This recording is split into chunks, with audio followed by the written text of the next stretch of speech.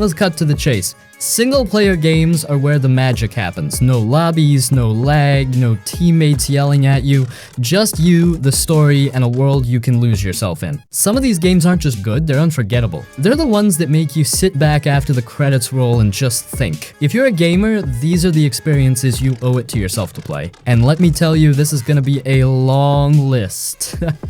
So, grab a drink, get comfortable, and let's dive into some absolute masterpieces you need to play. Hitman Absolution. So, I just played Hitman Absolution recently, and let me tell you, it's an absolute blast if you go in with the right mindset. Yeah, I know some fans of the series hate on this one because it veered away from the traditional sandbox style the franchise is known for, but honestly, as a more linear, story-driven take on Hitman, it's a total win. The game feels like a slick, cinematic action stealth experience. You've got tightly crafted levels that guide you through 47's journey, with plenty of options to take down your targets if you're willing to experiment. Sure, it's not as open as something like Hitman 2 or Hitman 3, but the smaller, more contained environments let you focus on mastering the tools you're given. Visually, it still holds up surprisingly well. The dark, moody atmosphere and sharp character models set the tone perfectly. The story leans into a more personal angle for Agent 47, which some people might find divisive, but I appreciated it. It adds a bit of depth to the otherwise cold, calculating assassin.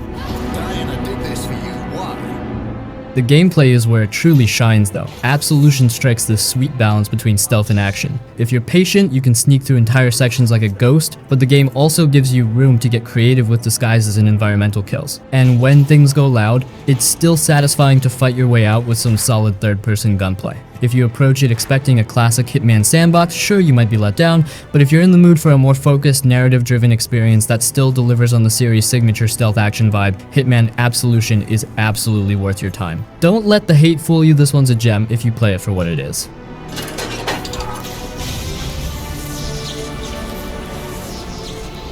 Kingdoms of Amalur Reckoning.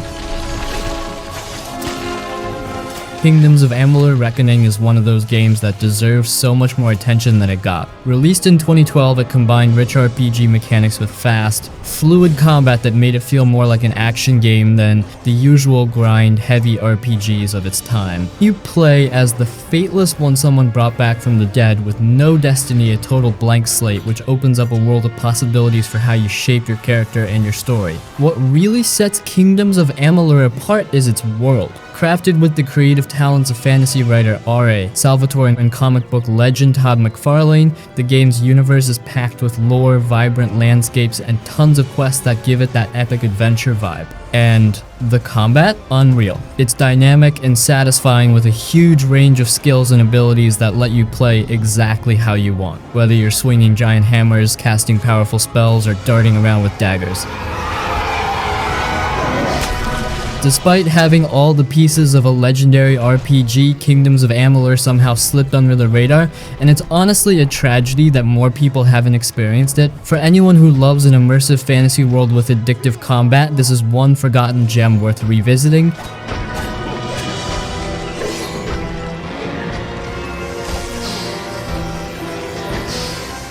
Bulletstorm. Bulletstorm is an absolute blast, a game that ditches all pretenses and just leans into pure, chaotic fun. Released in 2011, this game stood out for its kill with skill system, where you're not just taking down enemies, you're racking up style points for doing it in the most creative, over-the-top ways possible. It's brutal, it's ridiculous, and it's designed to make you feel like an action hero with zero limits. The story is straightforward. You're Grayson Hunt, a grizzled space pirate with a vendetta against his old commander. But the plot is really just an excuse to throw you into one insane combat scenario after another. You've got a leash that lets you pull enemies into all kinds of environmental hazards, from electrified wires to cacti, and every kill feels like a mini challenge to see how creatively you can pull it off. The humor is crude, the dialogue is loud and unapologetic, and it just keeps pushing the boundaries of ridiculousness in all the right ways. Bulletstorm didn't get the mainstream love it deserved, but it's the kind of game that sticks with you if you played it. It's not trying to be deep or emotional, it's just pure, unfiltered fun. For anyone who wants a shooter that doesn't take itself seriously and gives you endless ways to wreak havoc, Bulletstorm is one of those legendary games that's just too good to stay forgotten.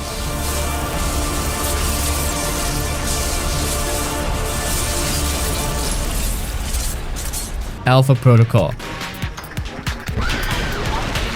Alpha Protocol is one of those cult classics that just slipped through the cracks but left a lasting impression on those who gave it a shot. Released in 2010, it's an espionage RPG where you play as Michael Thornton, a rogue agent navigating a web of intrigue, betrayal, and political conspiracies. The game combines choice-driven storytelling with RPG mechanics and spy action, creating an experience that feels like a mix between Mass Effect and James Bond. What sets Alpha Protocol apart is its branching storyline and the sheer impact your choices have on the narrative. Every decision, every dialogue option you choose affects how the story unfolds and how other characters perceive you. It's a game that makes you feel like a real spy, where building alliances, making enemies, and even choosing how aggressively you act have real consequences. This leads to an experience where no two playthroughs are quite the same. Each path can reveal different aspects of the story, depending on your approach. Hey, yeah.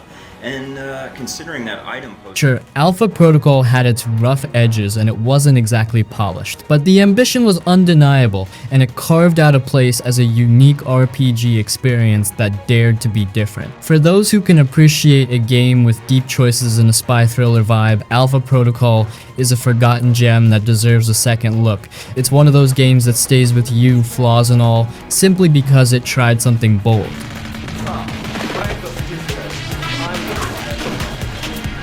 Enslaved Odyssey to the West. Enslaved Odyssey to the West is one of those hidden gems that deserves way more love. Released in 2010, this game took inspiration from the classic Chinese novel Journey to the West, but flipped it into a post-apocalyptic future where nature and technology collide in stunning ways. You play as Monkey, a rugged, athletic warrior who finds himself bonded to a tech-savvy young woman named Trip. The catch: she's hacked a headband onto him that forces him to protect her, adding a unique dynamic where survival depends on teamwork, and whether he likes it or not, keeping her safe. What makes Enslaved unforgettable is its world and the bond between Monkey and Trip. The landscapes are beautifully overgrown and filled with crumbling remnants of human civilization, giving it this surreal mix of beauty and desolation. The banter and evolving relationship between these two characters feel natural and genuine, bringing an emotional depth that goes beyond the usual action game. Monkey may be gruff, but as you go through each level, the bond between him and Trip grows, and it's hard not to feel invested in their journey. Do all the talking when we get there, okay? Okay. The combat and platforming are smooth and satisfying, but it's really the story and characters that make Enslaved stand out. It's a game that didn't get the spotlight it deserved, but for those who played it, it's a legendary experience, a unique, heartfelt adventure that's hard to forget. If you're into games that mix action with a bit of heart and originality, Enslaved is absolutely worth revisiting.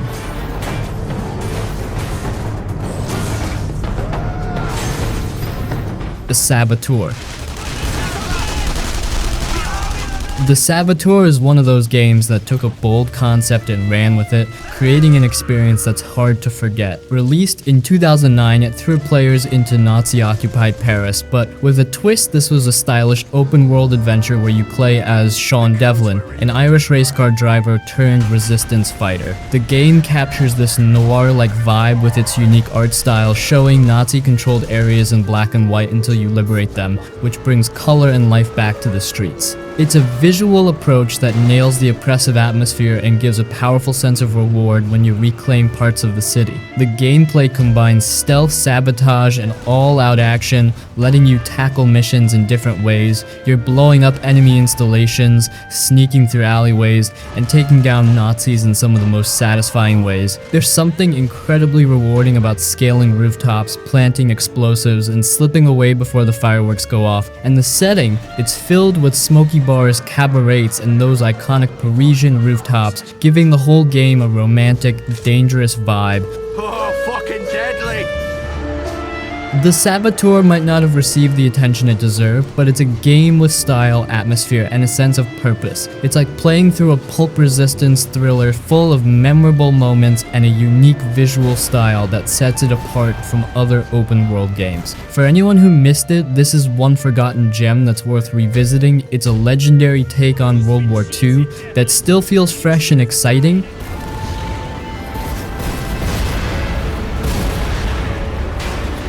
Okami. Okami is pure magic, a game that feels like stepping into a painting that comes to life with every stroke of the brush. Originally released in 2006, it tells the story of Amateur Sue, a sun goddess in the form of a white wolf, on a mission to restore life and color to a cursed, desolate world.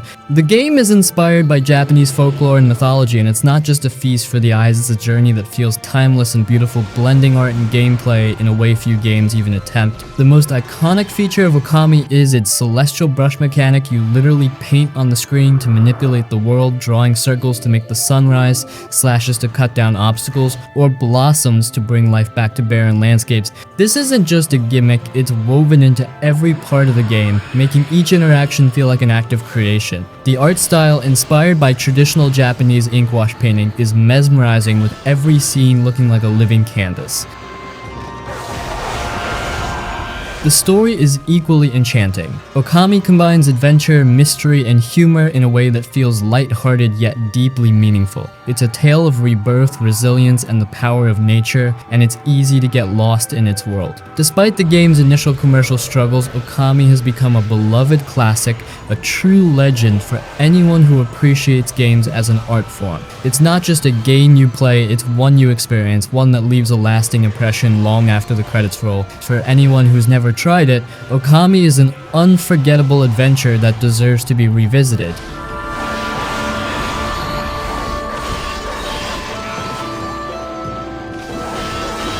Spec Ops: The Line. Spec Ops: The Line is one of those games that sneaks up on you. At first glance, it seems like a typical military shooter, but once you dig in, it's anything but. Released in 2012, it takes you to a ruined, sand-ravaged Dubai, where you play as Captain Martin Walker leading a squad on a search and rescue mission. But this game doesn't just throw you into another heroic military campaign, it pulls you into a dark, twisted descent that makes you question everything.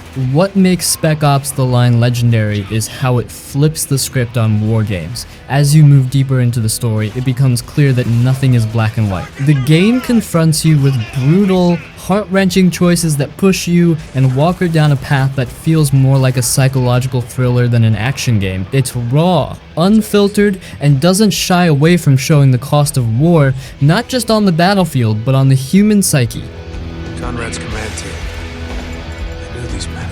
The visuals and setting drive this home. Dubai, buried under mountains of sand, feels hauntingly beautiful and desolate. As you progress, the environment reflects the emotional toll the journey takes on the characters, making it feel almost like a character itself. The game's most unforgettable moments leave you questioning your actions, choices, and even the role of the player in a war game. Spec Ops: The Line isn't just another shooter, it's a gut punch, a game that sticks with you because it isn't afraid to ask uncomfortable questions. It's a haunting, unforgettable experience that challenges the very notion of heroism in war games. For anyone who's played it, it's hard to forget, and it's one of those rare gems that took storytelling in games to a whole new level.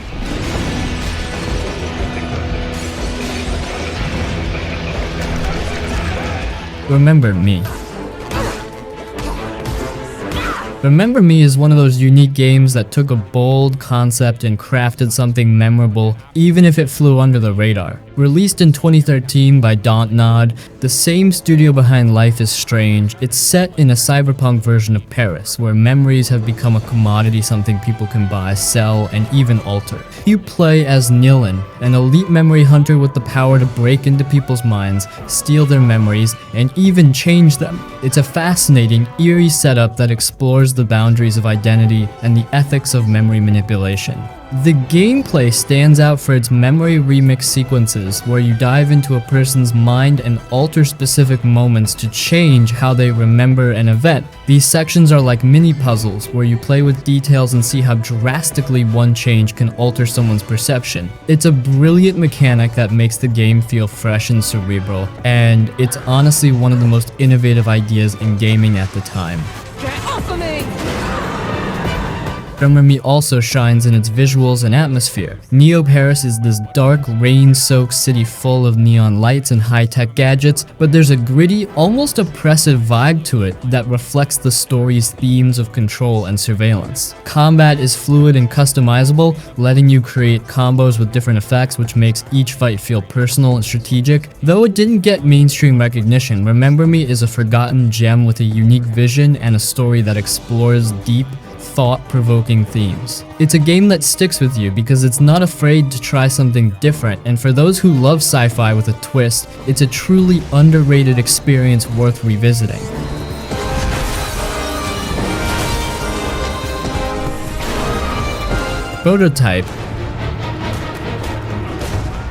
Prototype is the kind of game that lets you unleash total mayhem in the best way possible. Released in 2009, it puts you in the shoes of Alex Mercer, a man with a mysterious virus that grants him insane powers and a serious vendetta against those who wronged him. Set in a chaotic, infected New York City, Prototype is all about pure, unfiltered destruction and the freedom to wreak havoc in any way you choose.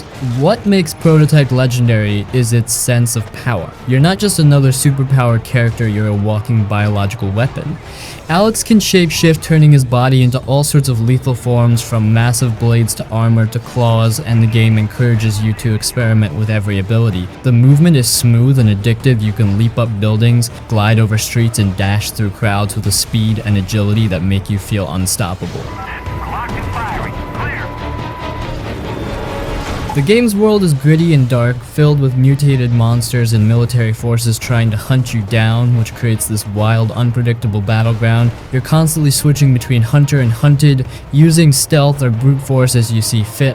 The story dives into Alex's lost memories and quest for revenge, adding a layer of mystery that keeps you hooked as you unravel the truth behind the virus and his own origin. Prototype may not have gotten the same spotlight as other open-world games, but it's a unique, exhilarating experience that makes you feel like an absolute powerhouse. For anyone who loves a game that lets you go all out, Prototype is an unforgettable classic that deserves a second look.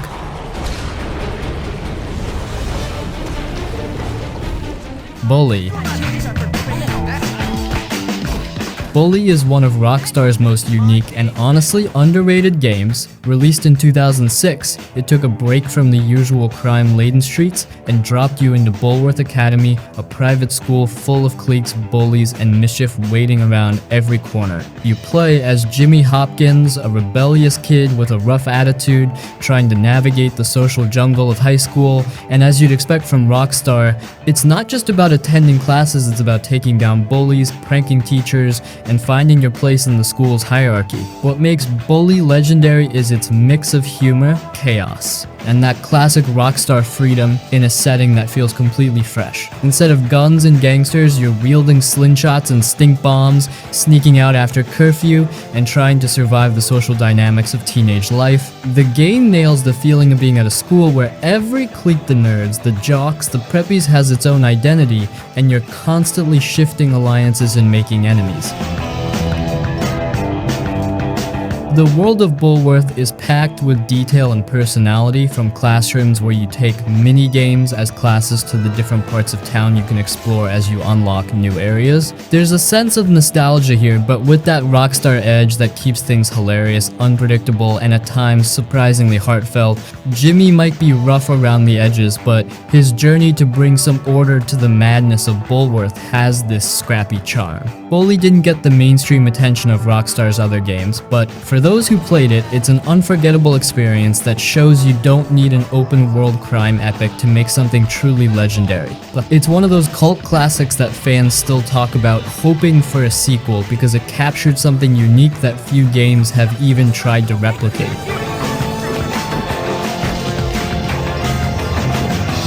Prince of Persia: The Sands of Time. Prince of Persia: The Sands of Time is a true classic, and it's easy to see why it's still loved so much. Released in 2003, it redefined what an action-adventure game could be with its smooth parkour, acrobatic combat, and of course the iconic time rewinding mechanic. You play as the prince who accidentally unleashes the sands of time, turning most of the kingdom into terrifying sand creatures. From there, it's a journey filled with puzzles, dangerous traps, and battles, all in an effort to undo the damage and make things right. The rewind mechanic was groundbreaking. Every time you missed a jump or got struck down in combat, you could rewind a few seconds to give yourself another shot. It made every move feel just a bit more daring, knowing you had the power to reverse your mistakes, but it also added a level of strategy you couldn't rely on it endlessly, so every use felt meaningful. The setting is magical, blending ancient Persian architecture with a mystical atmosphere that feels timeless. The level design is smart and keeps you on your toes, with sequences that mix platforming, combat, and puzzle solving seamlessly. And the prince himself, he's not your typical hero. His witty, sometimes arrogant personality adds charm, making him memorable and human. The Sands of Time is a game that still holds up today because of its originality, creativity, and heart. It's a legendary experience that set a standard for action-adventure games, making it an unforgettable part of gaming history. For anyone who missed it, this is one game that's well worth revisiting.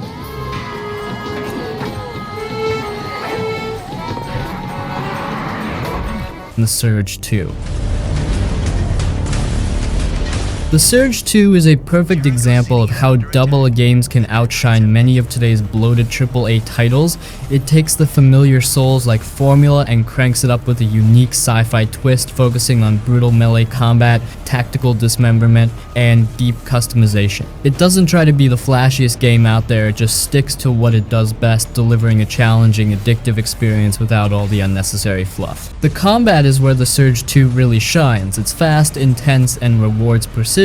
But what sets it apart from other Souls-likes is the targeting system. You don't just hack away at enemies, you aim for specific body parts. If you focus on armored limbs, you'll have a tough time, but if you target weaker spots, you can bring enemies down quicker. Even better. Chopping off limbs rewards you with blueprints and parts to craft better gear. Every fight feels like a puzzle. Do you go for a quick takedown or aim for that piece of armor you've been eyeing?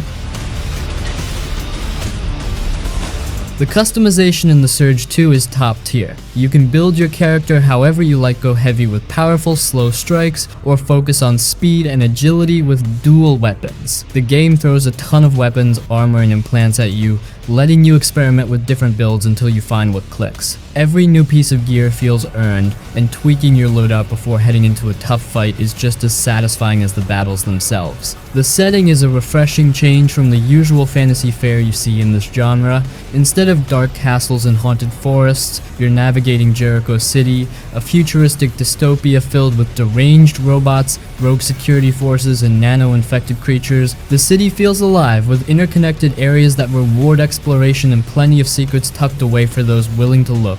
It's not an overwhelming open world, it's compact, dense, and designed to pull you deeper into its atmosphere. The story is there if you want it, but it doesn't get in your way. You wake up in a crumbling city with only fragments of what happened before. There's a mystery to uncover, but The Surge 2 is more about the journey than the narrative. NPCs and data logs fill in the gaps, giving the world a sense of history, but the real thrill is in mastering its combat and overcoming the challenges it throws at you.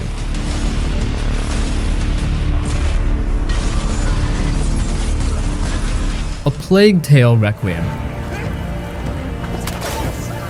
A Plague Tale Requiem is proof that a focused, narrative-driven double-A game can outshine a lot of flashy AAA titles. This sequel builds on everything that made A Plague Tale Innocent special, delivering an emotional, intense, and visually stunning experience. It follows the journey of Amisha and her younger brother Hugo as they try to escape the horrors of the Black Death, this time on an even bigger scale. The game's storytelling is a masterclass in pacing and character development. Amisha's struggle to protect Hugo while dealing with her own trauma makes for a gripping narrative that keeps you hooked from start to finish. The relationship between the siblings feels raw and real. Amisha isn't some perfect hero, she's just doing her best in an impossible situation, and Hugo's condition, tied to his mysterious connection with the plague-bearing rats, adds a layer of tension to every moment.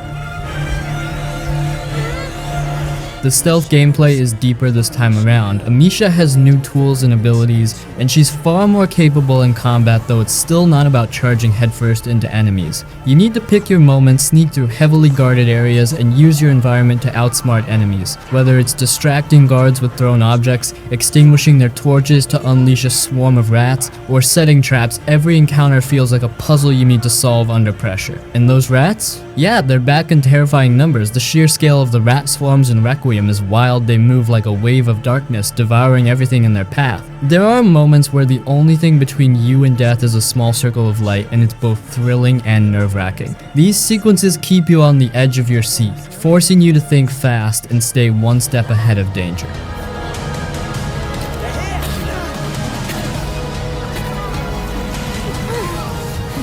I don't know what's happening to me, Lucas. Vampyr.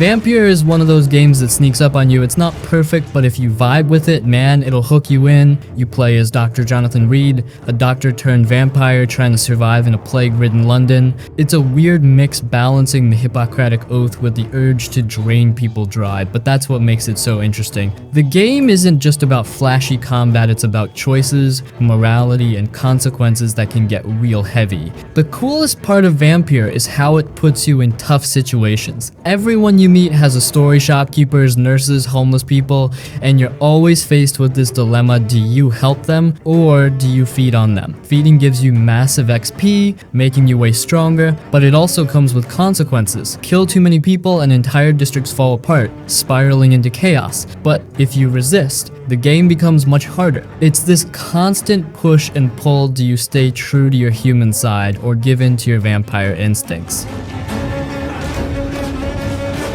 Combat is solid, but it's not the main focus. You've got melee weapons, vampire abilities, and guns, but it's all about managing your stamina and blood levels. Some fights are intense, especially when you're dealing with multiple enemies or vampire hunters, but it's not an action-heavy game like Devil May Cry or Bloodborne. It's more about survival and picking your battles carefully. When you do unleash your vampire powers, whether it's a shadowy dash or draining an enemy mid-fight, it feels so satisfying. What really makes Vampyr stand out is the atmosphere. London is gloomy, rainy, and downright eerie, with dark alleyways and plague victims coughing around every corner. The soundtrack is haunting, adding to the feeling that something bad could happen at any moment. It's the perfect setting for a game about vampires. It feels alive but also decaying, just like Jonathan himself. The story is engaging, especially if you like dialogue-heavy games. You'll spend a lot of time talking to characters, digging into their backstories, and figuring out how they fit into the bigger picture. There's also a detective element. You're piecing together clues about your patients and trying to find ways to heal them without giving in to your thirst. It's slow-paced, but it works if you're into narrative-driven games where your decisions really matter. It is the curse of the goddess.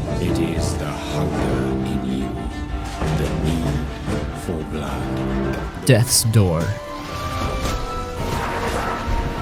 Man, Death's Door really caught me off guard. I went in expecting a cute little indie game, and next thing I know, I'm completely hooked. You play as a tiny crow with a sword, out there reaping souls like it's just another day at the office. But it's not long before things go off the rails. Your next target disappears, and suddenly you're unraveling this weird, beautiful world full of secrets, lost souls, and crazy bosses.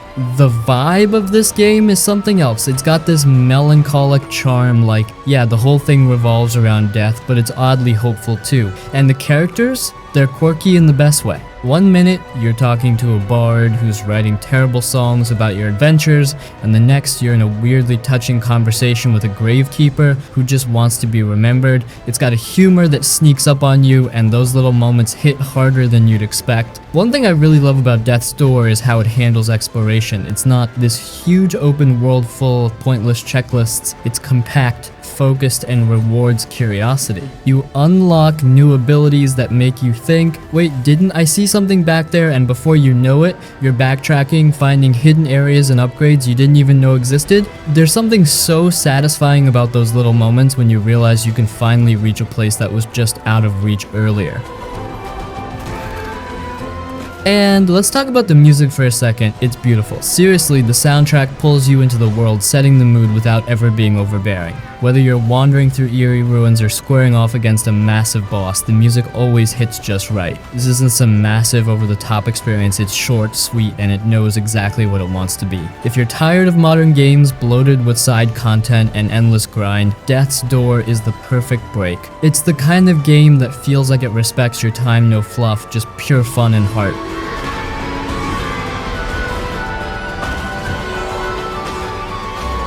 Shadow Warrior 2.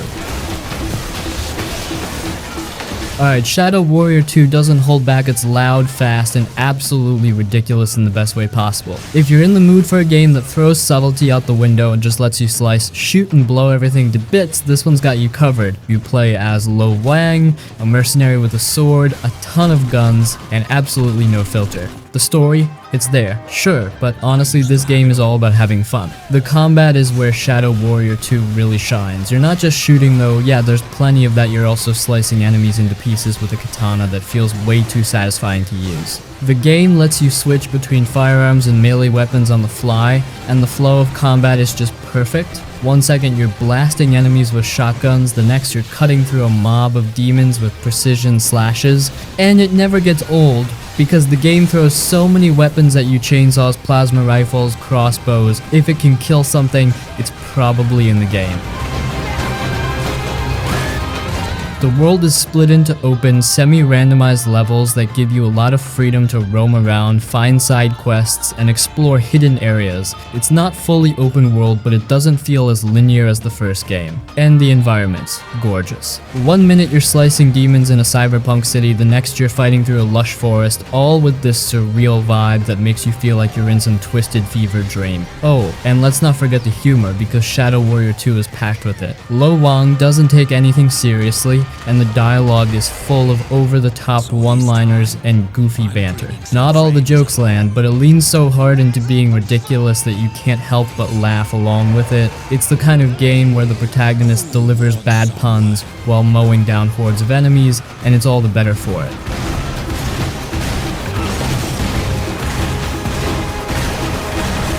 Still Wakes the Deep. Still Wakes the Deep looks like it's going to be one of those games that grabs you by the nerves and doesn't let go. Imagine being stuck on an offshore oil rig during a massive storm, cut off from the outside world, and oh yeah, something really messed up is happening around you. This isn't just another horror game, it's all about atmosphere, tension, and survival. It's not about throwing cheap jump scares at you, but rather making you feel every second of that isolation and fear. The thing about Still Wakes the Deep is that it seems to focus more on storytelling and immersion than combat. Don't expect a gun or a way to fight back. You'll be running, hiding, and figuring out how to survive while things fall apart around you. Games like this aren't about power, they're about vulnerability, and from what I've seen, this one nails that sense of helplessness. If you're into slow burn horror that plays on your nerves, this game is going to deliver. It's got that same energy as titles like Amnesia or Soma, where the fear builds from what you don't see as much as what you do. Every noise feels like a threat, every shadow could be hiding something, and every second counts as you try to figure out what the hell is going on. The storm isn't just window dressing, it's part of the experience. You'll be dodging falling debris, fighting against strong winds, and trying not to get swept away while figuring out how to stay alive. It adds this layer of chaos to the whole thing, making it feel like the environment itself is working against you. This isn't going to be the kind of game that holds your hand. You'll probably feel lost, confused, and scared, and that's exactly what makes it exciting. If you're down for something that leans heavily into atmosphere and tension without throwing mindless enemies at you, Still Wakes the Deep is shaping up to be a wild, nerve-wracking ride.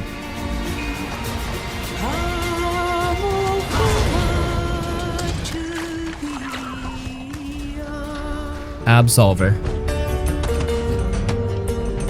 Absolver is one of those games that feels like a hidden gem. If you give it a chance, it'll surprise you. It's part martial arts brawler, part online RPG, and it does things its own way. There's no overwhelming quest log, no massive open world filled with checklists. Instead, it focuses on combat, pure, hand-to-hand tactical fighting, and it's incredibly satisfying once you figure it out. The combat system is the heart of the game. and it's unlike anything else. It's all about learning martial arts moves, creating your own personalized combat deck, and mastering the timing and flow of fights. Every punch, kick, and block feels deliberate. You can't just mash buttons and hope for the best. It's got that dance-like rhythm, where you're reading your opponent's movements, dodging at the last second, and slipping in a counter when they least expect it. If you've ever loved the combat in Sekiro or For Honor, this will hit the same notes, but with its own twist.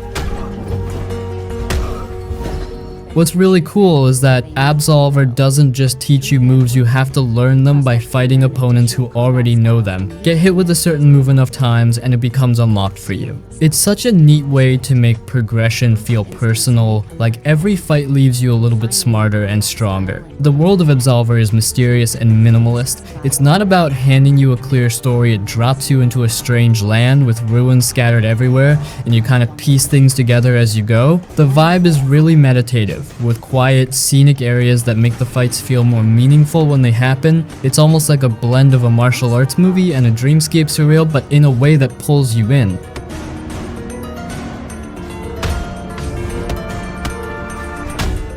Atomic Heart.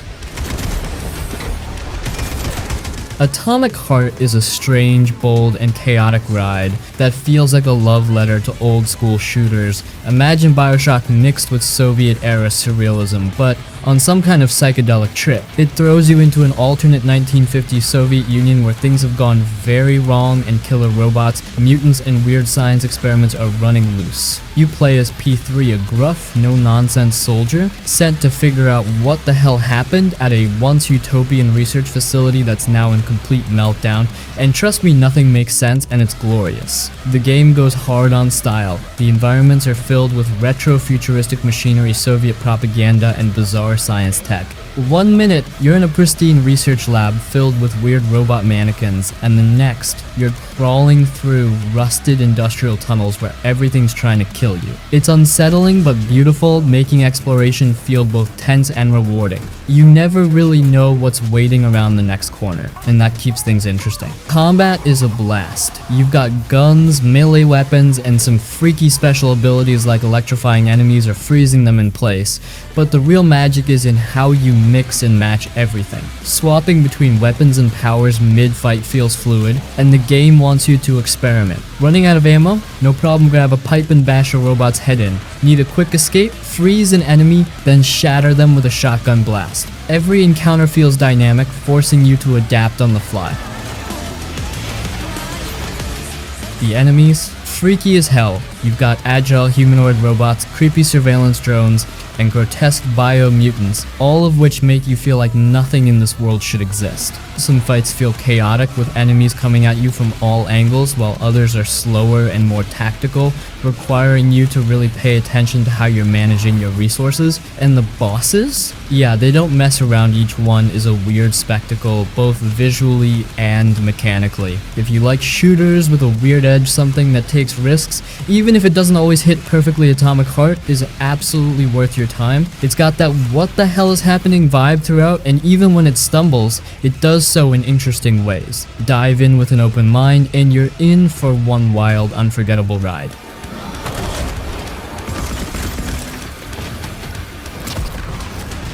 Robocop Rogue City. Robocop Rogue City hits that sweet spot where nostalgia meets modern gameplay. If you've ever wondered what it would feel like to step into the heavy boots of Alex Murphy aka Robocop, this game makes it happen. It's a gritty, first-person shooter that stays true to the brutal tone of the original Robocop films, complete with all the deadpan one-liners, heavy gunfights, and over-the-top violence you'd expect. But instead of just riding the nostalgia train, it adds depth with exploration, dialogue choices, and some surprisingly engaging moments. The combat feels exactly how you'd imagine being Robocop would. You're slow, deliberate, and unstoppable.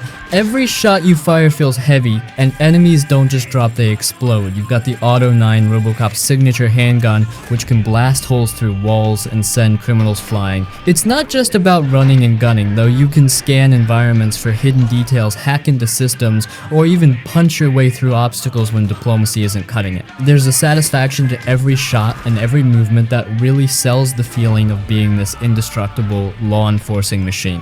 One thing the game nails is the world of old Detroit. It's a grimy, crime-infested city that feels like a dystopian mess straight out of the original movies. The levels are more than just arenas for combat, they're filled with side objectives, moral choices, and encounters with people who need help or need to be arrested. You can go full on cop mode, arresting criminals and helping civilians, or you can just not care and deal with everything by brute force. The game doesn't judge you either way, which adds a nice touch of freedom to how you play. The brave men and women of the OCP police force go out and fight to keep us safe. And let's talk about the dialogue system. It's not just there for show what you say can change how the story unfolds. It's a bit of a surprise, honestly. You expect a Robocop game to just be non-stop action, but there are moments where you're interrogating suspects or dealing with shady corporations, which adds some layers to the experience. Murphy's stoic delivery makes every interaction both awkward and hilarious. You're basically a walking tank trying to have normal conversations with scared civilians, and it works better than you'd think. The game's pace is slower, but it fits Robocop's style perfectly. This isn't a fast-paced run and gun shooter. It's about carefully picking your shots, managing threats, and deciding when to take action. There's a real weight to every decision, whether it's in combat or dialogue, and that makes the whole experience feel a bit deeper than you'd expect from a game about a half-man, half-machine cop. If you're a fan of the old Robocop movies, Rogue City is basically a dream come true. But even if you're coming in fresh, it offers a satisfying blend of shooter mechanics, exploration, and choice-driven storytelling that's hard to put down. It's not perfect, the pacing can feel slow at times, and the humor is very much in that dry 80s action movie style, but if you lean into it, there's a lot of fun to be had here.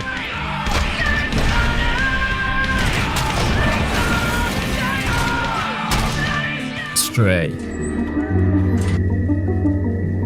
The feeling of being a cat. You can do all the cat things: knock over bottles, scratch couches, nuzzle up to robots, and curl up in little nooks for a nap. It's those small touches that make the experience feel so real. The movement is fluid and natural. You'll leap from ledge to ledge, walk along precarious beams, and occasionally get into trouble because, of course, there's no rush. And that's what makes it great. It's a game that invites you to slow down, explore, and just be curious. The world is stunning. This isn't just any cyberpunk city, it's dense, layered, and filled with personality. The streets are cluttered with junk, flickering neon signs, and little details that tell stories without saying a word. There are robots living out routines, some melancholic, others hopeful, and the whole place feels both alive and abandoned at the same time. The game encourages you to explore every corner, rewarding curiosity with little discoveries and hidden areas. There's some light puzzle solving and stealth sprinkled throughout, but nothing too difficult. The puzzles are intuitive and make good use of the environment. You might have to knock over objects to create paths or lure enemies into traps. There are also moments where you need to sneak past these creepy creatures called Zerks, but the game never feels punishing. It's more about immersing you in the experience than throwing difficult challenges your way.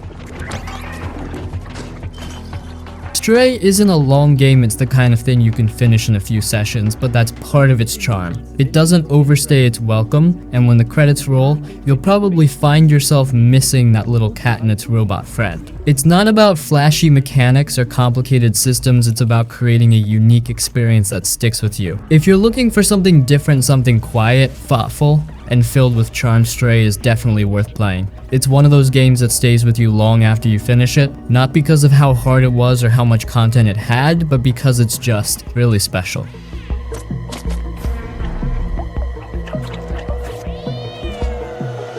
Chants of Sennaar. Chants of Sennaar is one of those games that sneaks up on you at first. It feels like a beautifully crafted puzzle game, but the deeper you go, the more it turns into something profound. It's all about communication, language, and finding meaning in a world that feels both ancient and otherworldly. The entire experience revolves around deciphering languages from different cultures, and if you're the kind of player who loves uncovering mysteries through exploration and logic, this game will hook you. You start off in this mysterious tower divided into different sections, each inhabited by unique civilizations that don't speak the same language. Your task is to learn their words, figure out their customs, systems, and ultimately bring these communities together. But there are no handy translations or hints this is a game about paying attention, observing patterns, and piecing everything together yourself. It's not just about solving puzzles, it's about understanding people. What's so cool is that the game never spoon feeds you anything. You have to figure out the meaning of symbols and words through context, kind of like how you learn a real language. You might see a symbol used on a sign, then hear a character say it in conversation, and little by little it starts to click. And when you finally crack the code and understand what's being said, it's incredibly satisfying. The art style is gorgeous, clean, colorful, and full of personality. Each area of the tower has its own vibe, with different architectural styles and color palettes that reflect the people living there. The whole thing feels like a storybook come to life, with a sense of mystery that keeps pulling you forward. There's a meditative rhythm to Chants of Sennaar. You're not rushing from one puzzle to the next. It's all about slowing down, soaking in the world, and paying attention to the little details. You're encouraged to explore, talk to NPCs, and jot down notes as you go. The process of learning each language feels organic, and by the time you understand what's happening around you, you'll feel like you've uncovered something meaningful, not just beaten a game.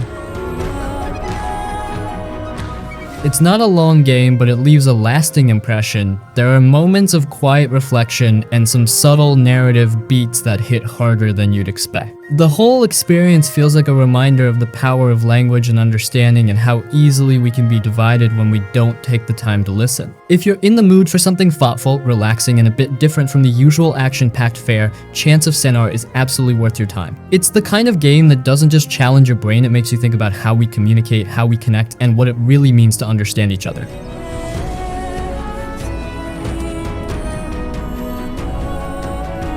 Dave the Diver.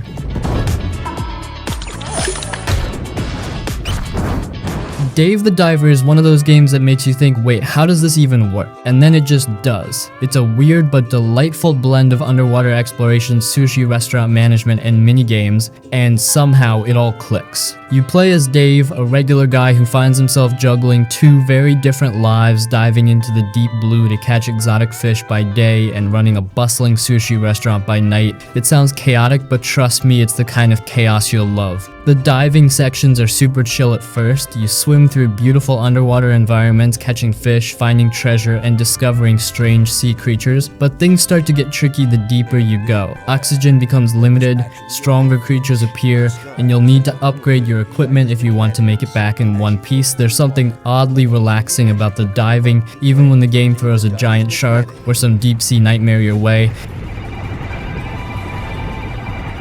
Then, there's the restaurant side of things, which is surprisingly addictive. You'll work with your chef, Bancho, to create the perfect menu using the fish you've caught. And it's not just about serving food, it's about timing and efficiency. You're pouring tea, taking orders, and plating sushi while trying to keep customers happy. It's frantic, but in a way that feels rewarding when you pull off a smooth night. The game also has a quirky, lighthearted story running through it, filled with charming characters and weird little side plots. One minute you're learning about rare sea creatures, the next, you're helping a musician compose a song. It's got that offbeat humor that keeps things fresh, never taking itself too seriously, but still managing to be genuinely engaging. The mix of mechanics keeps you on your toes. One day, you're upgrading your harpoon and planning a deep dive to catch rare fish. The next, you're learning new recipes, decorating the restaurant, or managing staff. There are also mini-games sprinkled throughout, like boss fights against giant sea creatures or treasure hunts that break up the rhythm in just the right way. What makes Dave the Diver stand out is that it never feels overwhelming, even with all the moving parts. It has that perfect balance of laid-back fun and light challenge. You can dive for hours, experiment with sushi menus, or just chill out and enjoy the goofy story at your own pace.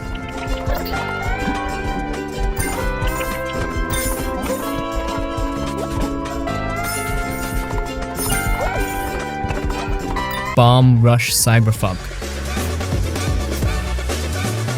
Bomb Rush Cyberfunk is like a love letter to the days when video games just wanted to be cool as hell. If you ever played Jet Set Radio or loved the vibe of skating games mixed with killer music and rebellious energy, this one will hit hard. It's all about cruising through futuristic city streets, tagging graffiti, pulling off tricks, and dodging cops, basically making your mark on the world in style. And yeah, it looks as good as it sounds. The first thing that stands out is the vibe. This game oozes style from every corner. The visuals are this crisp, cel-shaded dream, full of neon lights and graffiti-covered walls. It's got that funky, urban look that makes every part of the city feel alive. Every time you skate through a new area, it's like stepping into a music video. And the soundtrack insane. Funk, hip-hop, jazz, electronic beats, it's all mixed perfectly, creating that groove that makes you want to move through the city non-stop. The gameplay nails that old school skating game feel while adding some new tricks to keep it fresh. You've got a mix of skating, grinding, flipping, and even parkour, so getting around feels fluid and fast. You're encouraged to chain tricks together, not just to score points but to build momentum, because nothing feels better than cruising at top speed while pulling off wild tricks mid-air. It's all about flow, and when it clicks, damn, it feels good. Tagging graffiti is where things get interesting. You're not just skating for fun, you're building your crew's rep by leaving your mark on the city. The graffiti system is simple, but it feels satisfying every time you slap a tag on a wall, billboard, or train. The game makes it personal by letting you switch between different styles and create combos of tags as part of your runs. It's like you're not just playing the game, you're painting the city with your own rhythm. And of course it wouldn't be complete without the cops breathing down your neck. As you rack up points and start dominating areas, the heat turns up and the police come after you. It's not about brute force. They chase you down with drones and mechs, forcing you to outmaneuver them with your skills. Escaping a police raid feels like a mini game in itself, and pulling it off makes you feel unstoppable. The best thing about Bomb Rush Cyberfunk, it knows exactly what it wants to be. It's not trying to be some massive open world epic, it's about pure fun. Skating, tagging, vibing to music, and making a mess of the city in the most stylish way possible. No fluff, just that core experience of speed, tricks, and self-expression. If you've missed that type of game, the kind that's all about movement, music, and just feeling cool, this one's for you. Bomb Rush Cyberfunk is here to remind you that sometimes all you need is a good beat, some smooth tricks, and a city to leave your mark on.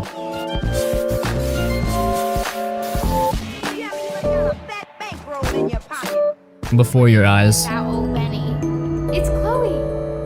Before Your Eyes isn't just a game, it's an experience that sticks with you long after it ends. It takes a concept so simple, controlling the game by blinking, and turns it into one of the most emotional journeys you'll ever play. You're not just playing through a character's life, you're living their memories, seeing their highs and lows, and whether you're ready or not moving forward with every blink. The whole premise is brilliant. You're placed in the shoes of Benjamin Bran, reliving the story of his life through memories, guided by a mysterious ferryman. The catch: every time you blink, time skips forward. Sometimes it's a few minutes, sometimes it's years, and that's where the magic and the heartbreak happens. Moments you wish could last forever slip away with a blink, and it's impossible to hold on to everything. It hits hard because just like real life, you can't stop time from moving on.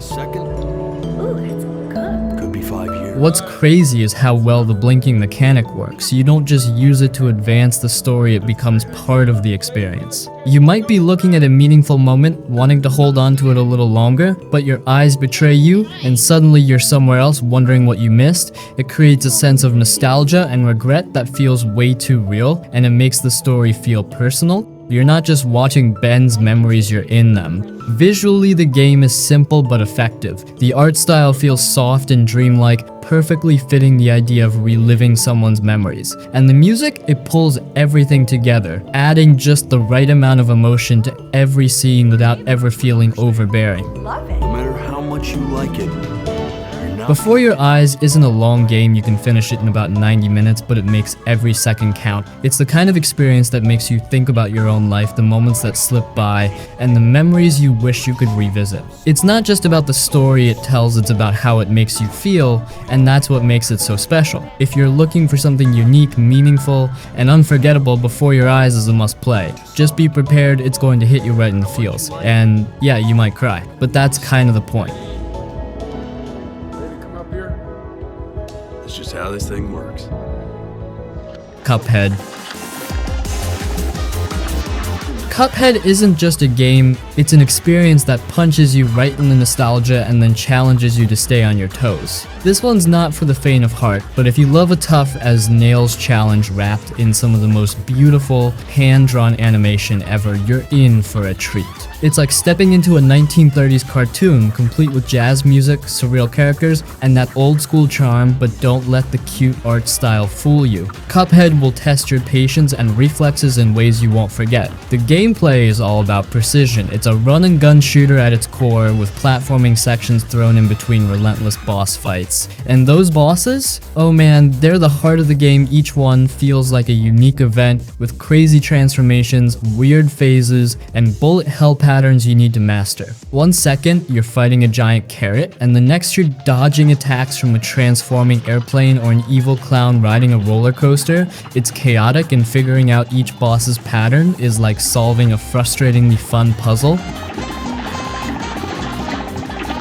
The controls are buttery smooth. Jumping, dashing, parrying, and firing off attacks all feel tight. Every mistake you make feels like your fault, which is both motivating and infuriating in the best way. Bet you'll die. A lot. But the sense of satisfaction when you finally land that perfect dodge or beat a boss that's been driving you crazy is worth every second of frustration. What really makes Cuphead stand out though is the art and music. The whole game is hand-drawn in that old school cartoon style, and it looks incredible. Every frame is filled with life and detail, from the way characters bounce the expressive animations in every boss fight. The soundtrack is pure jazz goodness, with energetic big band tunes that perfectly match the chaotic rhythm of the game. It's the kind of game where you almost want to lose just to hear the music a little longer. There's a lot of satisfaction in Cuphead's simplicity. It doesn't drown you in complex mechanics or unnecessary fluff. It just gives you tough fights, precise controls, and a beautiful world to conquer. It's hard, yes, but never unfair. The game respects your skill, and when you finally pull off a win, it feels earned. If you're into games that demand patience, precision, and perseverance, and you appreciate some killer art and music along the way, Cuphead is absolutely worth the ride. Just be prepared to get your butt kicked. A lot.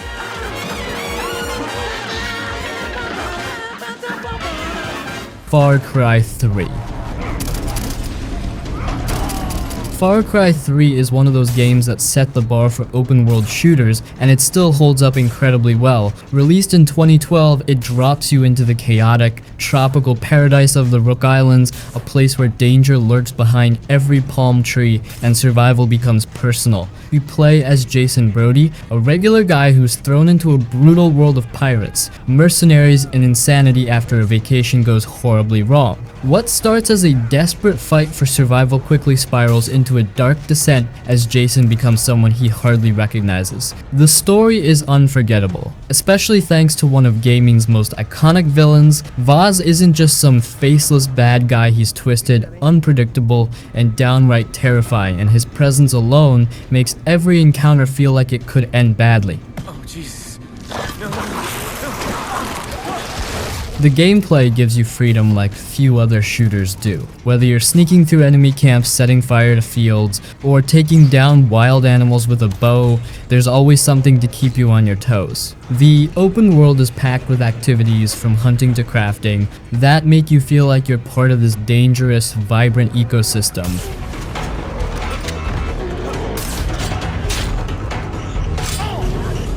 Dishonored 2.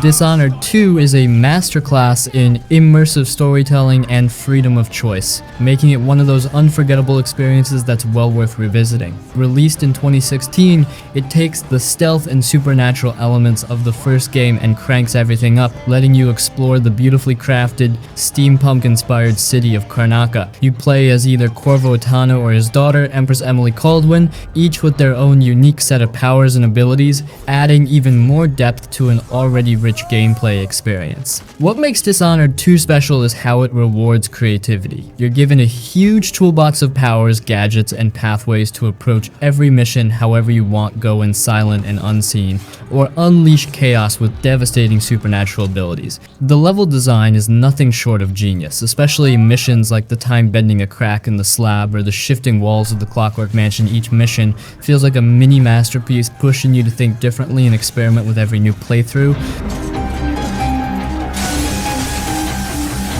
The world of Dishonored 2 is steeped in lore, atmosphere, and detail. Karnaca feels alive, from the whispers of its citizens to the dark secrets lurking in every corner. And the story adds layers to both Corvo and Emily's characters, making you feel the weight of every choice and how it shapes their world. Every decision, every life you spare or end, impacts the narrative in subtle ways that make each playthrough feel personal and unique. Dishonored 2 is a must revisit for fans of immersive sims and anyone who loves a game that respects their creativity. It's a game that offers something new each time you play, with storytelling and gameplay that makes you want to dive back into Karnaca's eerie beauty over and over. But reliving it in 2024 promises an adventure that's as fresh, thrilling, and thought-provoking as the first time.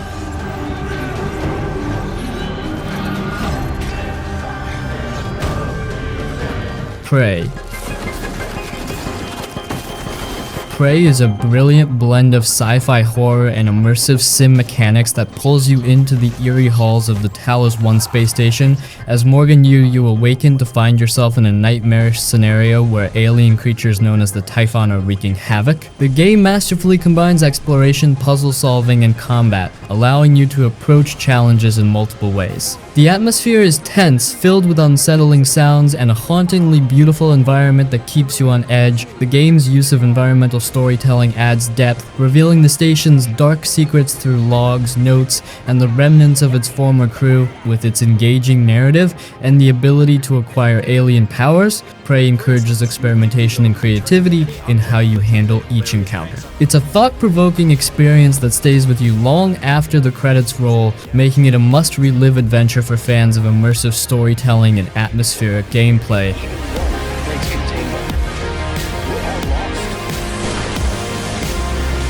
Mass Effect Legendary Edition.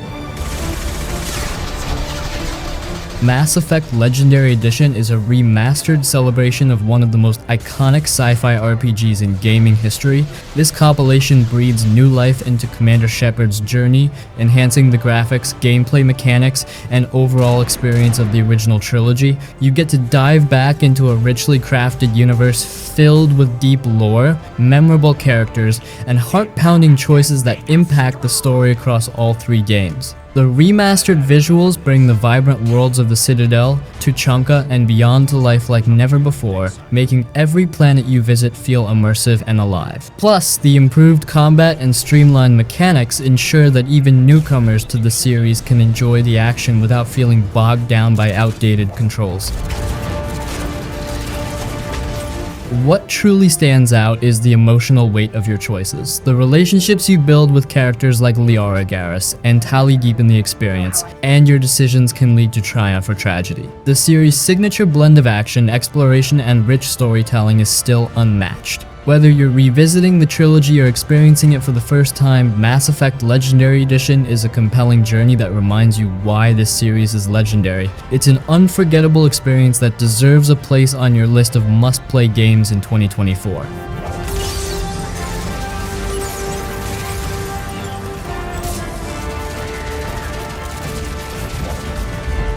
Bioshock Infinite. Bioshock Infinite is a breathtaking blend of narrative depth and stunning visuals that transports you to the Sky City of Columbia. As Booker DeWitt, your mission to rescue the mysterious Elizabeth takes you on a wild ride through a vibrant but deeply flawed society steeped in themes of patriotism, racism, and class struggle. The world of Columbia is rich and immersive, filled with gorgeous architecture, colorful characters, and a haunting soundtrack that enhances the atmosphere. The game masterfully blends first-person shooting with compelling storytelling as you and Elizabeth unravel the dark secrets of the city and your own past. What sets Bioshock Infinite apart is its intricate plot and character development. The relationship between Booker and Elizabeth evolves beautifully, making each moment spent together feel impactful. The game's ending leaves you with questions that linger long after you've put down the controller, prompting discussions about choice, consequence, and identity. Whether you're a series veteran or new to the franchise, Bioshock Infinite offers a unique experience that combines action, exploration, and thought-provoking themes, making it an essential game to relive in 2024.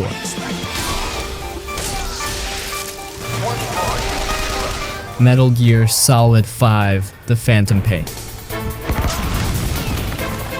Metal Gear Solid 5: The Phantom Pain is a masterclass in open-world design and stealth mechanics that redefines what players can expect from the genre. As Big Boss, you're dropped into the chaotic landscape of Afghanistan during the 1980s, tasked with building an army, completing missions, and unraveling a complex narrative filled with betrayal and ambition. The game's open-world environment is vast and richly detailed, allowing for an incredible level of freedom in how you approach each mission. Whether you prefer stealth, direct combat, or utilizing the environment to your advantage, the choice is yours. The addition of the buddy system, where you can bring companions like D-Dog or Quiet, adds layers to your gameplay strategy.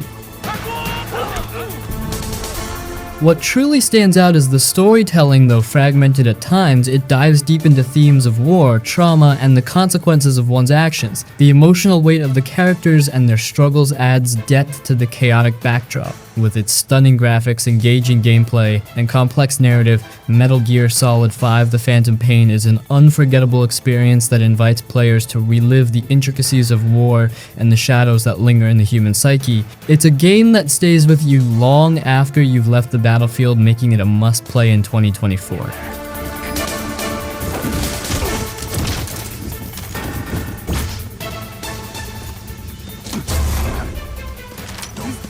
Middle-earth: Shadow of Mordor. Middle-earth: Shadow of Mordor is an action-packed adventure that invites you to step into the brutal world of Tolkien's legendarium with a fresh perspective. As Talion, a ranger who's lost everything, you're on a quest for vengeance against the dark forces of Sauron. The game beautifully blends combat, exploration, and a compelling narrative that expands on the lore of Middle-earth in a unique way. One of the standout features is the Nemesis system, which creates dynamic interactions with enemies. When you face off against an orc, their responses and memories of previous encounters evolve, leading to an ever-changing hierarchy of foes. This adds a personal touch to each confrontation, making your quest for revenge feel deeply satisfying and uniquely your own. The combat is fluid and satisfying, allowing you to chain together brutal combos and unleash devastating abilities. The visuals are stunning, bringing the iconic landscapes of Mordor to life, from lush forests to dark, menacing fortresses.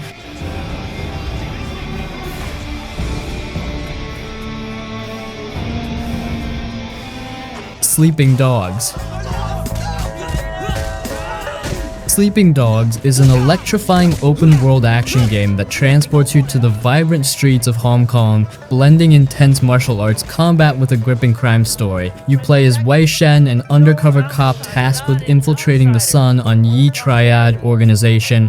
The game strikes a perfect balance between an engaging narrative and adrenaline-fueled gameplay. What sets Sleeping Dogs apart is its emphasis on hand-to-hand combat, which feels fluid and dynamic. You can take down enemies using a variety of martial arts moves, and the game encourages you to use the environment to your advantage, whether it's slamming an opponent into a wall or grabbing weapons from nearby. The driving mechanics are equally satisfying, letting you zip through the bustling streets of Hong Kong while feeling the weight of the city around you.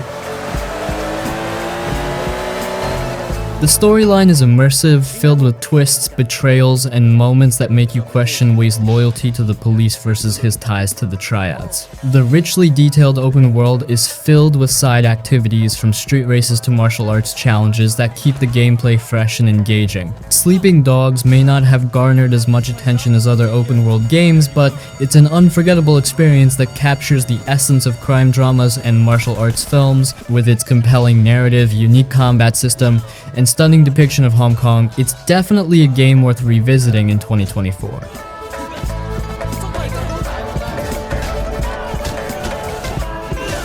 The Outer Worlds.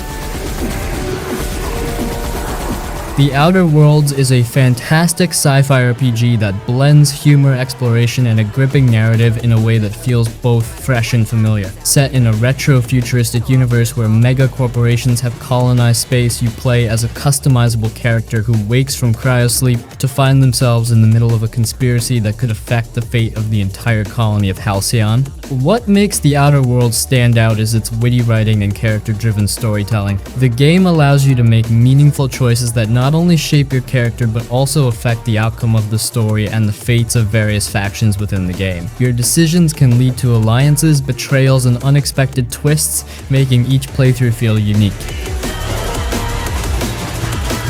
The gameplay is a satisfying mix of combat, exploration, and role-playing elements. You can approach situations with brute force stealth or a clever use of dialogue to manipulate others, giving you the freedom to tackle challenges in your own style. The vibrant, colorful worlds are filled with quirky characters, each with their own motivations and backstories that add depth to the narrative. With its blend of humor, engaging mechanics, and a captivating story, The Outer Worlds offers an unforgettable journey through a beautifully crafted universe.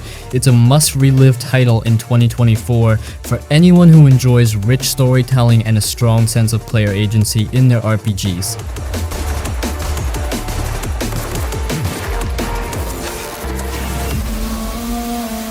Shadow of the Colossus. Shadow of the Colossus is an iconic masterpiece that captivates with its breathtaking landscapes and hauntingly simple yet profound story. You step into the shoes of Wander, a young man on a quest to revive a girl named Mono, who has been sacrificed. To do this, you must defeat colossal beings scattered across a vast, desolate land. Each encounter is an epic battle against the giants, requiring strategy, skill, and a sense of awe. What sets this game apart is its emotional weight. The Colossi are not just obstacles to overcome, they're magnificent creatures that evoke a mix of wonder and sorrow. As you climb their massive bodies, the sheer scale of these beings emphasizes the loneliness of your mission. It raises questions about sacrifice, the cost of ambition, and the nature of life and death. The art direction is stunning, with beautifully crafted environments that feel both ancient and timeless. The minimalist soundtrack complements the atmosphere, creating a sense of isolation that draws you deeper into the world. Every moment feels deliberate, and the game's pacing allows for reflection between the intense battles. Shadow of the Colossus is more than just a game, it's an experience that resonates with players long after the final Colossus has fallen. It's a hauntingly beautiful journey that deserves to be revisited, making it a truly unforgettable title that captures the essence of what gaming can be.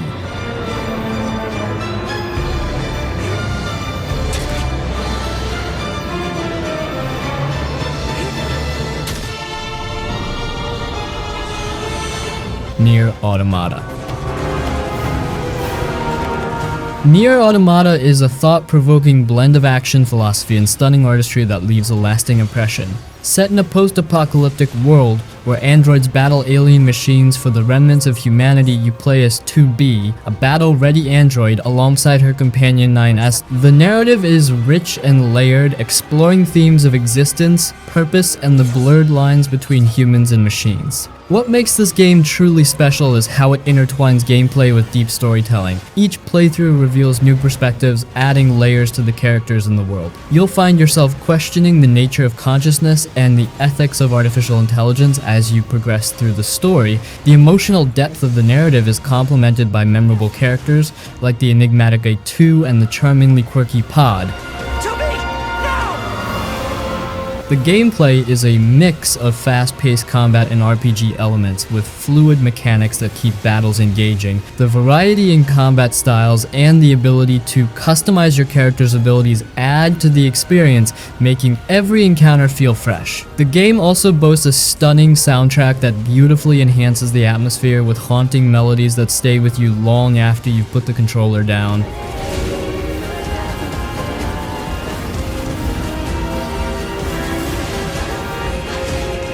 Max Payne 3.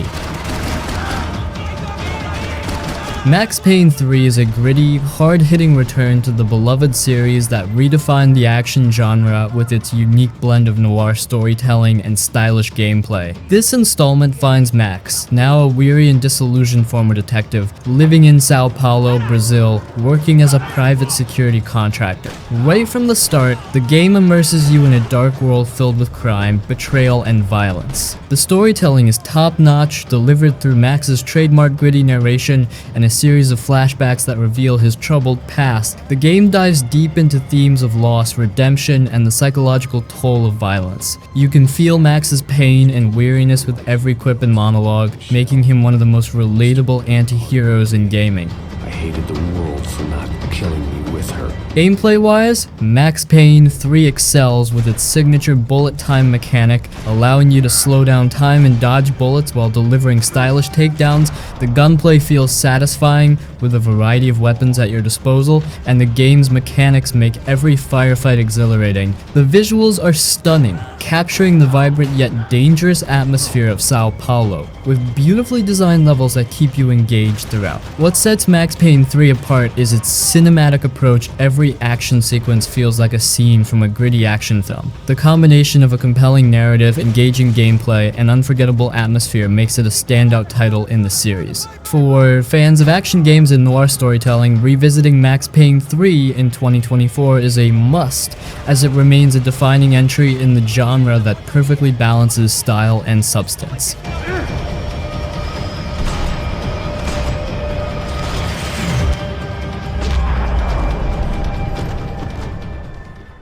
Dying Light. Dying Light is a thrilling survival horror game that takes the zombie apocalypse and turns it into an adrenaline-pumping parkour experience. Set in a quarantine city overrun by the infected, you play as Kyle Crane, an undercover agent trying to infiltrate a group of survivors while navigating a world that becomes increasingly dangerous as night falls. What makes Dying Light stand out is its dynamic day-night cycle. During the day, you can explore the open world, complete missions, and scavenge for supplies, but as the sun sets, the infected become more aggressive and terrifying. This shift changes the entire gameplay dynamic, forcing you to strategize your movements and use the parkour mechanics to your advantage as you scale rooftops and escape the horrors lurking below. The parkour system is fluid and satisfying, giving you a real sense of freedom as you navigate the urban environment. Jumping, climbing, and vaulting your way through the city is not only fun but essential for survival. The crafting system also adds depth, allowing you to create weapons and traps that are vital for combating the relentless hordes. Dying Light isn't just about action, it also weaves in a story filled with moral choices and characters you can care about. The interactions with the survivors you meet and the decisions you make can shape your experience, adding a layer of emotional weight to the gameplay.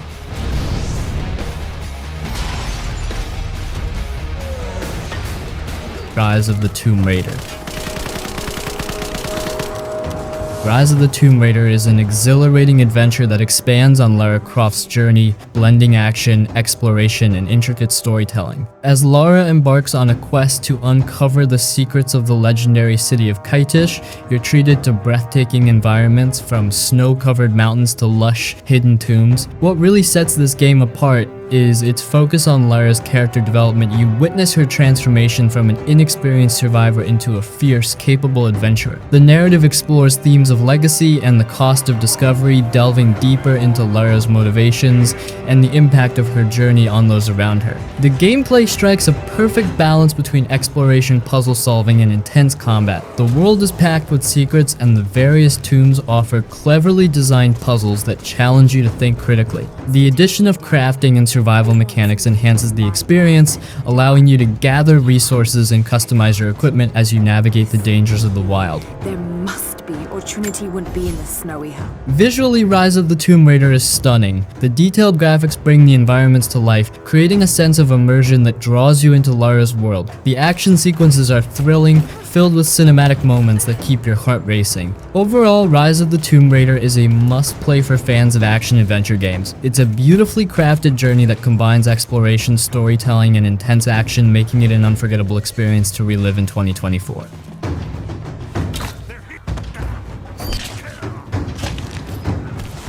Wolfenstein: The New Order.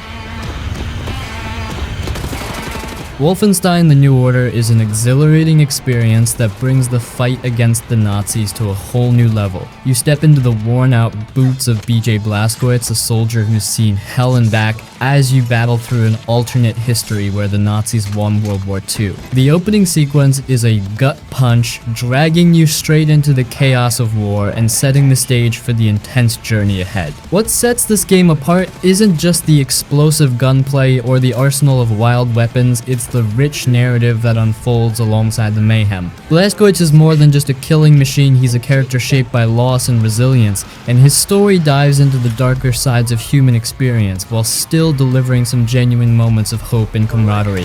Come in, Berlin. What's your status? The gameplay is a fluid mix of stealth and action, allowing you to choose your approach. Want to sneak around and take out enemies quietly? Go for it. Prefer to go in guns blazing and create chaos? That's just as satisfying. The environments are diverse, filled with secrets and surprises, making every mission feel fresh and engaging. In a nutshell, Wolfenstein: The New Order isn't just about shooting Nazis, it's a thrilling rollercoaster of a story that combines heart, humor, and pure, unfiltered action. It's an unforgettable ride that deserves a replay in 2024, especially if you're looking for a game that packs an emotional punch alongside the adrenaline.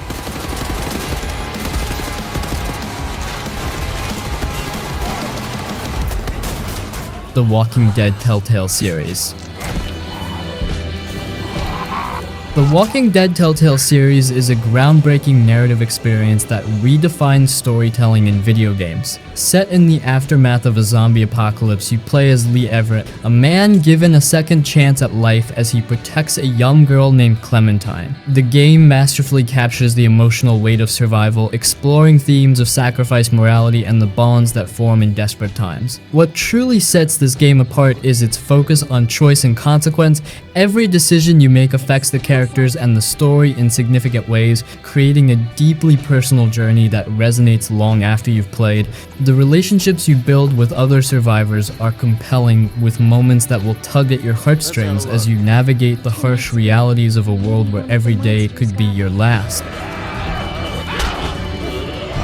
The art style, reminiscent of comic book illustrations, enhances the emotional depth of the narrative, making each scene feel impactful. The voice acting brings the characters to life, adding layers of authenticity to their struggles and triumphs. Sturdy my ass! Get upstairs! Go!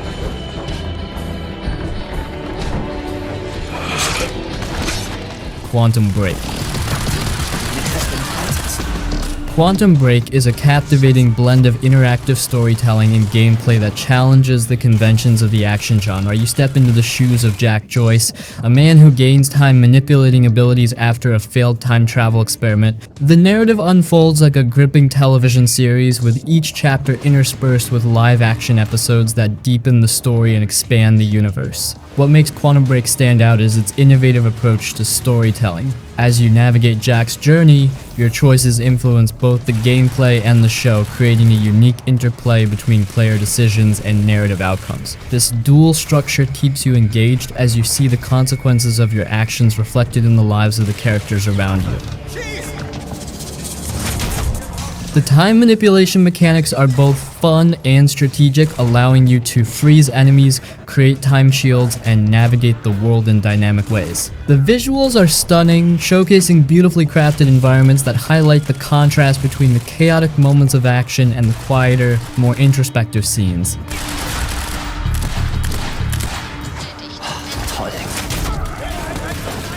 Mafia 2.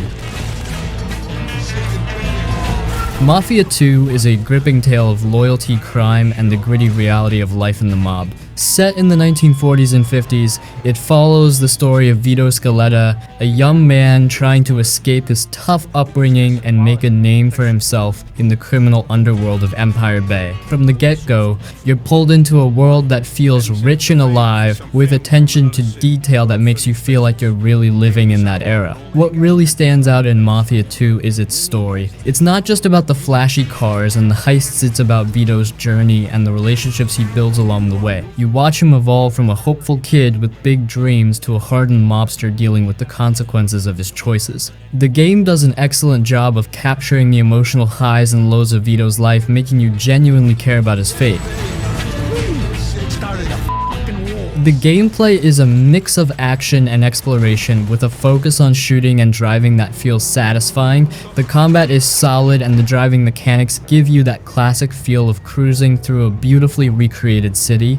Plus the soundtrack is spot on with a fantastic selection of music that perfectly captures the vibe of the time. The working man's a sucker, that's for damn sure. L.A. Noire. Best of all, a confession.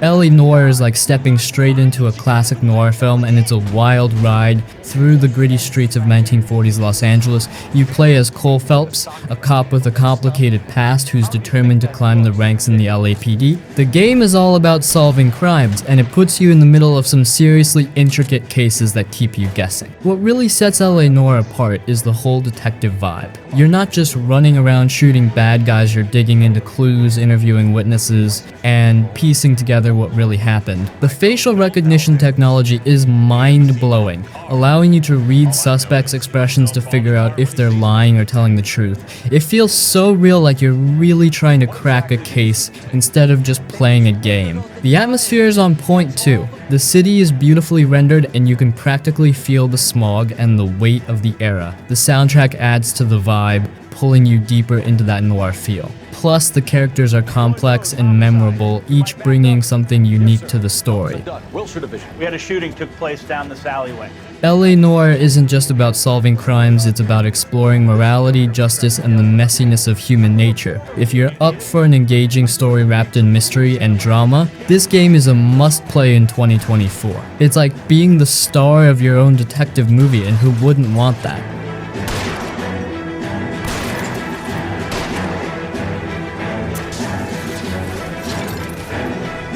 Metro Last Light. Metro Last Light is an intense dive into a world where survival means navigating the dark, eerie tunnels of post-apocalyptic Moscow. You're back as Artyom, and right from the start, the atmosphere grips you. The weight of humanity's struggle is palpable, whether you're facing off against grotesque mutants or the remnants of a fractured society above ground. What makes this game really shine is how it pulls you into its haunting narrative. It's not just about fighting for survival, it's about the choices you make and the heavy toll they take on your soul. You meet a cast of characters, each grappling with their own demons, and the emotional stakes feel real. The story tackles themes like hope and despair, and you can't help but reflect on what it means to be human in such a brutal world. Gameplay-wise, it's a satisfying mix of stealth and combat. You can sneak your way past enemies or go all in with a full-on assault, which makes every encounter feel unique. The visuals are breathtaking, showcasing both the chilling decay of the Metro and moments of surprising beauty in a ravaged landscape. Metro Last Light isn't just a shooter, it's a gripping experience that stays with you long after you put it down. If you're looking for a game that combines a rich narrative with immersive gameplay, this one's a must for 2024. It's a journey that keeps you on your toes and leaves you pondering the deeper questions long after the final credits roll.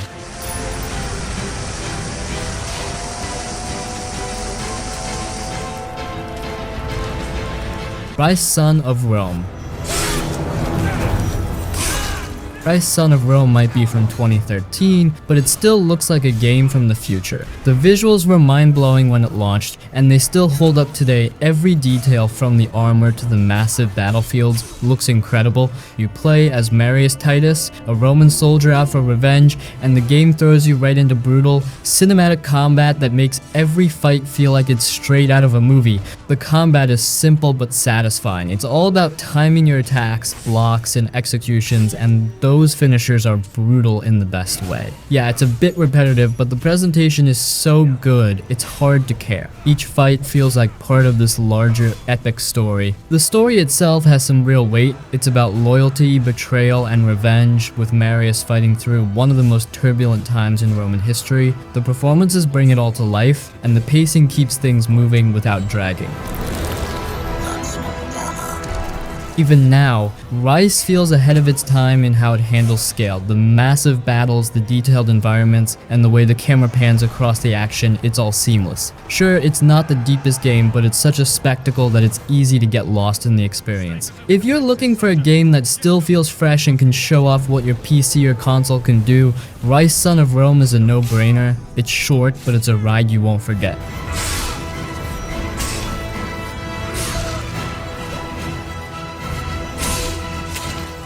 Deus Ex Human Revolution. Deus Ex Human Revolution is one of those games that feels ahead of its time even now. Released in 2011, it's a cyberpunk RPG that dives deep into themes of transhumanism, corporate control, and personal identity. You play as Adam Jensen, a security specialist who's pulled into a conspiracy after being nearly killed in an attack and rebuilt with cutting-edge augmentations. It's a story that makes you think about the cost of progress and how far humanity should go with technology. The gameplay is all about choice. You can approach every mission your way, sneak through vents and hack security systems, talk your way past guards, or go in guns blazing. The game doesn't punish you for choosing one path over another, and the satisfaction of pulling off a perfect stealth run or finding a creative solution never gets old. Hacking is a huge part of the game too, and it's surprisingly fun, adding an extra layer of strategy to how you move through the world. The world itself feels alive and immersive. Set in a gritty, futuristic version of Detroit and other cities, the environments are packed with detail from towering neon skyscrapers to the small, cluttered apartments of NPCs. Every location has its own story to tell, and exploring off the beaten path is always rewarded, whether it's with lore, gear, or alternate routes to your objectives.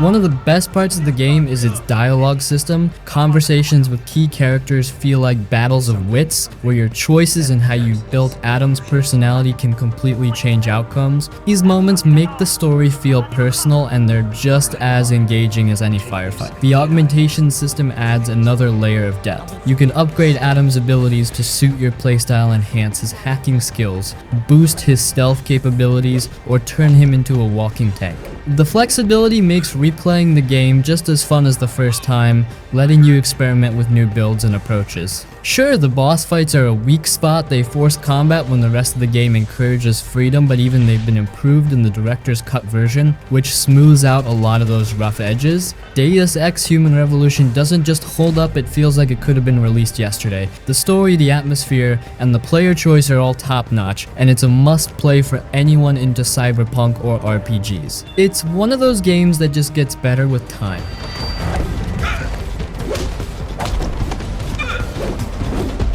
Uncharted 3 Drake's Deception. Uncharted 3 Drake's Deception is a perfect example of a game that hasn't aged a bit. Released in 2011, it still feels like a modern action adventure with its cinematic storytelling, incredible set pieces, and sharp gameplay. This time around, Nathan Drake's journey dives deeper into his past, focusing on his bond with Sully and a hunt for the legendary lost city of Ubar, the Atlantis of the Sands. The set pieces in this game are insane, even by today's standards. You've got the collapsing chateau, the unforgettable cargo plane sequence, and the desert trek that's as much about survival as it is about spectacle. These moments feel larger than life, but they never overshadow the personal story underneath it all. Combat and traversal are still rock solid. The mix of third-person shooting, melee combat, and parkour keeps things fast-paced and fun. The gunfights feel snappy, and the melee system adds a layer of brawling that feels weighty and satisfying. On the exploration side, climbing, jumping, and solving puzzles across ancient ruins and hidden chambers feels just as fresh as ever. What really makes Uncharted 3 stand out though is its characters. The banter between Drake and Sully is pitch perfect, and the introduction of new foes like Catherine Marlowe adds a layer of intrigue and tension. The story balances humor, drama, and high-stakes action in a way that keeps you hooked from start to finish. And let's not forget the world design. The locations are stunning, from bustling Middle Eastern cities to scorching deserts and lush ruins. The attention to detail is incredible, making every place feel alive and part of a larger world. Even the quieter moments like Drake and Sully reminiscing or piecing together clues help ground the over-the-top adventure. Uncharted 3's remastered version in the Nathan Drake collection brings it up to modern standards with polished visuals and smoother performance, but even the original holds up incredibly well. It's a game that combines heart-pounding action with a strong narrative, making it just as fun to play today as it was when it first came out. Whether you're revisiting it or diving in for the first time, this is an adventure that still feels timeless.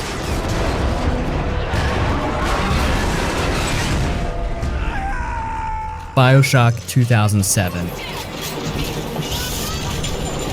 Bioshock is one of those games that immediately pulls you in and doesn't let go. You start as Jack, the sole survivor of a plane crash, who stumbles upon a lighthouse that leads to Rapture's sprawling, underwater city built on the promise of freedom and ambition. But what you find isn't a utopia, it's a crumbling, dystopian nightmare filled with deranged splicers, massive big daddies, and an atmosphere that oozes tension. The gameplay combines first-person shooting with plasmids, which are essentially superpowers you inject into yourself. You can shock enemies with electricity, set them on fire, or even unleash a swarm of bees from your hand. Yeah, it's as cool as it sounds. The combat isn't just about shooting, it's about using your environment, traps, and creativity to survive. What makes Bioshock unforgettable is its story and the way it's told. You're not bombarded with cutscenes. Instead, you piece things together through audio diaries, eerie surroundings, and the cryptic guidance of Atlas, the man helping you navigate Rapture. And then there's Andrew Ryan, the city's founder, whose philosophy of unchecked ambition and self-interest shaped Rapture into the terrifying place it's become. His speeches in that one infamous moment, "Would you kindly?"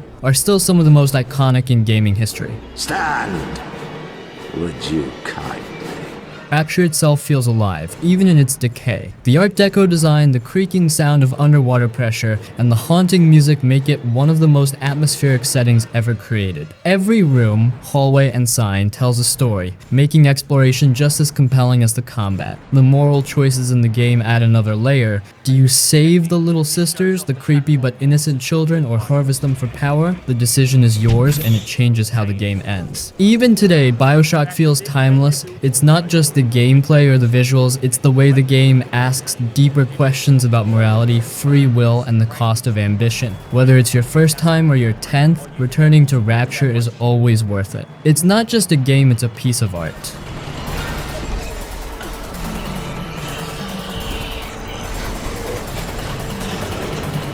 Red Dead Redemption.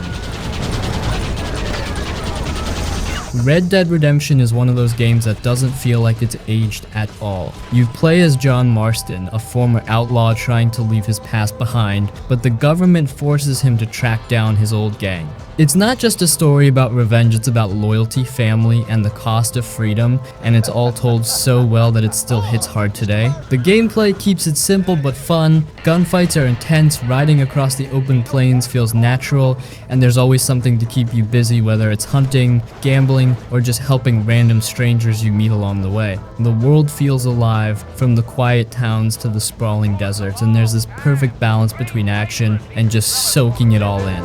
If you don't mind, Miss Lane. Who said I was a decent fella? It's been abandoned. What really makes it timeless is the story. The characters feel real, and John's struggle to do right by his family while dealing with his past is unforgettable. The ending? It's one of those moments that stays with you no matter how many years pass. If you haven't played it in a while, trust me, it still feels just as good as it did back then.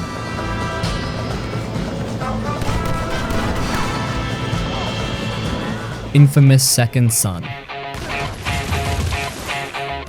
Infamous Second Son puts you in the shoes of Delson Rowe, a young guy who suddenly finds himself with superpowers and a big choice fight for freedom or take the darker path. The game is set in Seattle, and it does a great job making the city feel alive. Even if it's not the biggest open world out there, you've got all these cool powers, and honestly, they're what make the game so fun. Smoke lets you dash around or launch through vents, Neon gives you insane speed and precision, and concrete, well, that's for when you're ready to smash everything in sight. The story's pretty solid. It's about Delsin figuring out who he is and what kind of person he wants to be. The choices you make, whether to help people or just go full chaos mode, change how characters react to you and what kind of hero or anti-hero you become. It's not super deep, but it gets the job done, especially with how much personality Delsin and his brother Reggie bring to the table. Their back and forth feels real, like actual brothers messing with each other while still looking out for one another. Combat is all about freedom.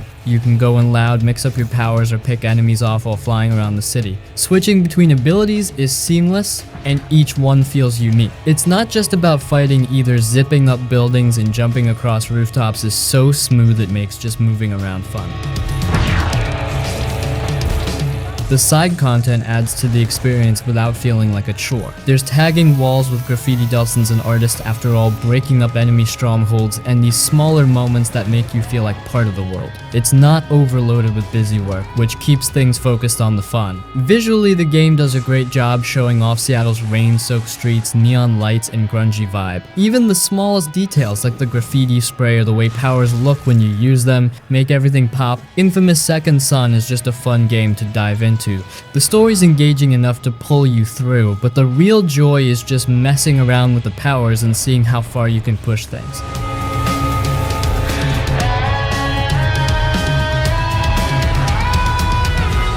Psychonauts 2005.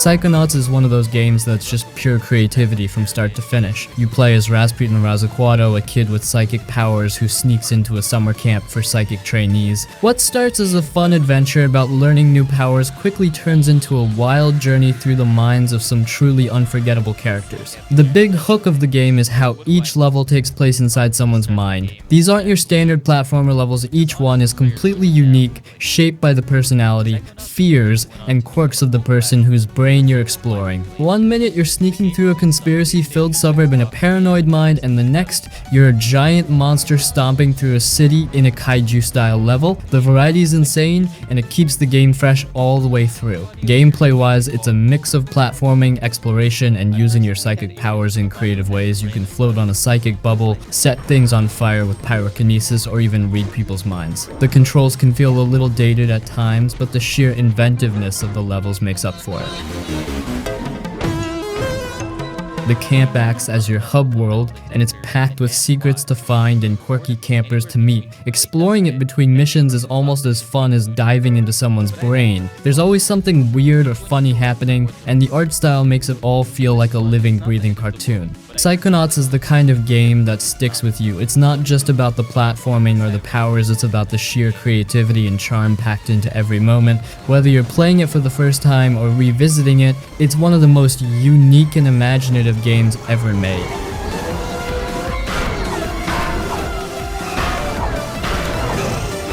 The Last of Us. The Last of Us is more than just a game, it's a story that sticks with you long after you're done playing. You follow Joel, a broken man with a tragic past, and Ellie, a young girl who might just hold the key to humanity's survival, as they travel across a brutal post-apocalyptic America. The relationship between these two is the heart of the game, and watching it grow feels so real and raw, it's hard not to get emotionally invested. The gameplay is intense, balancing stealth and survival. Resources are scarce, so every bullet, every crafting decision matters. Whether you're sneaking past clickers or fighting off desperate humans, the tension is always high. Combat feels brutal and personal, but it's not over the top, it's grounded, which makes every encounter feel dangerous. The world is a mix of beauty and decay. Overgrown cities, abandoned homes, and hauntingly quiet streets tell their own stories. Exploring isn't just about scavenging supplies, it's about soaking in the atmosphere and piecing together the lives of the people who used to live there. The writing and performances are what really make The Last of Us stand out. Joel and Ellie feel like real people thanks to the incredible voice acting and attention to detail in their interactions. The dialogue is sharp and natural, and the story pulls no punches. It's dark, heartbreaking, and full of moments that make you stop and think. This isn't just a game about zombies or infected. It's about humanity, how far people will go to survive, the bonds we form, and the lines we're willing to cross. It's heavy, but that's what makes it so unforgettable. Even years later, The Last of Us holds up because it's not just about gameplay, it's about the experience. Whether you're diving in for the first time or replaying it, it's a journey worth taking. I got this. Heavy Rain. Heavy Rain is one of those games that pulls you in with its story and doesn't let go. It's a psychological thriller where every decision you make has consequences, and those consequences can completely change how the game plays out. The story revolves around the Origami Killer, a serial murderer targeting children, and you play as 4 different characters, each with their own connection to the case. What makes Heavy Rain stand out is how personal it feels. There are no do-overs here. If a character dies, the story moves on without them. Every choice, every quick time event, every piece of dialogue carries weight. It's not just about solving the mystery, it's about how you navigate the emotions and dilemmas of each character. The game does an amazing job creating tension. Whether you're crawling through broken glass, confronting a suspect, or rushing to save someone's life, it keeps you on the edge of your seat. It's not about shooting or fighting, it's about reacting in the moment, and that makes every scene feel intense and real.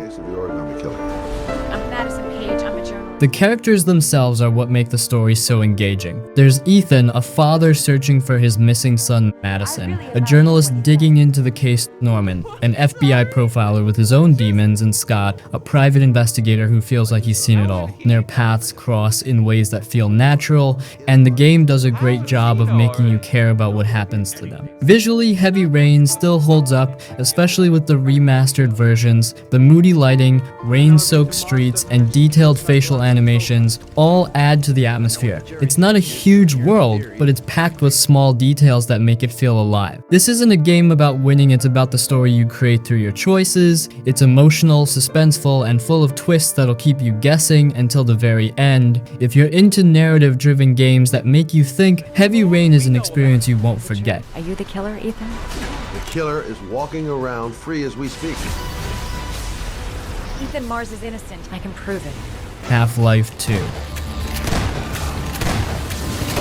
Half-Life 2 isn't just a game, it's an experience that rewrote the rules for first-person shooters. Released in 2004, it still feels modern because of how well it handles storytelling, gameplay, and world building without ever pulling you out of the action. You play as Gordon Freeman, the silent scientist turned revolutionary fighting against the alien Combine regime that's turned Earth into a dystopian nightmare. The pacing is what makes this game timeless. It's not just non-stop shooting, there are quiet moments of exploration, puzzle solving, and just soaking in the world.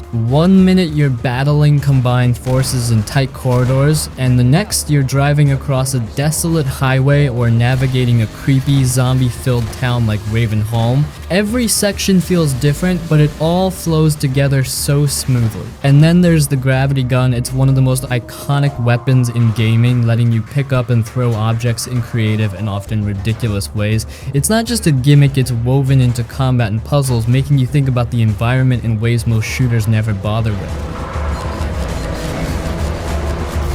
The world building is incredible. City 17 feels oppressive and lived in, with the Combine's brutal architecture towering over rundown neighborhoods. The resistance fighters and random citizens you meet don't just exist to fill space, they make the world feel alive. You don't need endless exposition because everything from the design of the enemies to the scraps of propaganda you see tells you exactly what kind of world you're in. Even now, Half-Life 2 holds up because it's not just about flashy visuals or complicated mechanics, it's about creating a world you believe in and giving you the tools to have fun in it. Whether you're solving physics puzzles, taking down striders, or just listening to the eerie soundscapes, the game never stops being engaging. It's a classic for a reason and still worth playing today, whether you're revisiting it or diving in for the first time.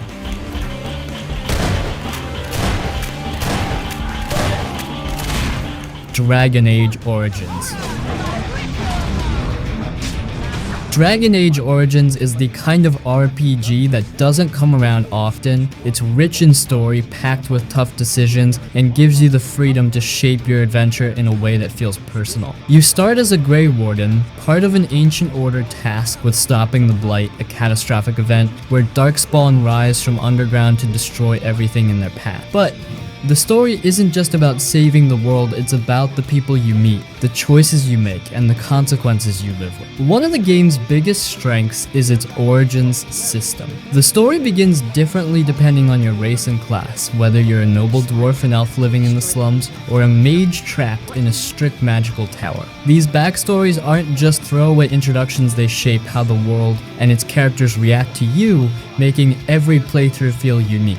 Combat is tactical and satisfying. You can pause the action to issue commands to your party, planning out every move, or you can jump right into the fray and fight in real time. Each companion brings something different to the table. Alistair's tanking abilities, Morrigan's devastating magic, or Liana's sneaky backstabbing, and learning how to use your party effectively is part of the fun.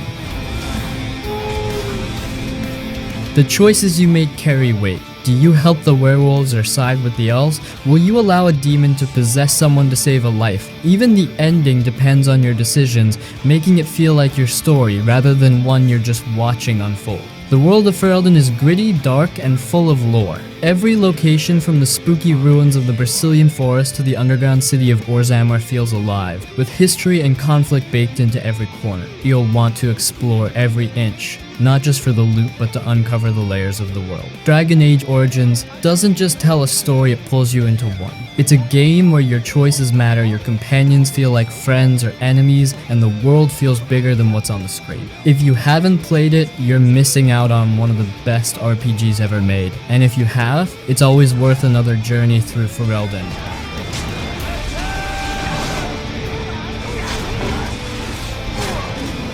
Borderlands 2. Borderlands 2 is the perfect mix of chaotic combat, sharp humor, and addictive loot hunting. It's a first-person shooter, but it's not just about pulling the trigger, it's about blowing stuff up in the most ridiculous ways possible while chasing that next big, shiny gun. Set on the planet of Pandora, you're a vault hunter on a mission to stop Handsome Jack, one of the most memorable and hilariously evil villains in gaming. The gameplay is fast, explosive, and endlessly fun. Guns are the star here, and there are millions of them, everything from sniper rifles that shoot fire to rocket launchers that explode into more rockets. No two guns feel the same, and finding one that suits your style is half the fun. The combat keeps you on your toes with waves of enemies, wild abilities, and co-op chaos if you're playing with friends. Each character class brings something unique to the table. Whether you're going stealthy with 0-0, dual wielding with Salvador, or summoning a turret with Axton, the game lets you play however you want. Skill trees give you tons of customization so you can focus on tanking, dealing damage, or supporting your squad. Pandora itself is packed with personality. It's not just about barren wastelands, there are frozen tundras, toxic swamps, and bustling bandit hideouts, each with its own vibe and crazy inhabitants. The game never takes itself too seriously, and that's part of the charm. The writing is full of sarcastic humor and one-liners, and the side missions are just as entertaining as the main story, whether you're taking down a giant monster or helping a psycho throw a tea party. Handsome Jack steals the show. He's a villain you love to hate, constantly taunting you over the radio with his smug, sarcastic remarks. He's a big part of why the story sticks with you. It's over the top, but it's also surprisingly engaging, especially when things get personal toward the end. What really makes Borderlands 2 timeless is how easy it is to pick up and play. Whether you're diving in solo or teaming up with friends, it's a game that's all about having fun. The loot, the humor, the non-stop action, it all comes together in a way that feels fresh no matter how many times you play.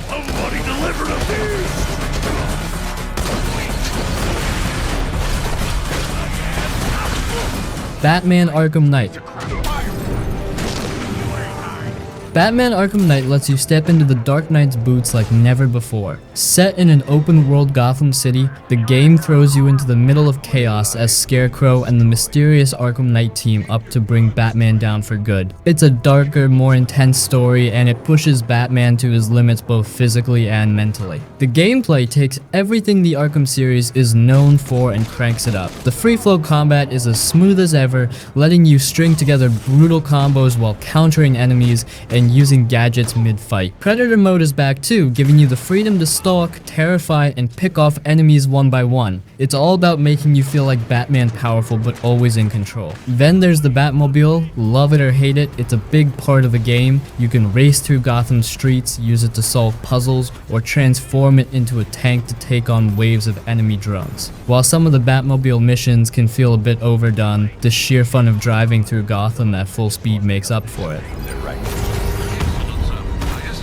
The open world is stunning. Gotham City feels alive with its neon signs, pouring rain, and dark, eerie alleys. There's always something to do, whether it's stopping random crimes, hunting down Riddler trophies, or taking on side missions that feature classic villains like Two-Face Penguin and Poison Ivy. Each side quest feels meaningful, adding layers to the world, rather than just padding out the game. The story is one of the best in the series. It dives deep into Bruce Wayne's psyche, exploring his guilt, fear, and the weight of being Batman. The Arkham Knight himself adds a new layer of tension, and the way his identity ties into Bruce's past is handled beautifully. Throw in Scarecrow's mind games, and you've got a narrative that keeps you hooked all the way through. Batman Arkham Knight isn't just a great Batman game, it's one of the best superhero games ever made. It's packed with action, story, and atmosphere, making it a must-play for anyone who's ever wanted to be the Dark Knight.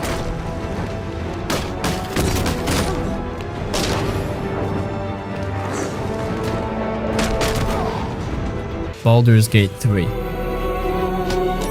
Baldur's Gate 3 is the kind of game you can sink hundreds of hours into and still feel like you've barely scratched the surface. Built on the foundations of Dungeons & Dragons, it's an epic RPG that gives you complete freedom to explore, fight, and make decisions that shape your story. Whether you're a longtime fan of the series or just love deep story-driven games, this one delivers. You create a character and assemble a party of companions, each with their own backstories, goals, and conflicts. The story kicks off with a mind flayer parasite in your head, and from there it's a journey of survival, alliances, and uncovering dark secrets. The choices you make matter, whether it's in dialogue, combat, or exploration. Everything affects how the world and its characters respond to you. Combat uses a turn-based system, which makes it feel like a true tabletop experience. You can experiment with different strategies, spells, and abilities, and the environment often plays a big role. Push an enemy off a cliff, set a trap, or use the terrain to your advantage. It's all about creativity.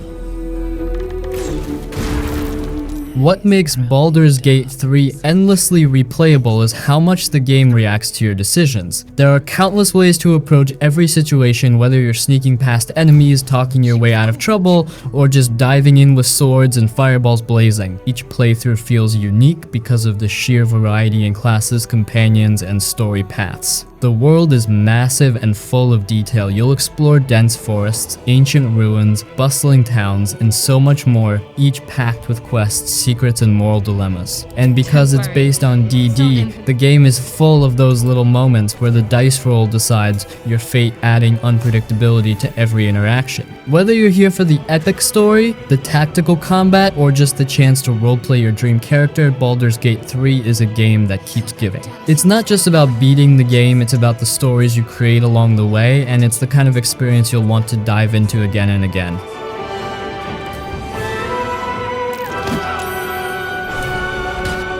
Sekiro Shadows Die Twice. Sekiro Shadows Die Twice is a game that's as challenging as it is rewarding. Developed by From Software, the minds behind Dark Souls and Bloodborne, it offers a different kind of experience focusing on precise, high-stakes combat and a gripping story of loyalty and revenge set in a beautifully crafted version of Sengoku-era Japan. You play as Wolf, a shinobi, on a mission to rescue your kidnapped lord and protect him from a mysterious cult. The story is more straightforward than other From Software games, but it's packed with layers of mystery and lore if you take the time to explore. The personal stakes of Wolf's journey add an emotional depth that pulls you in. The combat is where Sekiro really shines. Forget hacking and slashing, this is all about timing, precision, and learning your enemy's patterns. You'll use your katana to parry, block, and land devastating counterattacks, but every fight feels like a dance. The posture system, which rewards aggression and perfect timing, makes battles feel tense and tactical. Boss fights in particular are unforgettable. Each one is a massive test of skill and patience, but beating them feels like an achievement in itself. Outside of combat, Sekiro gives you a grappling hook, letting you navigate the world in ways that feel freeing and dynamic. You'll swing between cliffs, sneak through enemy camps, and uncover hidden areas packed with secrets. Exploration is rewarding with plenty of upgrades, lore, and optional challenges to discover. The world design is stunning. From misty forests and snowy mountains to crumbling temples and vibrant castles, every area feels alive with atmosphere and danger. The game's visuals and soundtrack immerse you in its world, making every moment memorable. What makes Sekiro endlessly replayable is its skill-based nature. Every playthrough is a chance to refine your technique, experiment with different approaches, or tackle optional bosses and endings you might have missed. The difficulty can be punishing, but the payoff, whether it's a perfectly timed deflect or a hard-fought victory, makes it worth coming back to. If you're up for a challenge and love games that reward mastery and perseverance, Sekiro Shadows Die Twice is a must-play. It's not just a game, it's an experience that sticks with you long after you've put down the controller.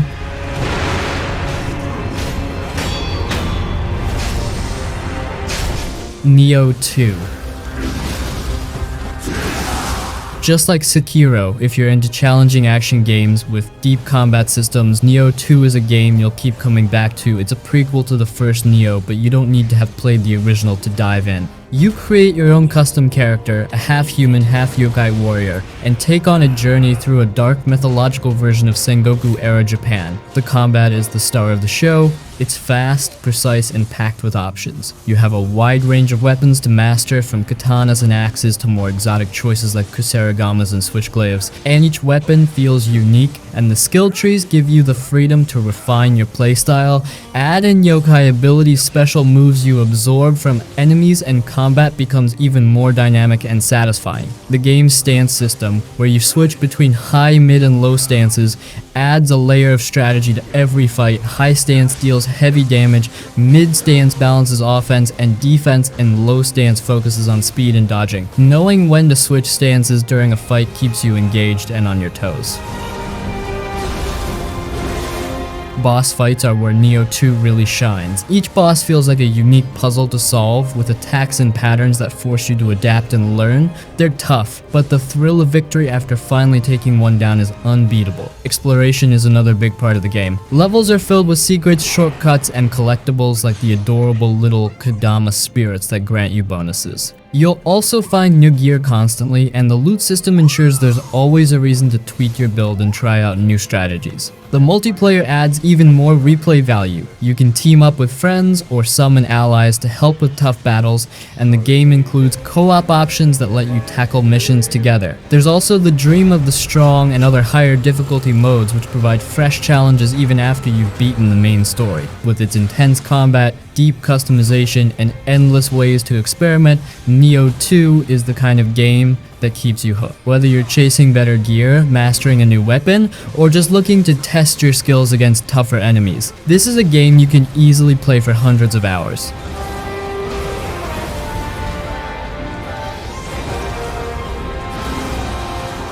The Hitman Trilogy. The Hitman trilogy, spanning Hitman 2016, Hitman 2 2018, and Hitman 3 2021, is a masterclass in stealth gameplay and replayability. You step into the shoes of Agent 47, a professional assassin with a knack for turning anything, literally anything, into a deadly weapon. Across these three games, you're given access to a massive variety of intricately designed levels, each one a sandbox for creativity and strategy. What makes the trilogy so replayable is its freedom of approach. Each mission drops you into a sprawling location, whether it's a Paris fashion show, a Colombian jungle, or a Dubai skyscraper, and leaves the how up to you. You can go loud with explosives, take a sniper's precision shot, or disguise yourself as a waiter and poison someone's drink. Every choice feels meaningful, and the sheer variety of ways to complete a mission means you'll want to replay levels just to try out new tactics. The World of Assassination Trilogy carries your progress across all three games, meaning you can revisit missions from earlier titles with the improved mechanics of Hitman 3. It's a seamless experience that feels like one cohesive package rather than three separate games. The game also leans into experimentation with its mission stories and challenges. These are little scenarios that guide you through creative ways to eliminate your targets, like setting up an accidental death or manipulating NPCs into doing your work for you. And even after you've mastered a mission, the escalation contracts, elusive targets, and user-created missions keep the content flowing. Visually, the trilogy is stunning. Each location feels alive, with crowds of NPCs going about their business, creating a sense that you're sneaking through a real, dynamic world. The attention to detail is insane, from the reflective floors of a high-tech bank to the dense foliage of a tropical island. Whether you're a completionist looking to check off every challenge, a stealth purist trying to achieve the perfect silent assassin run, or just someone who loves messing around to see what happens, the Hitman trilogy offers endless replay value. It's the ultimate sandbox for creative assassins, and no two playthroughs ever feel the same.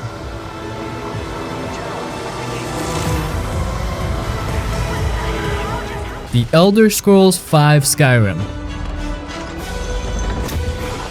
Skyrim is the ultimate game for replayability. It's an open world RPG where you can do almost anything, and no two playthroughs ever feel the same. Whether you want to explore every corner of its sprawling map, follow the main story, or just live out your own fantasy life, the game gives you the freedom to create your adventure. You play as the Dragonborn, a hero destined to save the world from Alduin, a world-eating dragon. But that's just the start. Skyrim is packed with factions, side quests, and endless opportunities to carve your own path. Want to join the Thieves Guild and master stealth? Or maybe you'd rather lead the companions as a warrior? You can even become a vampire lord or a werewolf. The world of Skyrim is breathtaking and full of variety. Snow-capped mountains, dense forests, and ancient ruins make exploration a joy. There's always something to discover: a hidden cave, a powerful weapon, or a random encounter that turns into its own story. The game rewards curiosity at every turn.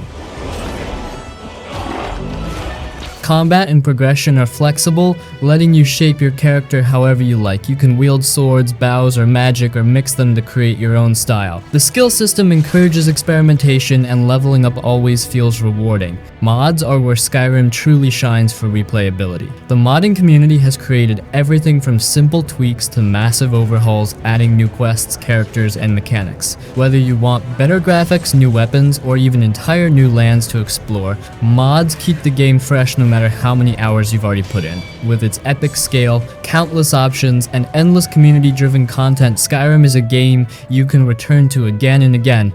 It's not just about finishing quests or leveling up, it's about the stories you create and the adventures you discover along the way. If there's one game that defines endless replay value, it's this one.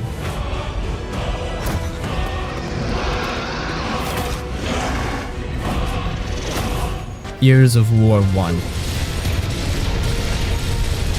The original Gears of War is where it all began, and even today, it still feels like a powerhouse of a game. Released back in 2006, it redefined third-person shooters with its cover-based mechanics, and that heavy, gritty vibe it brings to every encounter is something that sticks with you. You step into the massive boots of Marcus Fenix, a soldier in a world on the brink of collapse, trying to fend off the Locust monstrous creatures from beneath the planet's surface. What makes Gears of War unforgettable is its combat. Every firefight feels like a struggle for survival. Cover isn't just a suggestion, it's your lifeline. Pop out, take some shots, then slam back behind cover before a Locust tears you to shreds. And that Lancer? It's not just a rifle, it's a rifle with a freaking chainsaw attached. The first time you rev it up and tear through a Locust grunt, you know this game isn't pulling any punches. The world of Gears is bleak, but it's also full of heart. The relationship between Marcus and his squad dom, Cole, and Baird gives the game an emotional depth that you don't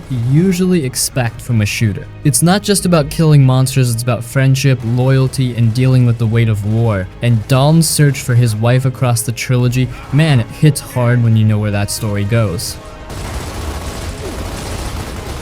One thing that really makes Gears special is how the combat feels heavy and deliberate. Moving through the battlefield, switching between cover, and firing off rounds feels weighty in a way that's super satisfying. You're not zipping around like a superhero, every movement feels purposeful, every shot has impact. Even after all these years, Gears of War holds up surprisingly well. It paved the way for so many modern shooters, and replaying it now is still a blast. If you've never experienced it, or if it's been a while since you last revved that chainsaw, it's absolutely worth diving back in for 2024.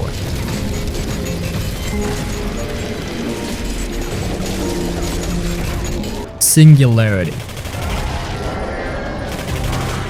Singularity is one of those games that flew under the radar, but if you give it a shot in 2024, you'll realize just how special it is. It's a first-person shooter with a twist time manipulation. The story drops you on a mysterious Soviet island called Katorga 12, where experiments with time went horribly wrong, and now everything is caught between two timelines. What follows is a wild mix of sci-fi, horror, action that keeps you hooked from start to finish. The coolest part about Singularity is the time manipulation device TMD. You don't just shoot your way through enemies, you bend time itself. With the TMD, you can age objects until they crumble, restore broken bridges to their original state, or even make enemies disintegrate into dust by fast-forwarding their lifespans. It's one of those mechanics that feels so fun you'll find yourself messing around just to see how far you can push it. You'll be slowing down time to dodge bullets, pulling objects back through time to solve puzzles, and blasting enemies into the past. The combat is a nice mix of satisfying gunplay and time-based abilities.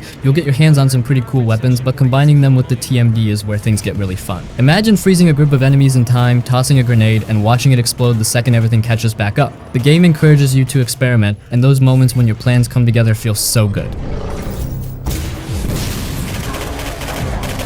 The atmosphere is spot on too. Katorga 12 feels eerie, with Soviet-era labs, decaying buildings, and strange creatures lurking around. The game nails that mix of sci-fi and horror. There's a constant sense that something isn't right, and the jumps between timelines keep things unpredictable. One minute you're sneaking through dark corridors in the present, and the next you're thrown back into the chaos of the 1950s, right in the middle of the disaster that caused everything to fall apart. The story might not be super complex, but it keeps you engaged. It has those cool what-if moments about time travel, and the choices you make along the way lead to multiple endings. It's one of those games where you'll finish it and immediately start thinking about what could have gone differently. Even though it didn't get the spotlight it deserved when it came out, Singularity still holds up. The gameplay feels fresh, the story is engaging, and the time manipulation mechanics give it a unique edge. If you missed it back in the day, now's the perfect time to dive in. It's the kind of game that sticks with you long after the credits roll.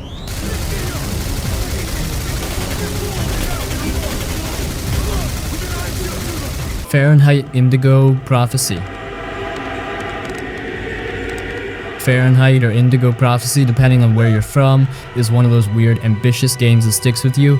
It's part interactive drama, part supernatural thriller, and honestly, it gets really strange by the end, but that's kind of what makes it special. Made by Quantic Dream, it's the same studio behind Heavy Rain and Detroit Become Human, and you can see the roots of their storytelling style all over this game. The story kicks off with a bang, literally. You play as Lucas Kane, who wakes up in a diner bathroom with no memory of stabbing a stranger to death. From there, you're on the run trying to figure out what the hell happened while the cops close in on you. It's a mix of crime, mystery, psychological thriller, and supernatural madness. What starts as a murder investigation spirals into something way bigger with ancient cults, visions, and even some Matrix-level craziness. The gameplay switches perspectives. Often you'll play as Lucas trying to clear his name, but you'll also control detectives Carla and Tyler who are hunting him down. The coolest part is how your choices matter, even in small ways. You can talk your way out of tough situations, make split-second decisions, and shape the relationships between characters as the story moves forward. It's not as polished as Quantic Dream's later games, but you can see the DNA of those narrative-heavy titles here. Large hematoma on the back of the cranium. The controls are unique. A lot of the gameplay is based on quick-time events, which can get a little frustrating at times, but they do add a sense of urgency. Some of the sequences are downright tense, like sneaking out of an apartment or hiding evidence before the cops bust down the door. And the game loves to keep you guessing. 1 minute you're investigating a crime scene, the next you're running from supernatural forces that you can't fully understand. One thing Fahrenheit nails is atmosphere. The game's soundtrack is haunting and moody, setting the tone for both the quiet, introspective moments and the intense action scenes. The story can be a bit all over the place, especially in the second half when things go off the rails, but it's one of those games where you just have to roll with the weirdness. It's part of the charm. New York police. Don't move.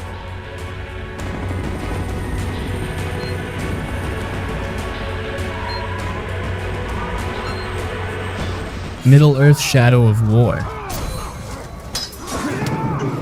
Middle-earth Shadow of War takes everything that made Shadow of Mordor fun and dials it up to 11. It's an open-world action game set in the Lord of the Rings universe, where you play as Talion, a ranger possessed by the spirit of the elf lord Celebrimbor. Together, they forge a new ring of power and set out to raise an army to take down Sauron himself. If you're a fan of epic battles, brutal combat, and orcs with way too much personality, this one's a must-play. The combat is slick and satisfying, kind of like the Batman Arkham series, but with swords, magic, and, well, a lot more decapitations. You'll be dodging, parrying, and chaining together attacks while mowing through hordes of enemies, and once you master it, every fight feels like an action scene straight out of a movie. The real star of Shadow of War is the Nemesis system, which takes enemy interactions to another level. Every orc you encounter remembers your fights with them. If you leave one alive, it might come back later, scarred and holding a grudge. Some orcs even betray you or swear loyalty if you dominate them, leading to moments that feel unscripted and personal. No two playthroughs are the same because every encounter has the potential to evolve into a unique rivalry. And let me tell you, there's something wildly satisfying about taking down an orc captain who's been a thorn in your side for hours.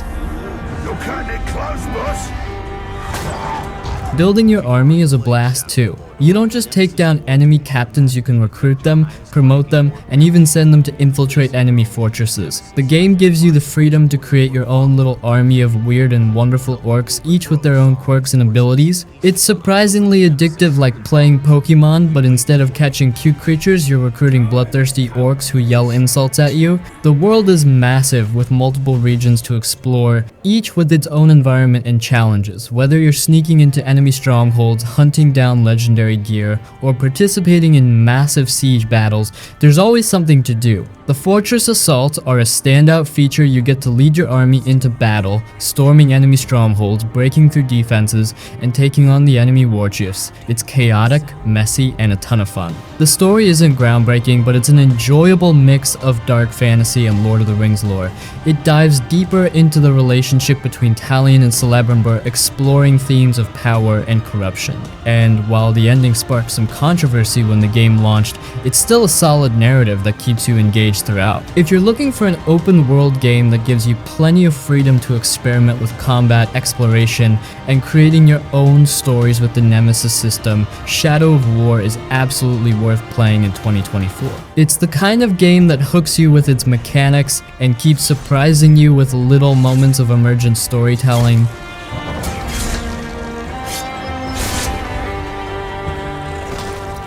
Uncharted 2.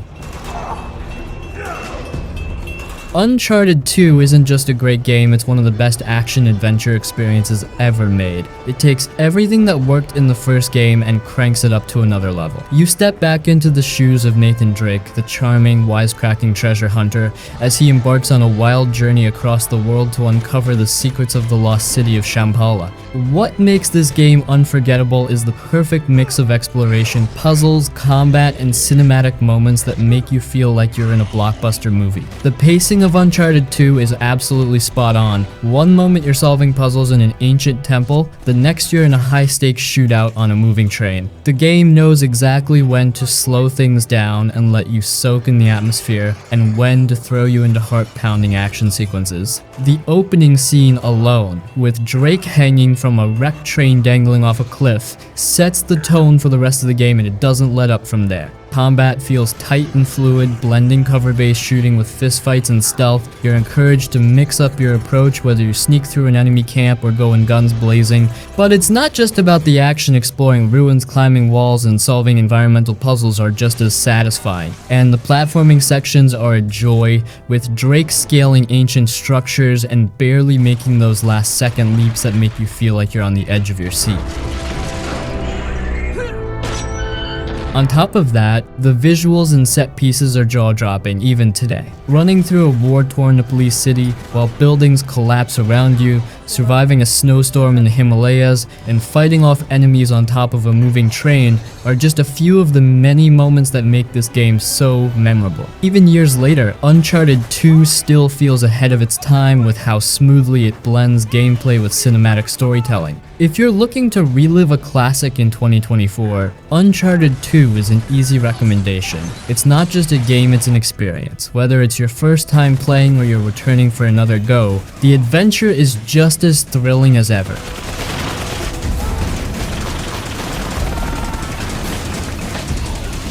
Biomutant. Biomutant is an ambitious open-world game that brings a unique blend of kung fu action, RPG elements, and post-apocalyptic exploration. You play as a customizable mutant animal, armed with both melee weapons and firearms, while also unlocking strange abilities like telekinesis or the power to shoot bubbles. It's quirky, colorful, and filled with charm, making it stand out from more serious open-world games. The world of Biomutant is absolutely worth exploring with its vibrant biomes, mutated creatures, and relics of a lost human civilization scattered everywhere. You're free to craft your weapons, align with different factions, and even shape the outcome of the story through a morality system. And though it tries to pack in a lot, sometimes a bit too much, it offers a solid mix of exploration and fast-paced combat.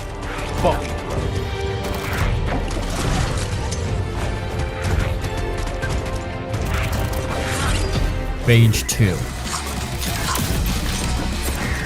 Rage 2 might not have taken the world by storm, but damn, it's a wild ride that deserves way more attention. Developed by Avalanche Studios and ID Software, this game throws you into a chaotic, open-world wasteland where everything explodes, and I mean everything. It's got that Mad Max vibe mixed with neon punk aesthetics, making it look both brutal and colorful at the same time. What sets Rage 2 apart is its combat. The gunplay is fluid, fast, and ridiculously satisfying, exactly what you'd expect from the makers of Doom.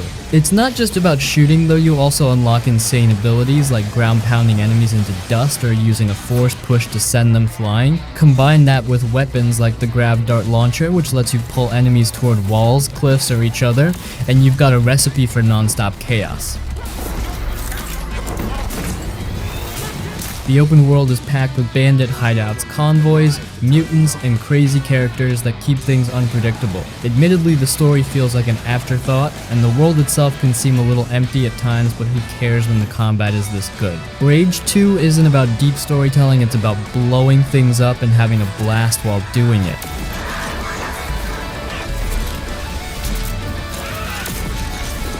Alex.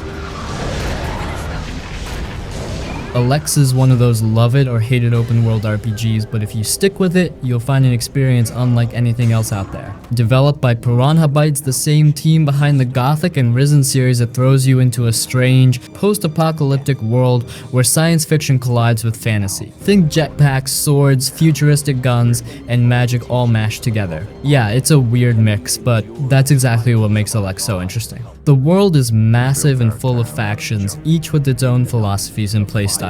Whether you join the Berserkers, who reject technology and rely on magic, or the Outlaws, who live for chaos and scavenging, your choices shape the way the story unfolds. It's one of those games where exploration feels rewarding. Every ruin or abandoned settlement holds some loot or lore that deepens your understanding of this bizarre world. We bow to no one. Combat, though, can be a bit clunky, and the game doesn't hold your hand. Right from the start, enemies are brutal, and you'll probably die a lot until you figure out how to survive. But if you're the type of player who enjoys a challenge and likes to feel your character's progression, Alex delivers. The jetpack alone adds a fun twist to exploration, letting you scale cliffs and bypass obstacles in creative ways.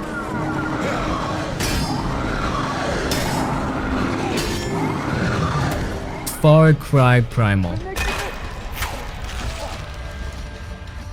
Far Cry Primal is one of the more overlooked entries in the Far Cry series, but it deserves way more credit for how boldly it shakes up the formula. Instead of guns and cars, you're dropped into the Stone Age, playing as Takar, a hunter trying to reunite and protect his tribe. It's a fascinating take on the open world genre, focusing entirely on primitive weapons like spears, bows, and clubs. The setting is what really makes Primal stand out. The world of Oros feels wild and alive, with mammoths, saber-toothed tigers, and dangerous wildlife lurking around every corner. You're not just a hunter here, you're also prey. Survival plays a major role, and you'll need to gather resources to craft weapons, tame animals, and even build out your village. The animal taming mechanic is especially cool, letting you ride beasts or send your wolf to take out enemies for you. Great expanse of land.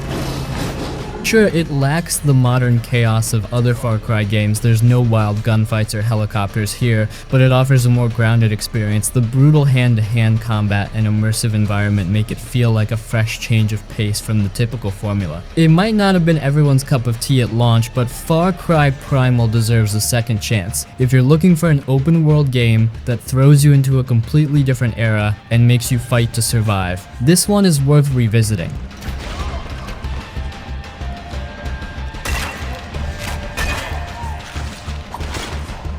Just Cause 2. Just Cause 2 is pure, unfiltered chaos, and that's exactly what makes it so damn fun. Set in the sprawling open world of the fictional island nation of Pano, this game gives you one job: cause as much destruction as possible. You play as Rico Rodriguez, an agent with a grappling hook, a parachute, and zero concern for subtlety. What makes Just Cause 2 stand out is how it embraces freedom and insanity. Want to tether a car to a helicopter and fling it into a military base? Go for it. Feel like surfing on top of a jet mid-flight? Absolutely. The game isn't about deep storytelling, it's about giving you a giant sandbox where explosions and stunts are your playground. Kanao is massive, offering deserts, jungles, snowy mountains, and cities to explore. Every corner of the map hides some ridiculous opportunity for destruction, and the grappling hook lets you approach it however you want. It's the kind of game where you'll get sidetracked for hours just messing around with vehicles and physics. Sure, the missions can get repetitive and the story isn't exactly memorable, but that's not the point. Just Cause 2 is all about creating your own moments of madness, and few open world games do that as well as this one. If you want a game where blowing things up is always the right answer, you need to give this one a shot.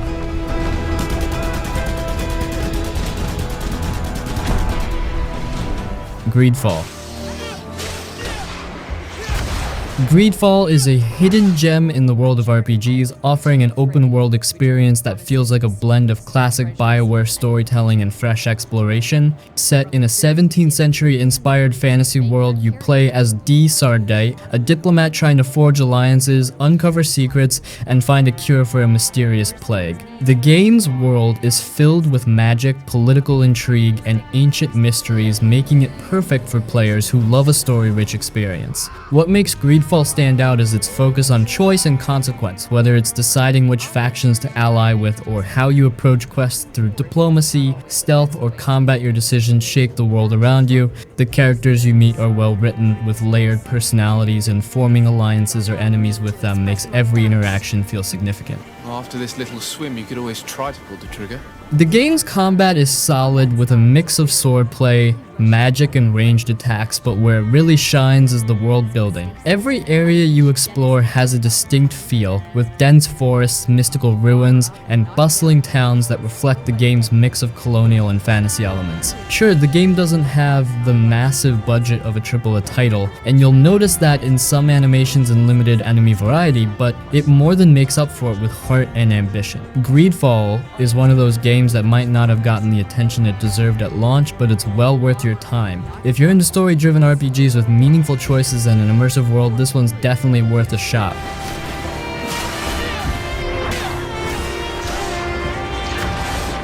Yonder: The Cloudcatcher Chronicles. Sometimes you just want an open world game without the stress of combat, and that's exactly where Yonder: The Cloudcatcher Chronicles shines. This game takes the usual open world formula and strips it down to its most relaxing elements: exploration, discovery, and community building. It drops you on the lush island of Jamia, filled with vibrant forests, peaceful beaches, and charming towns, and then it simply lets you explore at your own pace. What makes Yonder special is how it encourages you to live in the world rather than conquer it. Instead of battles, you'll spend your time helping villagers, farming, crafting, and solving little environmental puzzles. There's an almost therapeutic quality to it, like playing Animal Crossing, but with way more room to roam. The freedom to explore is the real heart of the experience, with each biome offering new things to see and quests to complete. There's a light story about clearing away a mysterious fog called the Murk, but it's not the driving force exploring the island and making it your own is. The game rewards curiosity and makes even the smallest discoveries feel meaningful. If you love open worlds for the sake of exploration and immersion, Yonder delivers that without overwhelming you with objectives or enemies. It's a peaceful, feel-good take on the open world genre, perfect for when you need a break from combat-heavy games. If you're in the mood to slow down, breathe in some virtual fresh air, and just enjoy the scenery, Yonder the Cloudcatcher Chronicles is a game you shouldn't overlook.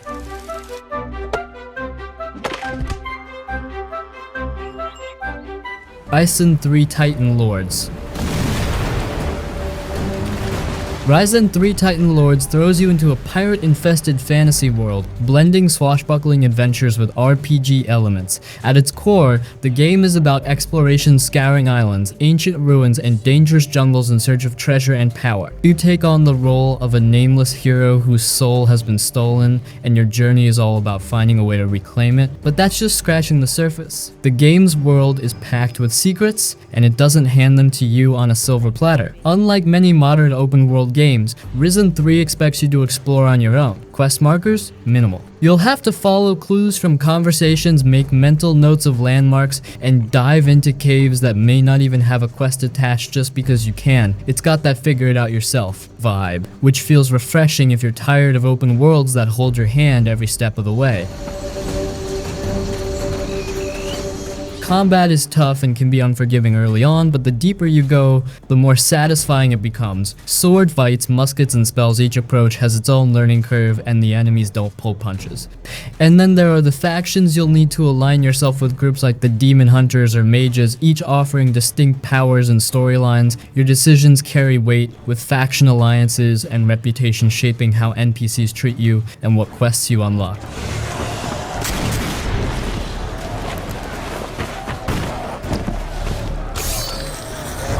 Immortals Fenyx Rising. Immortals Fenyx Rising is like a breath of fresh air in the open world genre. It takes the familiar elements from games like Breath of the Wild exploration, puzzles, and freedom and wraps them in a vibrant world inspired by Greek mythology. You play as Fenyx, a mortal who finds themselves thrust into a journey to save the gods from the powerful titan Typhon. But what makes this game stand out is how it embraces a lighthearted, playful tone while still delivering solid gameplay. The world of the Golden Isle is stunning, divided into several regions, each themed around a specific god like Ares or Athena. Every area feels unique and offers a blend of platforming challenges, puzzles, and combat encounters. You'll climb cliffs, glide across open skies, and solve environmental puzzles in shrines called Vaults of Tartaros, each rewarding you with new abilities or upgrades. These vaults scratch that brain teaser itch without ever becoming frustrating, keeping the pace breezy and fun.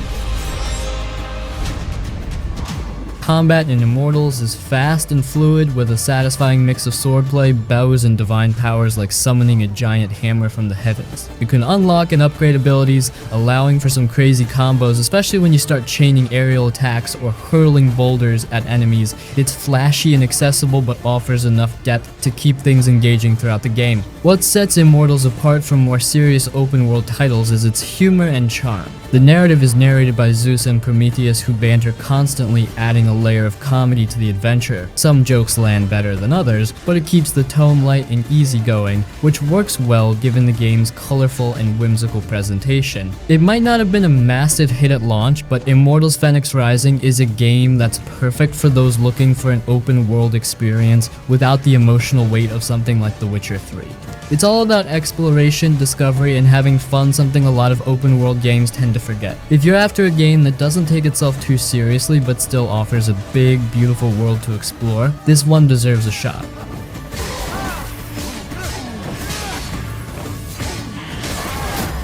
Scarlet Nexus.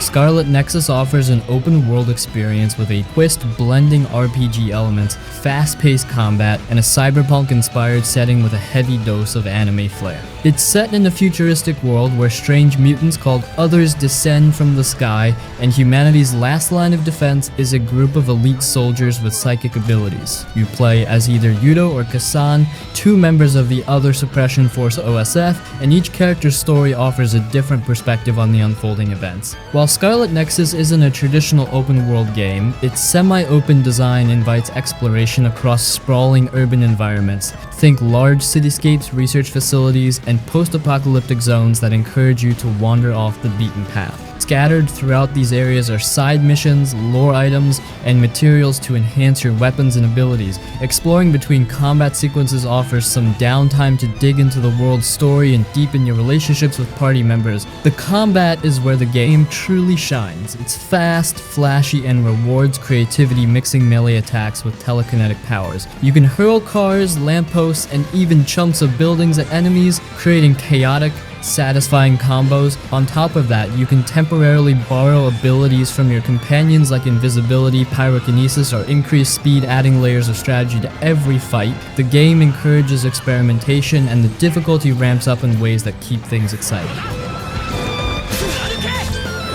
Another standout feature is the bond system, where spending time with your teammates unlocks new abilities and deeper character interactions. These moments add emotional weight to the game and make the characters feel more than just combat partners. They become part of your journey. Though the open world structure is more segmented than sprawling, Scarlet Nexus offers enough freedom and exploration to scratch that itch for players who enjoy RPG elements within a dynamic environment. If you're looking for a game that delivers tight combat mechanics with a side of story-rich exploration, Scarlet Nexus is worth diving into.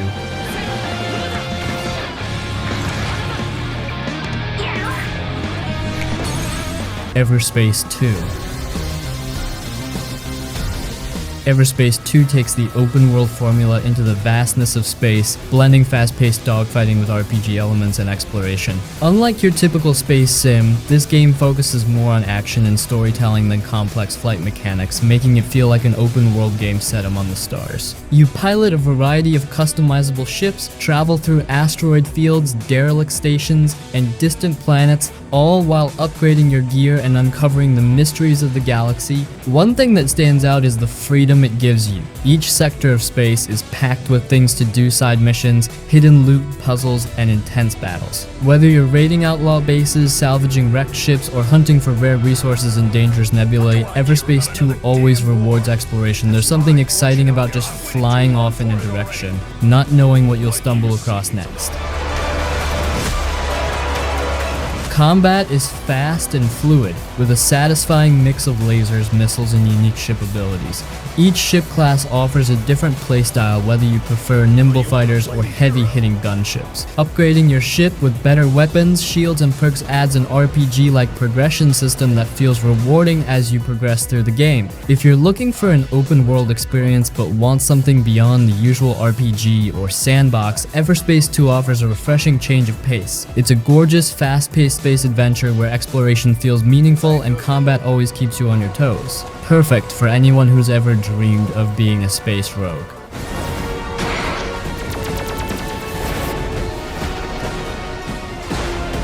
Dragon Age Inquisition. Dragon Age Inquisition is the RPG that feels like a warm, sprawling fantasy novel you can get lost in for hours, maybe weeks. This one's got everything: a massive, gorgeous world to explore, deep lore to sink your teeth into, and characters you'll want to grab a drink with, or maybe something more, if that's your thing. The story kicks off with you playing as the Inquisitor, someone who, through a wild series of events, becomes the leader of a group trying to save the world from, the usual apocalyptic stuff. But the best part, you're not just some random chosen one, you're chosen one. The character creation here is top notch, and as you make big decisions, it really feels like you're shaping the world. What's crazy about Inquisition is the way it balances grand, save the world stakes with those quieter, personal moments like sitting around the campfire chatting with your crew. Oh, and the cast? Absolute standouts. From the snarky, lovable rogue Varric to the no-nonsense warrior Cassandra, these are the kind of companions you'll think about long after you put the controller down. Order me? You are a glorified clerk, a bureaucrat. Combat-wise, it's flexible. You can go full-on strategic, pausing and planning your moves like a chess master, or hack and slash your way through enemies, having a blast. The game even throws in massive, almost MMO-like zones, so if you're someone who loves collecting herbs, killing dragons, or just soaking up some jaw-dropping views, you'll be in heaven. So, Yeah, Dragon Age Inquisition is the kind of game where you blink and suddenly 10 hours have gone by. Whether it's the relationships you're building, the world you're exploring, or the decisions you're agonizing over, it's all just so addictive. If you haven't played it yet, clear your schedule. You're going to need the time. It grows larger with each passing hour. Dragon's Dogma. Dragon's Dogma is that underrated RPG gem that sneaks up on you, grabs your attention, and before you know it, you're knee-deep in some of the most addictive gameplay loops you'll ever experience. It's not just an RPG, it's an adventure that makes you feel like a badass monster-slaying hero in the truest sense. The setup is simple: you're the Arisen, a chosen warrior tasked with taking down a dragon that literally steals your heart. But what makes Dragon's Dogma so special is how it balances an open world full of danger and discovery with some of the most satisfying combat mechanics in any RPG ever. Seriously, the combat here, unmatched. You can climb massive enemies like a crazed Spider-Man, setting their tails on fire or stabbing them in the face. Each battle feels like a cinematic event, and it never gets old. The class system is where the real addiction kicks in. You've got traditional options like fighter or mage, but then you unlock hybrid classes like the Mystic Knight magic and swordplay, anyone, or the assassin stealth and daggers all day. Switching classes is seamless and encourages experimentation, so you're constantly tweaking your playstyle to see what works best.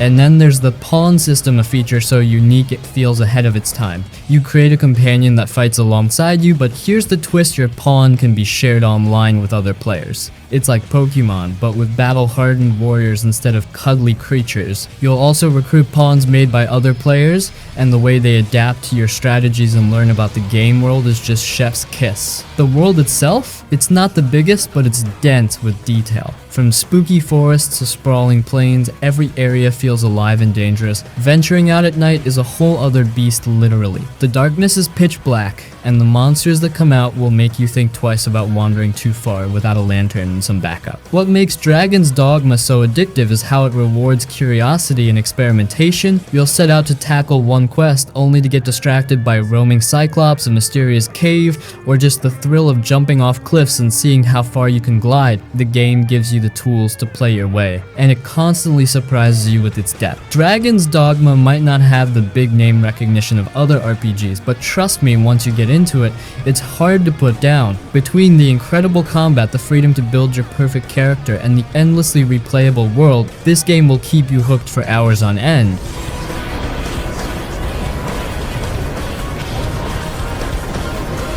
Kingdom Come Deliverance. Kingdom Come Deliverance is like stepping into a medieval history book if that book also let you sword fight, drink too much mead, and occasionally get arrested for stealing a chicken. It's an RPG that's unapologetically realistic, throwing magic and fantasy out the window to focus on gritty, grounded gameplay that makes you feel like you've actually time traveled to 1400s Bohemia. You play as Henry, a blacksmith's son who gets caught up in the chaos of a civil war after his village is brutally attacked. Unlike most RPGs, you don't start as a powerful chosen one, you're just a regular guy trying to survive, learn, and make something of yourself. And that's where Kingdom Come shines. It's not about being a hero right away, it's about earning it. The gameplay is all about realism, and that's where the addiction creeps in. Combat, for example, is like learning a martial art. It's not a button-mashing free-for-all, it's precise, tactical, and incredibly satisfying once you get the hang of it. Sword fights are intense duels where timing, positioning, and stamina matter way more than spamming attacks. The same goes for the rest of the game. Everything from alchemy to lockpicking requires actual skill and practice. Want to brew a potion? You'll be grinding herbs, lighting fires, and following detailed instructions like you're in chemistry class. It's challenging, sure, but it makes every success feel earned, and that's where the addiction kicks in. And let's not forget the world. Bohemia is stunning with rolling hills, dense forests, and charming little villages that feel alive with detail. The NPCs go about their daily lives working, eating, sleeping, and your actions affect how they see you. Steal too much and people will avoid you. Get in a brawl at the tavern and your reputation might take a hit. It's all about immersion. The story is another highlight. Henry's journey from a clueless villager to a key player in a political conflict is deeply personal, and the historical setting adds layers of intrigue. You're not not just fighting for glory, you're navigating real-world issues like religion, class, and survival in a harsh, unforgiving time. Kingdom Come Deliverance is the kind of game that rewards patience and attention to detail. It's not here to hold your hand or spoon-feed you progress. Instead, it drops you into its world and says, figure it out. And when you do, man, is it rewarding. If you're into RPGs that break the mold and demand your focus, this one will keep you hooked for weeks. Just be prepared for a steep learning curve and maybe keep a chicken or two out of Henry's reach.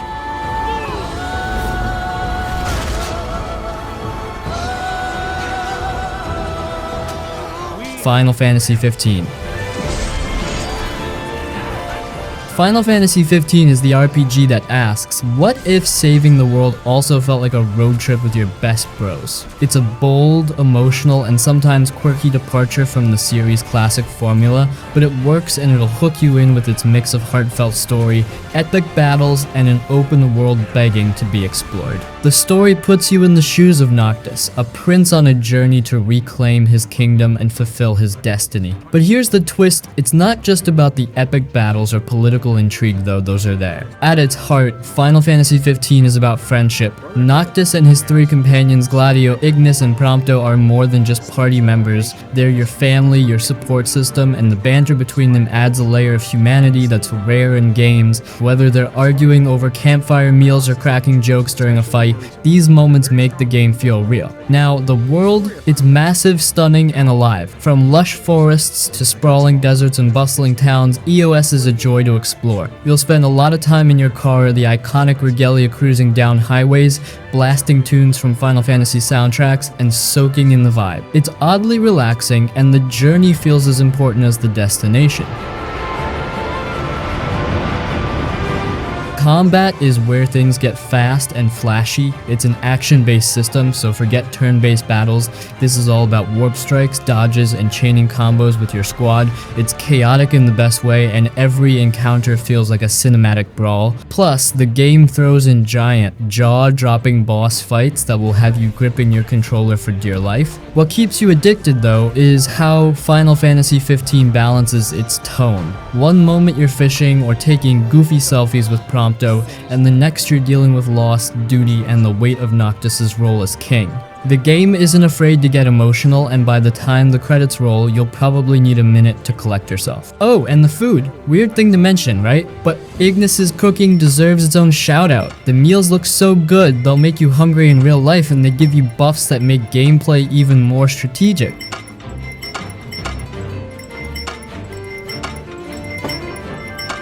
The Witcher 3 Wild Hunt. The Witcher 3 Wild Hunt isn't just an RPG, it's the RPG. This is the game that sets the gold standard for storytelling, world building, and just straight up addictive gameplay. Once you start playing, it's not a question of if you'll get hooked, it's when. You play as Geralt of Rivia, a grizzled monster hunter with a gravelly voice and a knack for getting caught up in everyone else's problems. The main story has you searching for your adopted daughter Ciri, who's being chased by the Wild Hunt, a terrifying otherworldly force. But honestly, the side quests are where this game blows your mind. Every little task, from helping a widow find closure to deciding the fate of an entire village, is packed with choices, consequences, and weight. Nothing feels like filler. The world of The Witcher 3 is massive and stunning, from the war-torn plains of Velen to the bustling streets of Novigrad and the windswept isles of Skellige. Everywhere you go, the game oozes atmosphere. NPCs aren't just window dressing, they have lives, conversations, and problems that make the world feel alive. Even just riding your trusty horse roach across the countryside is an experience, especially when a random contract or hidden treasure pops up along the way.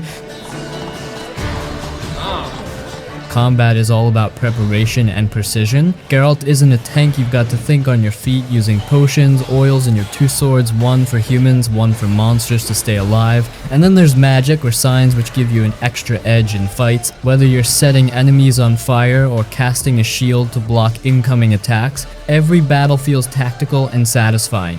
What truly sets The Witcher 3 apart though is how it respects your time. Your actions have real, lasting consequences, and the game doesn't shy away from tough choices. It's not about being the good guy or the bad guy, it's about living with the decisions you make, and the game never lets you off easy. The Witcher 3 Wild Hunt is a masterpiece, whether it's the jaw-dropping visuals, the unforgettable characters, or the sheer depth of the world. It's the kind of game that stays with you long after the credits roll. If you somehow haven't played it yet, stop what you're doing and dive in. Just be ready to lose yourself in one of the greatest RPGs ever made.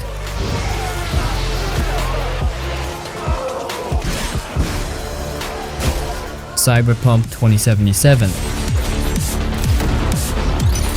Cyberpunk is the RPG that takes you on a wild, neon-drenched ride through the gritty streets of Night City, a place where dreams are bought, sold, and shattered in the blink of an eye. It's ambitious, chaotic, and when it hits its stride, incredibly addictive. You play as V, a mercenary caught up in a tangled web of corporate greed, street-level crime, and a haunting digital ghost, Johnny Silverhand, a rebellious rock star played to perfection by Keanu Reeves. The core story has you hunting for a way to save your life after a rogue biochip embeds Johnny in your brain, but the magic of Cyberpunk 2077 is in how it lets you shape your journey. Are you a slick-talking corpo, a street-smart nomad, or a wild outlaw from the Badlands? Your choices define your version of V. Night City itself is a character, a sprawling metropolis that feels alive with its buzzing markets, neon-lit skyscrapers, and shady alleys full of danger and opportunity. Whether you're cruising down highways on a sleek bike or walking through packed city streets, there's always something catching your eye. And the side quests? Some of the best in the genre. They're not just distractions, they're personal stories that often rival the main plot in depth and emotional payoff. Truly, I say to you, today you will be with me in paradise. Combat is where the game opens up. It's fast, frenetic, and incredibly customizable. Want to be a stealthy hacker who disables enemies from a distance? You can. Prefer to go full Terminator with cybernetic blades and explosive guns? Totally an option.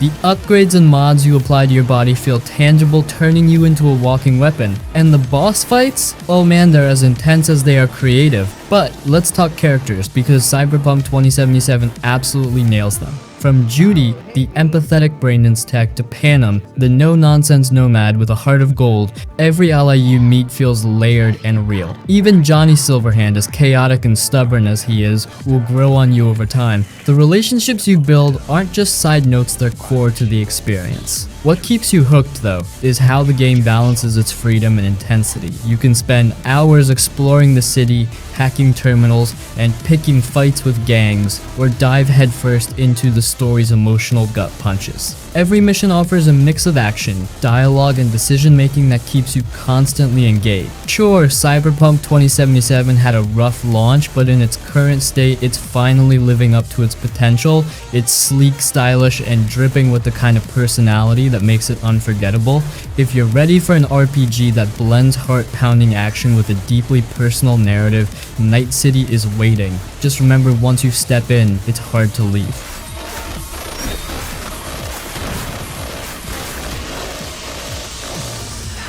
Yakuza Like a Dragon. Yakuza Like a Dragon is the RPG that takes the chaos and heart of the Yakuza series and flips the script in the best way possible.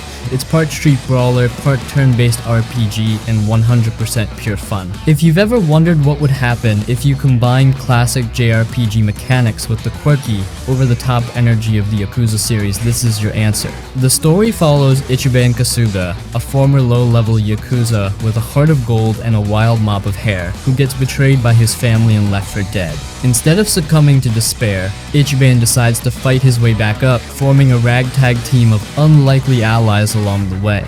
It's a classic underdog tale with that signature Yakuza blend of humor and heartfelt moments that'll have you laughing one minute and tearing up the next. What sets Like a Dragon apart is its combat system. Gone are the series' traditional beat-em-up mechanics. Instead, you get full-on turn-based RPG battles. It sounds risky, but it works so well. Each character has a job. I think RPG classes ranging from bodyguard to chef to literal pop idol, and their moves are as wild as they sound. Throwing pigeons at enemies, smacking someone with a giant sign, summoning a crawfish to fight for you. Yeah, it's that kind of game. The city of Yokohama is your playground, and it's packed with side quests, minigames, and enough distractions to keep you entertained for hours. From managing a business empire to racing go-karts in the streets, there's always something ridiculous and fun to do. And of course there's karaoke, because no Yakuza game would be complete without it. What really makes the game addictive though is the cast. Ichiban's crew, Namba, Saiko, Adachi, and others are some of the most lovable characters in any RPG. Their bond feels genuine, and the way they support each other through thick and thin is the emotional core of the game. Every party conversation, side story, and group meal makes you feel like you're part of their family. And let's not forget the story. It's a roller coaster of twists, betrayals, and heartfelt moments with a final act that will leave you absolutely floored. The game juggles its goofy humor and serious drama perfectly, and it all comes together in a way that's uniquely Yakuza. Young master?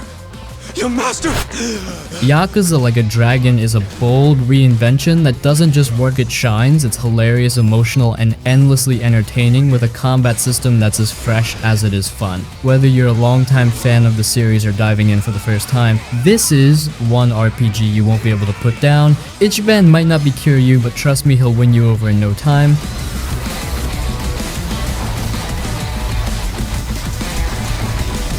The Legend of Zelda Breath of the Wild. The Legend of Zelda Breath of the Wild is an open-world RPG that emphasizes exploration and problem-solving. You play as Link, tasked with defeating Calamity Ganon and restoring the Kingdom of Hyrule. The game gives you the freedom to tackle objectives in any order or ignore them entirely to explore the world at your own pace. Hyrule is a vast and detailed world. Every hill, forest, and ruin holds something to discover, from shrines that test your skills to puzzles that reward careful thinking. The game encourages experimentation with its physics system, whether you're using a boulder to take out a group of enemies or combining elements to create new paths. Combat feels straightforward but rewarding. Weapons degrade over time, pushing you to adapt and use what you find. The system encourages preparation, whether you're cooking meals to restore health or crafting elixirs for protection against harsh environments. Encounters test both timing and resourcefulness.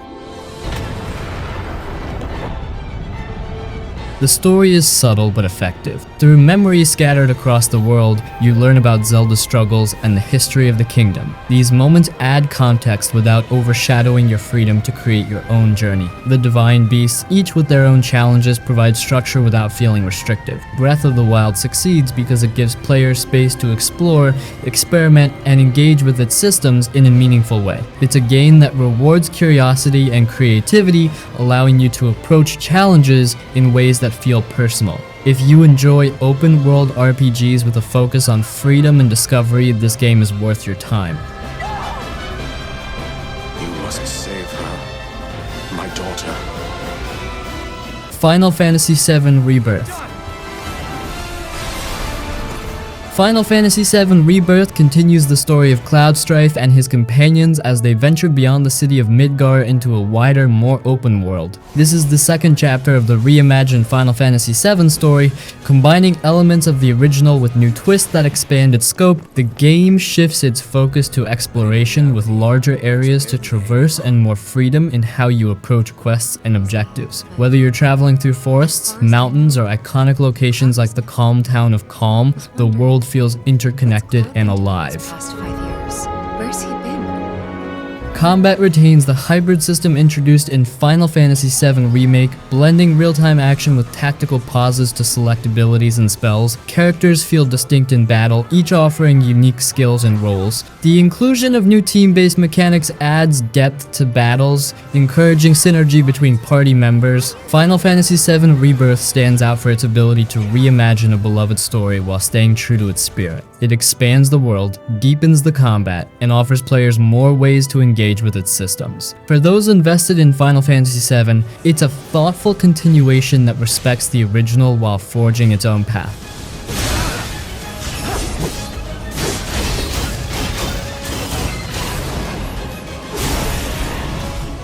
Firewatch. Excuse me?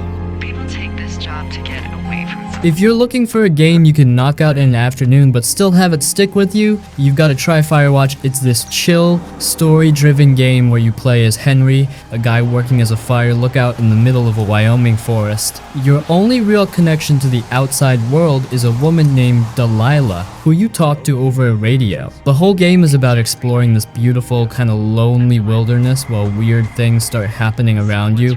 It's not action-packed or anything, it's more about the story and the conversations you have with Delilah. And honestly, that relationship is what makes it so good. It feels real in a way that most games don't pull off. It's short, like 4 or 5 hours, so you can finish it in a day, but the art, the atmosphere, and the mystery make it such a cool experience. It's perfect if you're in the mood for something different and a little emotional. Trust me, it's worth it.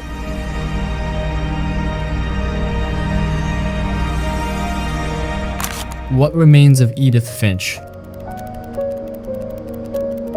If you've got an evening free and want to experience something truly unique, you should give What Remains of Edith Finch a try. It's the kind of game that doesn't just entertain you, it leaves you thinking about it long after you've finished. It's short, about 2 or 3 hours, but it's packed with so much creativity and emotion that you'll feel like you've been on an unforgettable journey. The game starts with Edith returning to her childhood home, a strange and cluttered house that feels like a character in its own right. You'll walk through its halls, opening doors and finding mementos that unlock the stories of her family members. Each of these stories is told in a completely different style. One moment you're a kid transforming into animals during an imaginative daydream, and the next you're working in a surreal factory assembly line. Every section feels like its own little masterpiece with gameplay that reflects each family member's personality and fate. What makes Edith Finch so special is how it balances its emotional weight with a sense of wonder. It's a game about life loss and how we remember the people we've loved. It's not overly sad or heavy, but it's definitely bittersweet. The stories have a magical, almost dreamlike quality, but there's a grounded truth underneath that hits hard. And the way it's all tied together through the house itself is just brilliant. Every corner feels like it has a story to tell.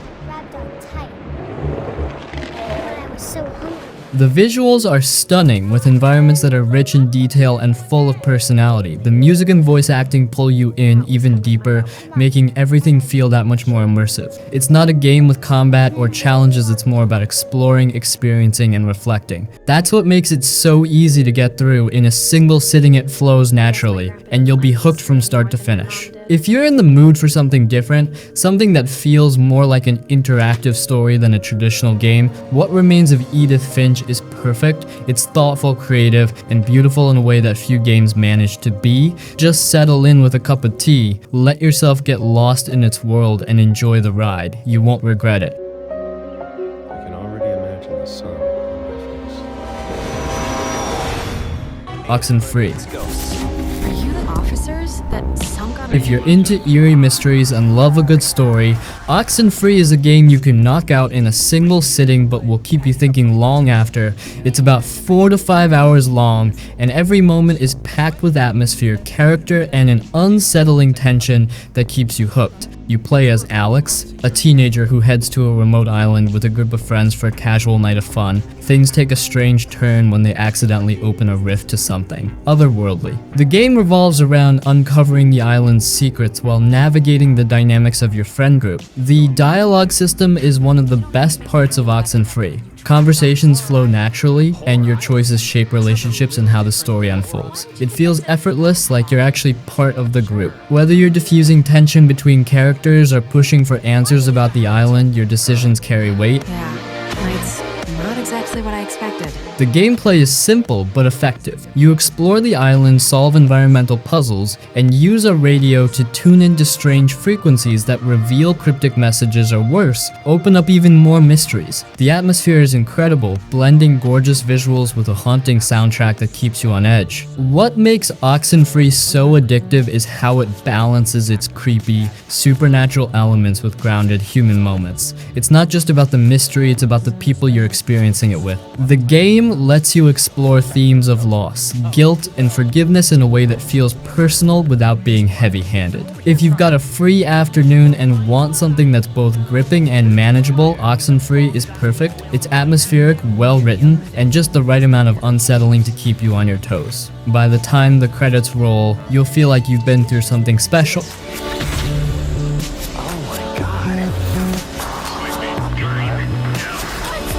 Brothers: A Tale of Two Sons. Brothers: A Tale of Two Sons is a short, emotionally charged adventure that you can easily finish in one sitting. It's only about 3 or 4 hours long, but it packs in an experience that feels like an entire journey, full of heart, creativity, and memorable moments. The story follows two brothers on a quest to save their father by finding a cure in a distant land. You control both characters simultaneously, one with each thumbstick, and the way this mechanic ties into the game's puzzles and emotional beats is something you have to experience for yourself. It's simple at first, but it builds into something much more meaningful as the story progresses. The world is a big part of what makes the game so special. It's a mix of beautiful landscapes from peaceful villages to dark, dangerous caverns. Each area feels like a chapter in a storybook, and the interactions with the world, like helping a stranded creature or navigating a perilous cliffside, are small but impactful. What sets Brothers apart is how it tells its story without words. The characters speak in a fictional language, but their actions and expressions say more than dialogue ever could. It's a game that trusts you to feel the emotions without over-explaining, and it works perfectly. By the time you reach the end, you'll realize just how much the game has made you care about these characters and their journey. It's bittersweet in the best way, heartbreaking yet satisfying. If you want a game that's short but unforgettable, Brothers: A Tale of Two Sons is a perfect choice. It's creative, emotional, and the kind of experience that stays with you long after you've put the controller down.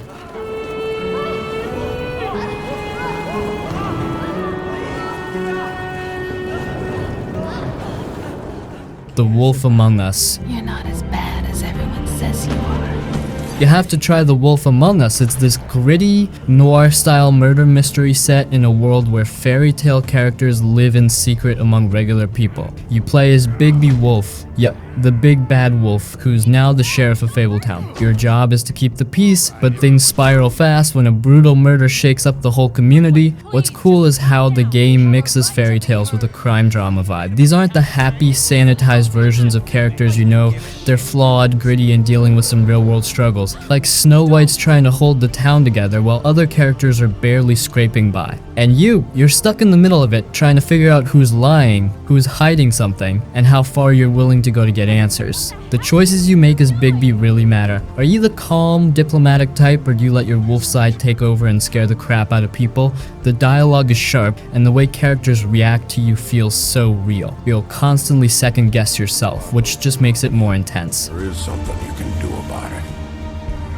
The whole game has this amazing vibe, neon lights, smoky bars, and this constant sense that things could go south at any second. The story is full of twists, and wait, what moments that'll keep you hooked. Plus, the way they reimagine classic characters like the Woodsman and Tweedledee is so clever. It's familiar but completely fresh. If you're into crime stories, fairy tales with a dark twist, or just a good mystery, The Wolf Among Us is one of those games you'll keep thinking about long after you finish. Trust me, it's a ride. You'll thank me later. What is this? Bigby. What you did to the door? You can't just act like this whenever Stand back. You don't want to see this. Detroit Become Human. Detroit Become Human is a narrative-driven game that puts you in control of 3 androids navigating a future where humans and machines live in uneasy coexistence. The story focuses on identity, freedom, and morality, with every decision you make shaping the outcome. You play as 3 different androids or characters. Each of them has their own goal and motivations. Their stories overlap and evolve based on the choices you make, with every decision creating ripple effects that change relationships, events, and even who survives. The gameplay revolves around exploration, dialogue choices, and quick-time events. It's not action-heavy but focuses on immersion, letting you dig into the world and the character's struggles. The game tracks your decisions through a branching path system, showing how small actions can lead to vastly different outcomes. The world is detailed, painting a believable future where technology and humanity collide. The themes feel grounded, and the game encourages you to think about the impact of your choices. The characters, despite being androids, feel deeply human, and their stories tackle real issues like inequality and free will. Detroit Become Human is an engaging game if you enjoy stories that let you shape the narrative. It's reflective, thought-provoking, and gives you a sense of ownership over how things unfold. If you like games where your choices matter, this one stands out.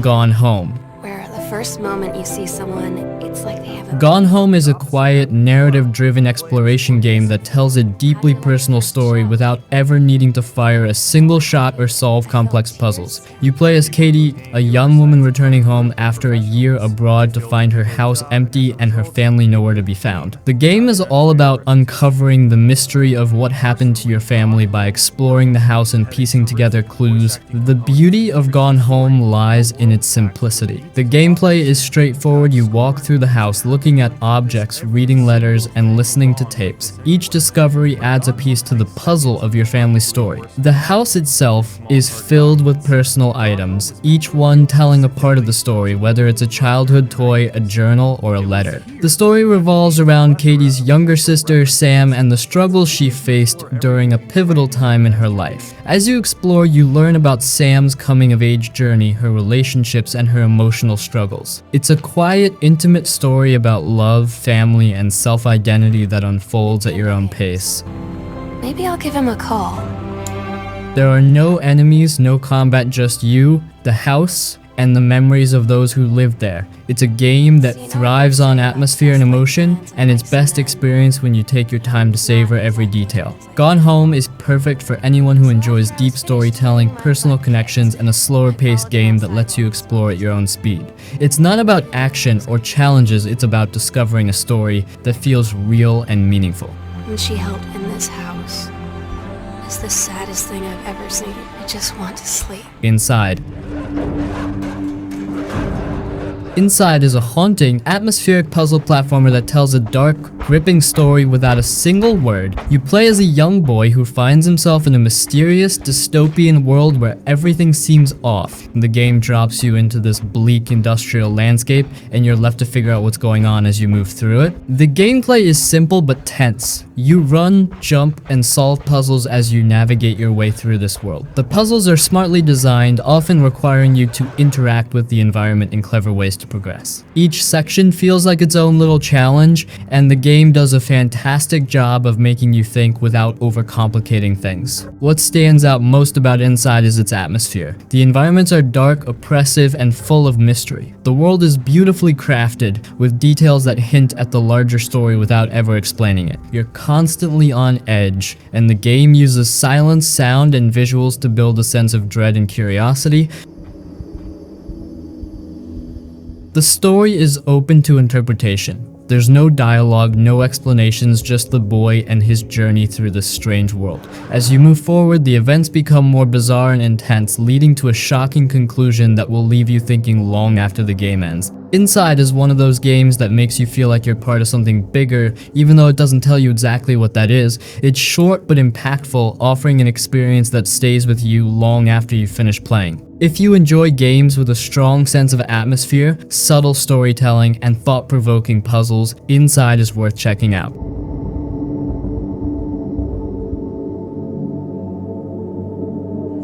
Hellblade: Senua's Sacrifice. If you're up for something intense and different, Hellblade: Senua's Sacrifice is a game you've got to check out. It's not just a game, it's an experience. You play as Senua, a warrior on a journey through a dark and twisted world to save her lover's soul. But here's the twist, it's all happening in her mind, and she's dealing with serious mental health issues. The game dives deep into psychosis, and it does it in a way that feels raw and powerful. The real standout is how the game makes you feel what Senua is going through. The voices in her head aren't just background noise, they're part of the experience. If you play with headphones, it's like the voices are all around you, whispering, taunting, guiding. It's unsettling, but it pulls you into Senua's world in a way that's hard to describe. It's emotional, and it'll stick with you long after you've finished.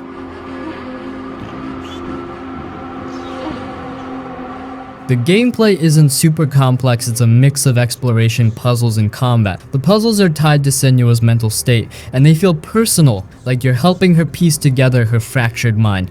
The combat can be tough at times, but it's not about grinding or loot, it's about the story, the atmosphere, and how each fight fits into her journey. Honestly, Hellblade is a game you play not just for fun, but for the experience. It's heavy, but it's also beautifully done. If you're looking for something that's more than just a game, something that'll make you think and feel, give it a go. Just be prepared. It's not an easy ride, but it's worth it.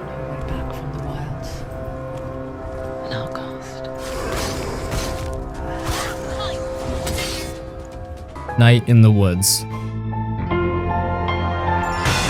Night in the Woods is an adventure game that follows Mae Borowski, a college dropout struggling to find her identity amidst crippling mental illness and the slowly declining people of a slowly declining hometown. While she holds off on making decisions by messing around in her hometown, she rekindles old friendships and finds closure to a new mystery that threatens the townspeople. This game realistically portrays existential anxiety and the economic decline of industrial-era small towns in a way that touches the soul. I would recommend this game to anyone who struggles with their own identity, lacks motivation to continue their lives, or just wants to relive the nostalgia of late adolescence. The plot is mostly linear. All players eventually follow the same storyline, but the player can choose to talk to as many townspeople as they like and be rewarded with lots of insight into each person's private life. Unlike most protagonists, Mae is unpopular, and rightly so. When she was younger, she beat a peer with a baseball bat in a dissociative haze.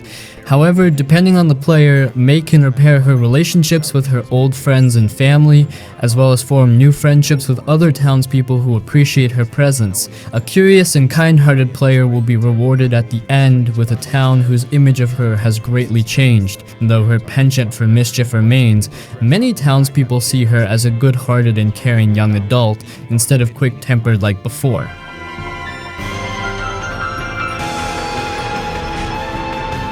Although the game is primarily in the adventure genre, the player can also play several small minigames that supplement the main exploration-based gameplay. Usually the player controls Mae, who can walk and jump her way to new areas and interact with anything interesting with the touch of a key. The player can also play bass in a band in a mini rhythm game, shoplift from various stores by red light green lighting their stolen object into a pocket, or stay at home and play Demon Tower. A surprisingly robust game within a game that calls to mind other classic roguelikes like The Binding of Isaac. These minigames act as rewards for exploring in the main area, and the player can safely try again as many times as they like without greatly impacting the plot. Nostalgia is the game's aesthetic, which is reflected in everything from the sensory experience to the speed at which the game moves. It visually resembles a picture book and reminds me of classic illustrators like Richard Scarry and Maurice Sendak. The unique soundtrack is very good at invoking nostalgia, not just with the calming background music of downtown Possum Springs, but also the GarageBand Teenage Grid of the rhythm game songs. The plot doesn't advance until Mae talks to certain characters, which leaves her with plenty of time to explore to their heart's content. Overall, the game feels like a childhood chapter book that players can replay at their own pace.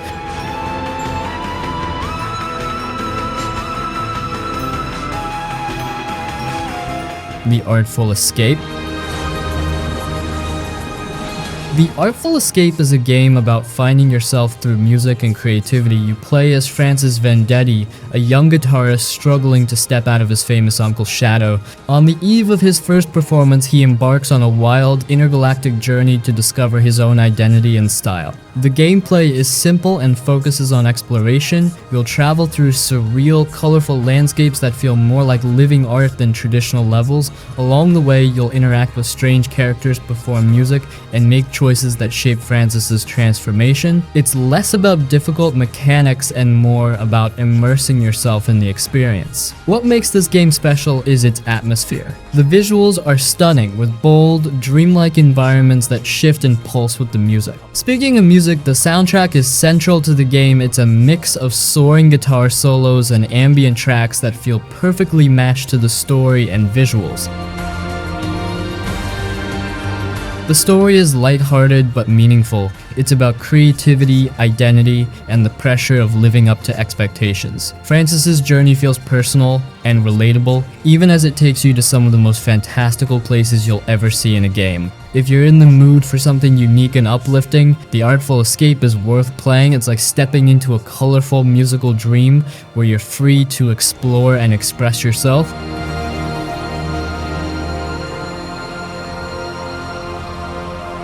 Season A Letter to the Future. To make it real for people in the future. Season A Letter to the Future is one of those games that feels more like an experience than anything else. You play as a young traveler who leaves home to document the world before it changes forever. There's no rush, no big enemies to fight, just you, your bike, and the stories waiting to be discovered. The game is all about soaking in the little things. You take photos, record sounds, and jot down memories in your journal as you explore. It's like creating your own scrapbook of the places you visit and the people you meet. Every moment feels personal, and the choices you make shape how your journey unfolds. The world is beautiful in this quiet, understated way. You'll pass through fields, villages, and other places that feel like they've lived 1,000 stories. The people you meet share bits of their lives with you, some hopeful, some bittersweet. It's the kind of game that makes you slow down and pay attention to the details you might normally miss. I got to look in her journal. What really stands out is how reflective it feels. It's not trying to be flashy or overly dramatic, it's about the small, human moments. The game gives you space to think and appreciate the idea of capturing something before it's gone. If you're in the mood for something calming and thoughtful, Season is a perfect pick. It's a game that stays with you not because of what you do, but because of how it makes you feel. Take your time with it, you won't regret it.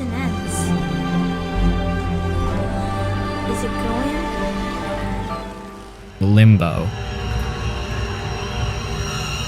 Limbo is a simple but unforgettable game that pulls you into a dark, eerie world from the very start. You play as a nameless boy searching for his sister, wandering through a shadowy landscape filled with dangers and puzzles. It's a game that doesn't explain much, you just wake up in the middle of nowhere and start moving forward. The atmosphere is what makes Limbo so striking. The black and white art style and haunting sound design create a constant sense of unease. It's not loud or in your face, it's quiet, unsettling, and leaves you feeling like something is always lurking just out of sight. The puzzles are clever without being overwhelming. They often make you stop and think, but they never feel impossible. You'll push objects, dodge traps, and outsmart enemies to progress. The game doesn't hold your hand, which makes figuring things out on your own feel satisfying.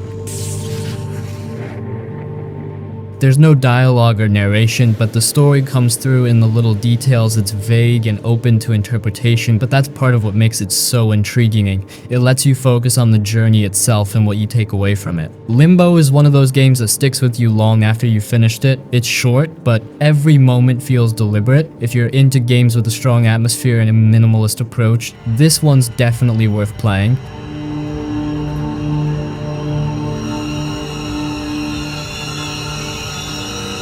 The Last Campfire. The Last Campfire is a thoughtful puzzle adventure game that feels like a warm storybook come to life. You play as Ember, a little lost soul trying to find purpose and help others who have lost their way. It's a simple but meaningful journey about hope, connection, and moving forward. The gameplay focuses on exploration and puzzles. You'll wander through beautiful handcrafted environments, ruins, forests, and caves solving puzzles to help other lost souls find their light again. The puzzles are creative and varied, challenging enough to make you think but never frustrating. They fit naturally into the world and the story. The narration is gentle and adds a lot of heart to the game. It feels like someone is reading you a story, guiding you along as you help Ember find a path through this strange, whimsical world. The tone is calming, and the game encourages you to take your time and enjoy the experience.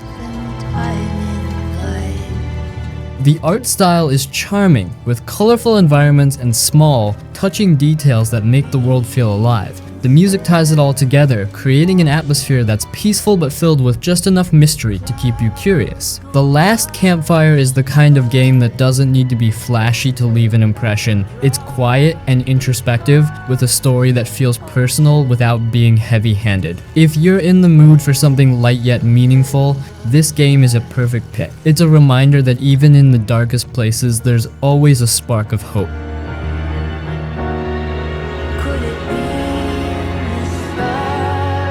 Florence.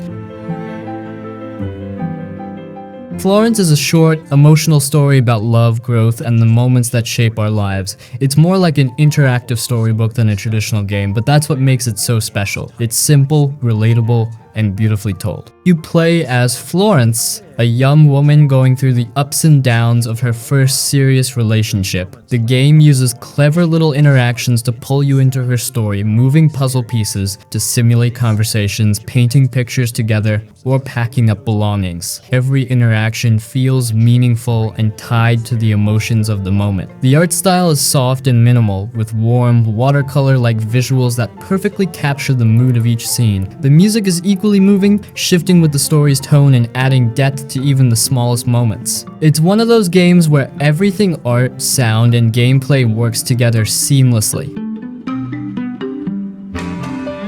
What makes Florence so impactful is how honest it feels. It doesn't try to overcomplicate things. It's just a quiet look at a relationship, how it starts, how it grows, and how it changes you. It's the kind of game that hits you in the heart, not because it's trying too hard, but because it feels real. If you're looking for a game that's short, heartfelt, and different, Florence is worth your time. It's a small story, but it says a lot.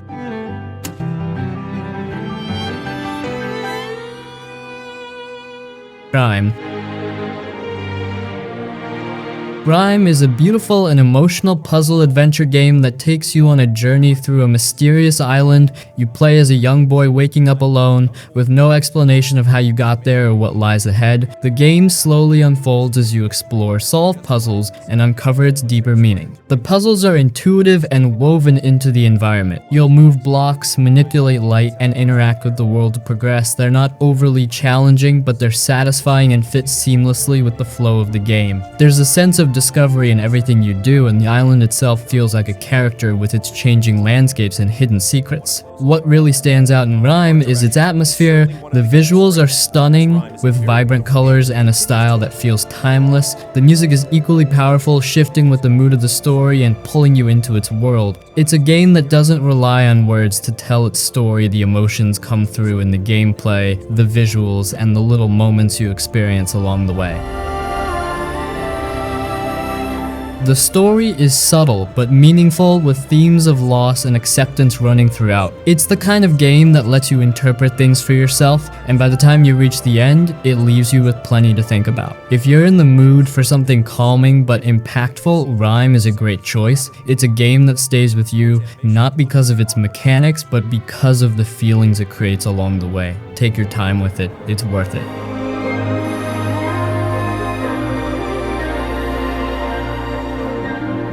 Evil West.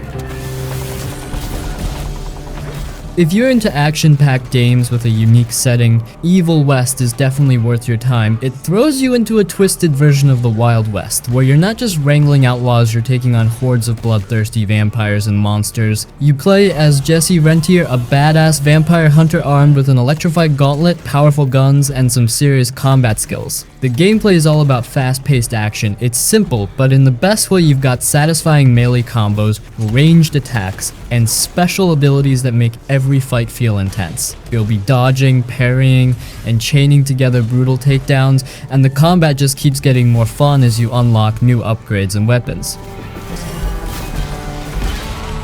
The levels are linear but packed with variety. One moment you're exploring dusty frontier towns, and the next you're deep in a creepy monster-filled mine. The story doesn't take itself too seriously, but it's entertaining enough to keep you hooked, especially with its over-the-top action movie vibe. Evil West isn't trying to reinvent the wheel, it's just a solid, fun action game that delivers exactly what it promises. If you want something straightforward, full of cool fights, and dripping with Wild West style, this one deserves a spot on your list.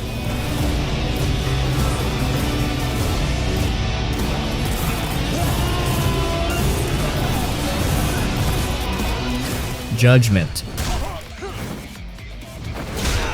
If you're into detective stories and action games, you need to give Judgment a shot. It's made by the same team behind the Yakuza series, but instead of playing as a gangster, you're Takayuki Yagami, a former lawyer turned private investigator. The game drops you into Kamurocho, this gritty, neon-lit city that feels alive with people, stories, and secrets. You're trying to solve a series of brutal murders, and it's not just some surface-level mystery. The story digs into serious themes and keeps throwing twists at you, so you're always wondering what's coming next. Gameplay-wise, it's a mix of detective work and good old-fashioned brawling. The detective stuff is pretty cool. You'll tail suspects, gather evidence, and connect the dots to crack cases. It's not super complicated, but it makes you feel like you're actually solving things instead of just watching it all unfold. Then, there's the combat, which is straight up satisfying. You switch between two fighting styles, Crane for groups and Tiger for one-on-one fights in every punch, and Kick feels impactful. Plus, you can use the environment to your advantage, which makes fights even more fun. But it's not all serious. Kamurocho is packed with distractions. You can take on goofy side missions like helping out quirky locals, or dive into mini games like drone racing, batting cages, or arcade classics. It's the kind of game where you'll finish a tense part of the main story and then spend the next hour playing darts or just wandering the city. It's a nice balance that keeps the game from feeling too heavy. One of the best parts of Judgment is how much you care about the characters. Yagami is a great lead. He's smart, determined, and has a bit of a sarcastic edge. His partner Kaito is a total powerhouse, but has this loyal big brother vibe that makes their dynamic work so well. The rest of the cast is just as interesting, and their stories make you want to keep digging deeper into the game. If you like a good mix of action, mystery, and a world that feels alive, Judgment is worth your time. The story will hook you, the combat is fun, and the side stuff is just pure entertainment. It's the kind of game you finish and immediately wish you could experience again for the first time.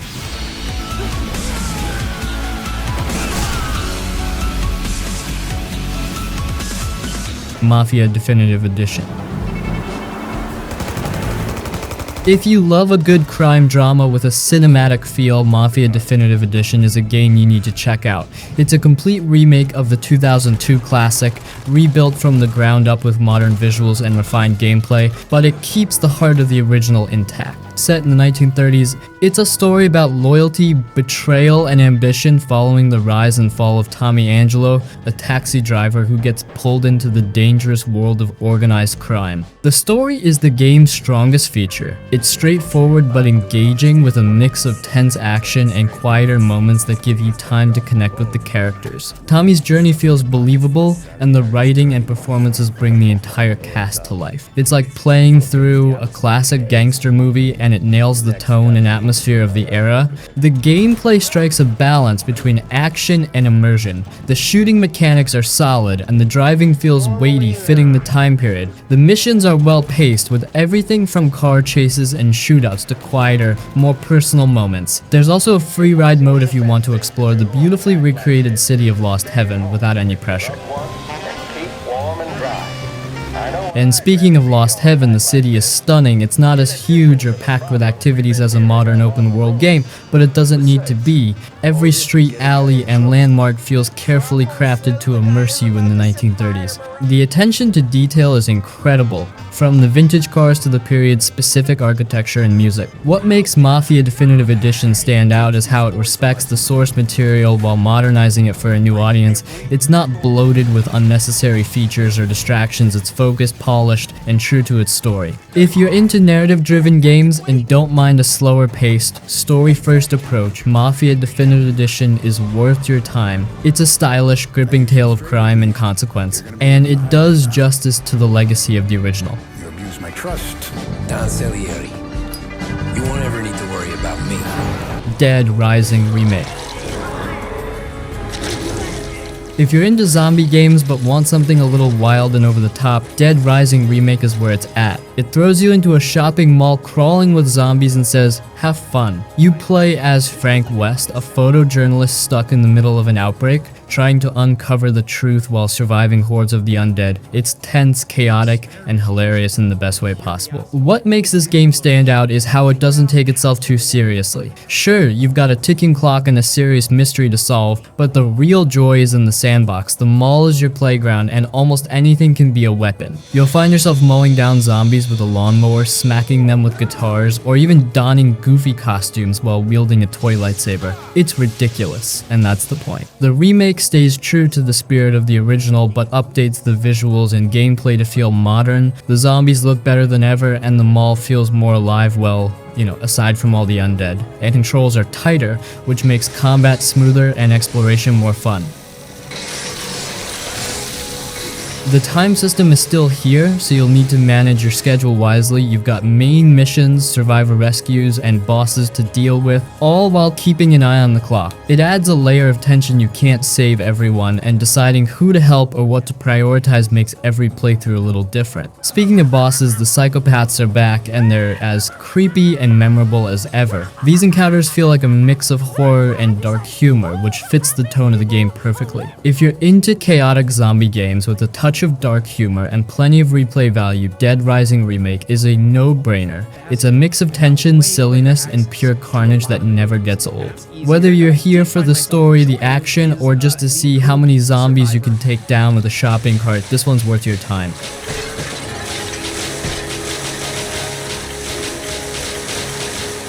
Watch Dogs. Watch Dogs puts you in the shoes of Aiden Pierce, a skilled hacker with a dark past. Set in a near-future version of Chicago, the game revolves around Aiden's quest for justice after a tragic loss in his family. The story explores themes of surveillance, technology, and revenge, and it pairs those ideas with open-world gameplay full of hacking, driving, and action. The standout feature is the hacking mechanic. You can manipulate the city's infrastructure, traffic lights, security cameras, bridges, even people's bank accounts, all from your phone. This creates plenty of opportunities to approach situations creatively, whether you're sneaking into a restricted area or causing chaos during a high-speed chase. The hacking adds depth to the gameplay. The world of Chicago is full of activities. You'll find side missions, collectibles, and random crimes you can stop as you explore the city. The driving and combat are straightforward, with plenty of tools at your disposal, like weapons and gadgets that work well with your hacking abilities.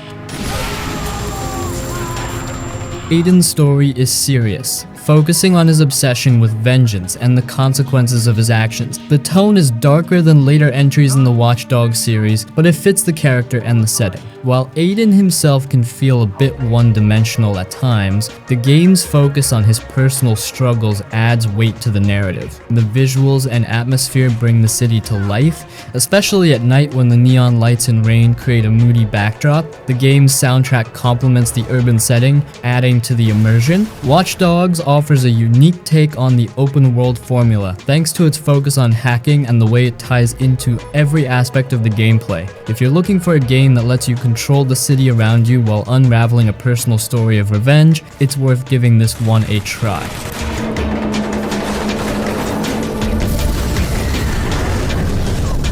Crypt Custodian.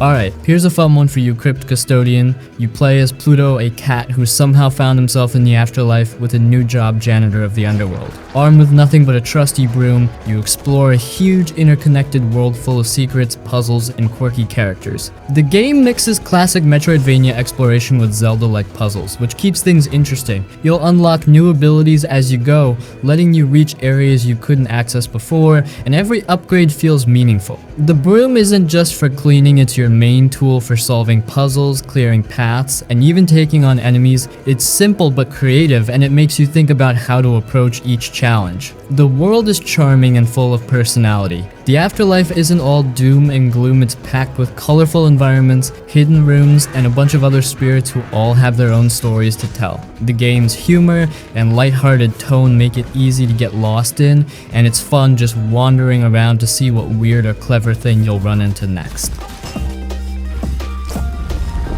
The art style has this cozy, hand-drawn feel, and the music really adds to the atmosphere. It's the kind of game that feels like a mix of a bedtime story and a clever puzzle book, but it's never too easy or too hard. It hits that sweet spot. If you like games that combine exploration, puzzles, and a bit of combat with a unique setting, Crypt Custodian is definitely worth a shot. It's creative, relaxing, and just a little bit weird in the best way possible.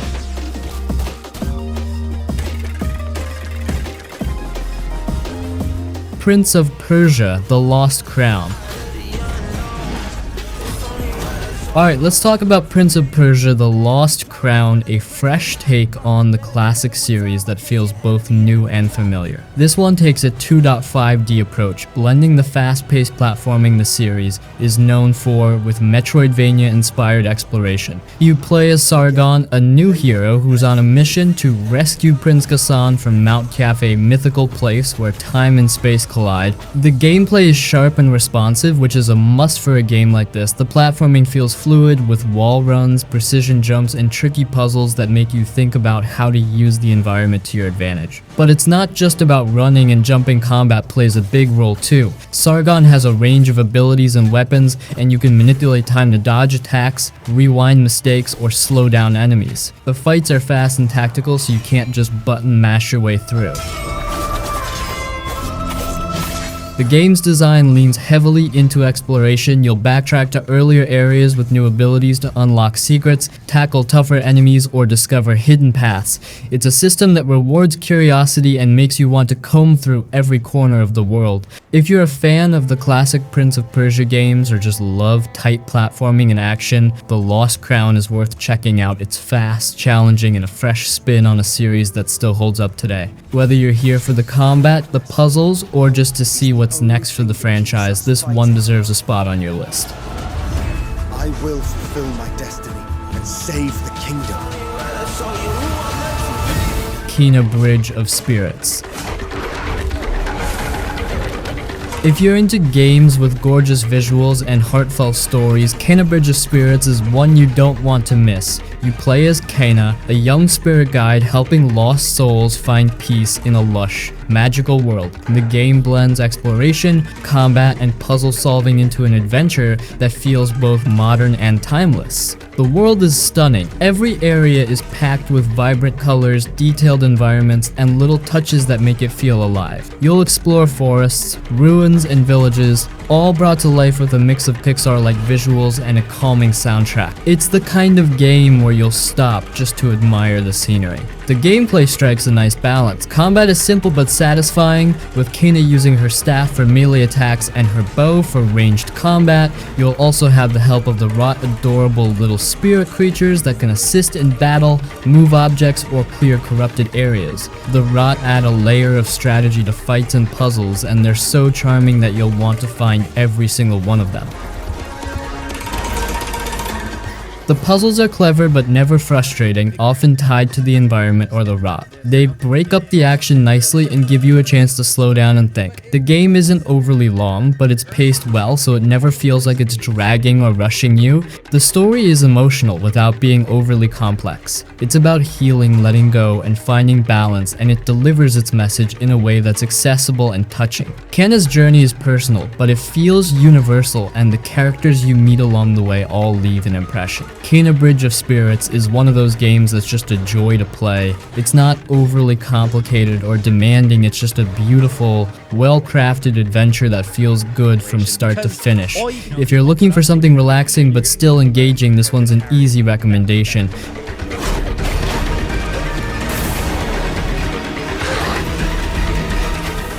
Cat Quest 3. Alright, let's talk about Cat Quest 3. If you've played the previous games, you already know the deal: adorable cats, light-hearted RPG action, and a world that doesn't take itself too seriously. This time, the adventure takes you to the Caribbean, a tropical archipelago full of pirates' treasure, and of course, plenty of feline puns. The gameplay is as fun and straightforward as ever. You've got your classic hack and slash combat, but now it's spiced up with naval battles. Yes, you get your own ship, and it's not just for traveling, you'll use it to take on pirate ships and explore the seas for hidden treasures. The land and sea exploration feels seamless, and there's always something to do, whether it's diving into a dungeon or upgrading your ship for the next big fight. The world is vibrant and colorful, with each island in the Caribbean having its own little personality. The art style sticks to that simple, charming look the series is known for, and it works. It's just fun to wander around, find quests, and see what goofy characters you'll run into. The humor is light and family friendly, with lots of cat-themed jokes that don't feel overdone. The story is simple but engaging. You're out to stop a gang of pirate cats, but let's be honest, the plot is mostly there to give you a reason to roam the islands and enjoy the journey. The game shines in its side content like quirky quests and random treasures that make you feel rewarded for exploring. If you're into casual RPGs that don't demand too much but still offer plenty to enjoy, Cat Quest 3 is a solid pick. It's fun, it's charming, and it's the kind of game that'll leave you smiling. Whether you're a fan of the series or jumping in for the first time, this one is worth a look.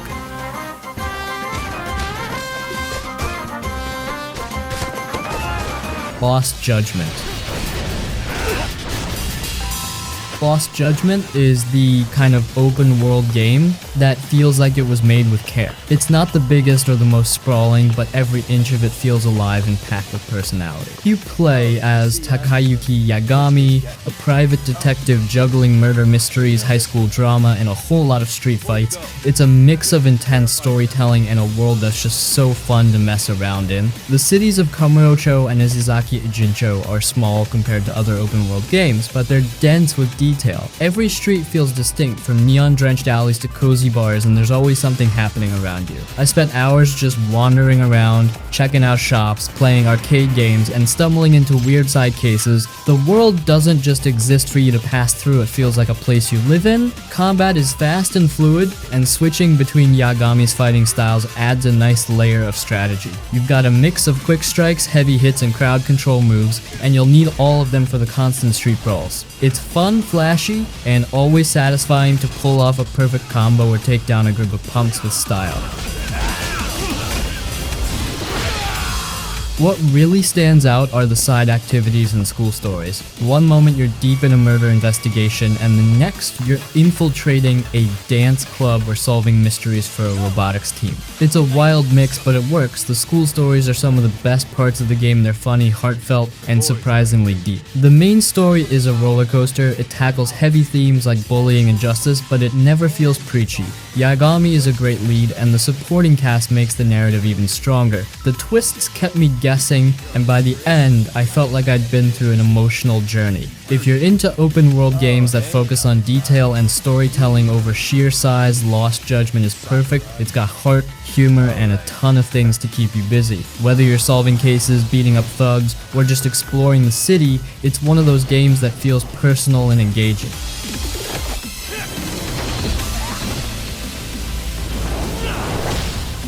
Stalker 2: Heart of Chernobyl. Stalker 2: Heart of Chernobyl isn't just an open world game, it feels like you're stepping into a living, breathing nightmare. Set in the exclusion zone around Chernobyl, the world is eerie, unpredictable, and full of danger. You play as a stalker, exploring this radioactive wasteland in search of rare artifacts while trying to survive mutants, anomalies, and desperate humans. The zone itself is unforgettable. It's not massive like other open world games, but it doesn't need to be. Every inch of it is packed with tension. You never know what's around the corner. Anomalies might fry you in seconds, mutants could leap out of nowhere, or another stalker might decide to take you down for your gear. The atmosphere is incredible, from the sound of distant thunder to the creepy silence that makes you constantly look over your shoulder. Exploration feels raw and rewarding. The game doesn't guide you much, so you're left to figure things out on your own. That's part of the thrill. You'll scavenge for supplies, find hidden stashes, and pick up bits of lore that help piece together the mystery of the zone. Every step forward feels like an achievement, especially when you survive a blowout storm or make it back to safety with a valuable artifact.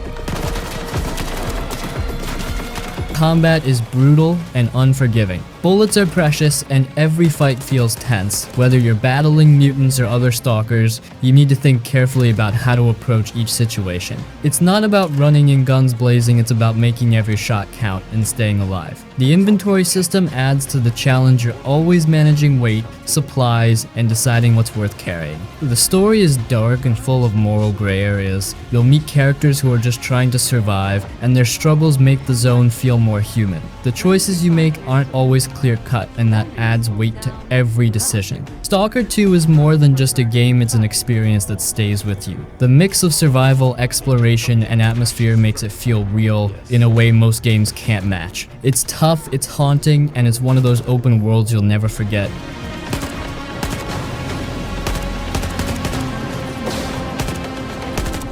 Watch Dogs 2. Watch Dogs 2 is the game where Ubisoft figured out how to let loose and have some fun. You're Marcus Holloway, a hacker who's part of DedSec, this quirky little crew fighting against big corporations. But unlike the first game's overly serious tone, this one is bright, chaotic, and doesn't take itself too seriously. San Francisco is your playground, and wow, does it look good. The streets feel alive, there are street performers, random NPCs having arguments, and all the little details that make it feel like more than just a map. You can climb rooftops, zip through traffic, or just wander around messing with people's cars. I mean, it's impossible not to laugh when you hack a car and send it speeding off into chaos. The hacking system is where the magic happens. The amount of stuff you can mess with is wild. You can set traps, cause blackouts, or remotely control vehicles. Missions let you get creative to sneak in with your drone, go loud with guns blazing, or just sit back and hack your way to victory. It's all about doing things your way, and that's what makes it so fun. Marcus is a great lead, charming, funny, and full of personality. He's such a good change of pace from the broody protagonist of the first game. His crew is just as memorable. Wrench, with his emoji mask and chaotic energy, is impossible not to like, and Sitara and Josh add a lot of heart to the group. Their banter makes everything feel more alive, like you're part of a team, not just running solo. The missions are a blast. They're creative, from infiltrating a tech giant's HQ to pulling off elaborate pranks on a smug billionaire. And then there's all the side stuff, racing drones, tagging graffiti, or just hacking random NPCs for laughs. The game is full of moments where you just want to stop and mess around. Watch Dogs 2 doesn't try to be deep or groundbreaking, it just wants you to have fun, and it nails that. It's silly, it's chaotic, and it's one of the most creative open world games out there. If you're looking for a game that lets you go wild while keeping things light and entertaining, it's an easy pick.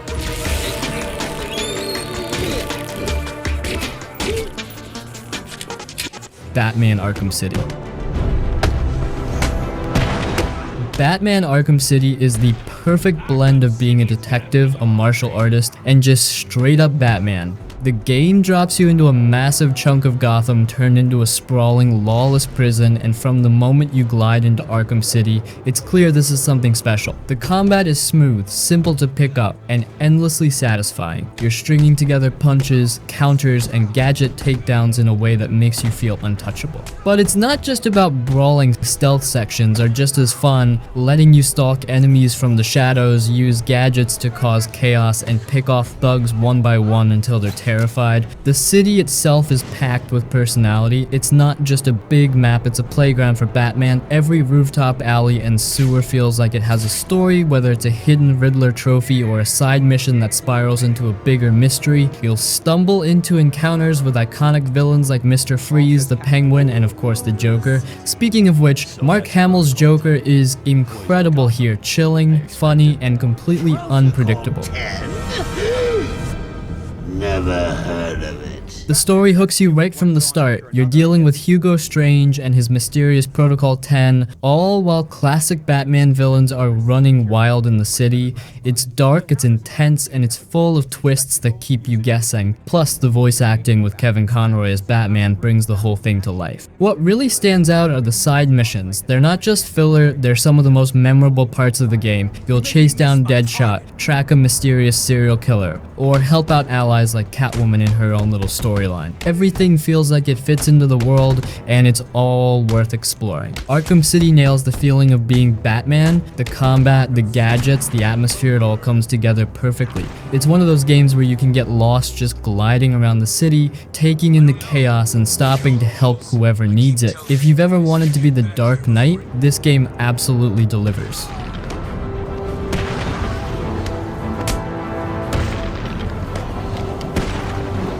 Fallout 3. Fallout 3 is the kind of game that throws you into a world and says, good luck, set in the post-apocalyptic ruins of Washington, D.C. It's part RPG, part survival story, and all about what you choose to make of it. You start as a vault dweller who steps out into the wasteland for the first time, and the moment you see the sun and the destroyed landscape stretching out in front of you, you know you're in for something special. The world is massive, but what makes it stand out is how packed it is with things to discover. You can stumble into an abandoned school filled with raiders, find a radio station run by the charismatic Three Dog, or end up in Rivet City, a massive aircraft carrier turned settlement. Every location feels like it has a story, whether it's a big quest or just a sad little skeleton clutching a teddy bear in a ruined house. Combat is a mix of real-time shooting and the VATS system, which lets you pause and target specific enemy body parts. It's gory, ridiculous, and surprisingly strategic. Taking out a super mutant with a well-placed headshot in slow motion never gets old. Plus, there's a ton of customization with weapons and gear, so you can really make your character feel unique. The story pulls you in from the start. You're searching for your father, but along the way you get caught up in the wasteland's chaos. Do you help rebuild society, or do you look out for yourself? The game doesn't tell you how to play, it gives you choices, and your decisions have consequences. Blowing up Megaton for the caps? That's on you. Helping the Brotherhood of Steel fight the Enclave? Go for it. It's your story to shape. The atmosphere is top-notch. The wasteland feels lonely but alive, with a haunting soundtrack and environmental storytelling that makes every step feel meaningful. The radio stations, especially Galaxy News Radio, add a layer of charm and nostalgia that contrasts beautifully with the harshness of the world. Fallout 3 isn't just a game, it's a world you get lost in. Whether you're exploring, battling, or just listening to old-timey tunes while walking into the unknown, it's the kind of game that sticks with you. It's bleak, it's messy, and it's a masterpiece of open world storytelling.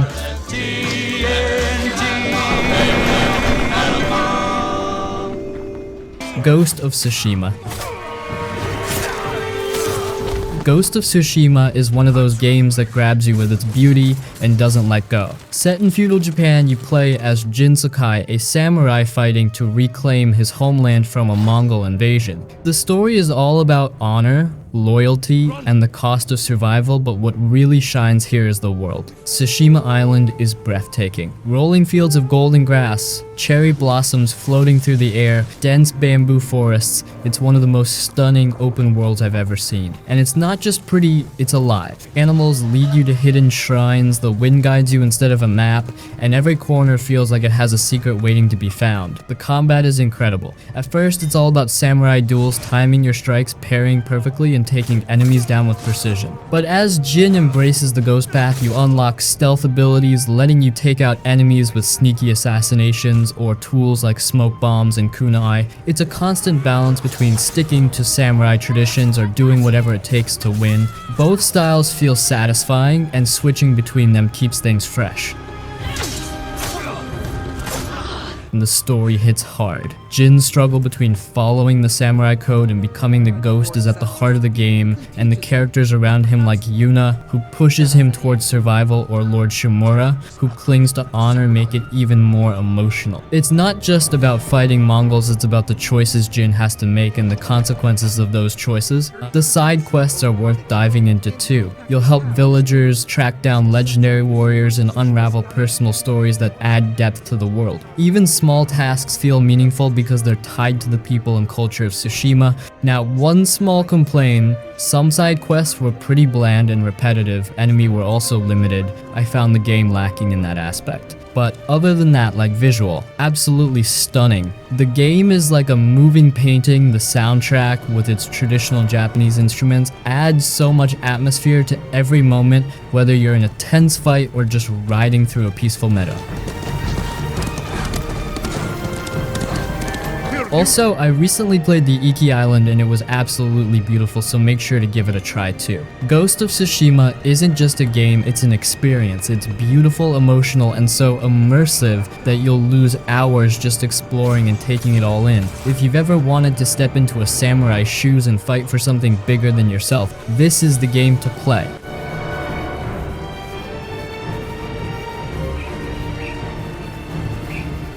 Red Dead Redemption 2. Red Dead Redemption 2. What can I even say that hasn't been said already 100 times? Cause damn man. This thing is the ultimate game of all time for me. It's a journey that pulls you into the Wild West and makes you feel like you're actually living it. You play as Arthur Morgan, an outlaw in the Van der Linde gang, trying to survive in a world that's leaving outlaws behind. It's emotional, slow in the best way, and full of little moments that make it unforgettable. The world is huge, beautiful, and feels alive in a way that few games manage. You've got snowy mountains, swamps filled with gators, rolling plains, and dusty towns straight out of a western. It's not just about size, it's about how much life there is. You'll run into strangers needing help, stumble on hidden secrets, or just watch a random sunset that stops you in your tracks. Every detail, from the trails in the snow to the sound of your boots on wooden planks, pulls you deeper in. Arthur is one of the best characters I've played as in any game. He's tough but thoughtful, with a moral struggle that hits hard. The gang too is full of memorable people. Dutch,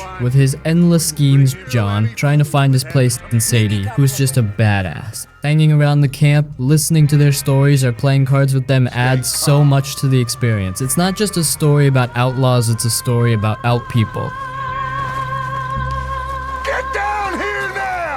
The gameplay gives you so much freedom. You can rob trains, go fishing, hunt legendary animals, or just ride your horse across the map with no real goal in mind. The gunfights are intense and satisfying, especially when you use Deadeye to slow time and line up shots, and the little details like grooming your horse or choosing what kind of coat to wear in the cold make it feel more personal. The pace of the game is slow, but that's what makes it special. It doesn't rush you. You're encouraged to take your time, whether that's sitting by a campfire or wandering into a random saloon to see what's happening. It's not a game that wants you to blaze through it, it wants you to live in it. And the music, it's perfect. The soundtrack swells at just the right moments, whether you're riding across a field or in the middle of a shootout. Combined with the incredible visuals, the sunsets, the storms, the sheer beauty of the landscape, it's impossible not to get swept up in it. Red Dead Redemption 2 is the kind of game that stays with you long after you finish. It's not just about action or story, it's about the little moments and the time you spend in its world. It's not just a Western game, it's a masterpiece. It is us or him. Grounded. Grounded is like a childhood fantasy come to life if your fantasy involved being shrunk down to the size of an ant and trying not to get eaten by spiders. Set in a suburban backyard, you and up to 3 friends are stuck as tiny kids trying to survive, figure out how you got there, and hopefully return to normal size. It's equal parts survival game, adventure, and sheer terror seriously. Those spiders are no joke. The backyard is incredible. It's not just a setting, it feels like its own little world. Blades of grass tower over you like trees, soda cans become landmarks, and every corner hides something new to discover. You might stumble into a ladybug casually strolling by, or get ambushed by a wolf spider lurking in the shadows. Exploring feels rewarding, especially when you find hidden areas or new resources that help you survive. The survival mechanics are straightforward but satisfying. You're gathering materials to craft tools, weapons, and shelters while managing hunger and thirst. It's all familiar if you've played survival games before, but the shrunken down setting makes everything feel fresh. Building a base out of leaves and sticks or crafting armor from bug parts never gets old. Combat is intense and nerve-wracking. Even a small insect like a mite can be a challenge early on, and facing something like a giant beetle or spider is downright terrifying. You'll need to craft better gear, learn enemy patterns, and sometimes just run for your life. The game doesn't hold your hand, but that's part of the thrill. The multiplayer is where Grounded really shines. Playing with friends makes everything more fun, whether you're working together to build a base, taking down a swarm of insects, or just goofing around. There's something hilarious about 4 tiny kids yelling at each other while a giant ant charges toward them. The story is surprisingly engaging too. There's a mystery to uncover about why you were shrunk and who's behind it, and it adds a nice layer of intrigue to all the survival chaos. You can dive into the narrative or just focus on exploring and building. It's up to you. Grounded is one of those games that feels unique and packed with charm. It's a little scary, a lot of fun, and a great time whether you're playing solo or with friends. If you've ever wanted to live out your honey, I shrunk the kid's fantasy. This is the perfect way to do it.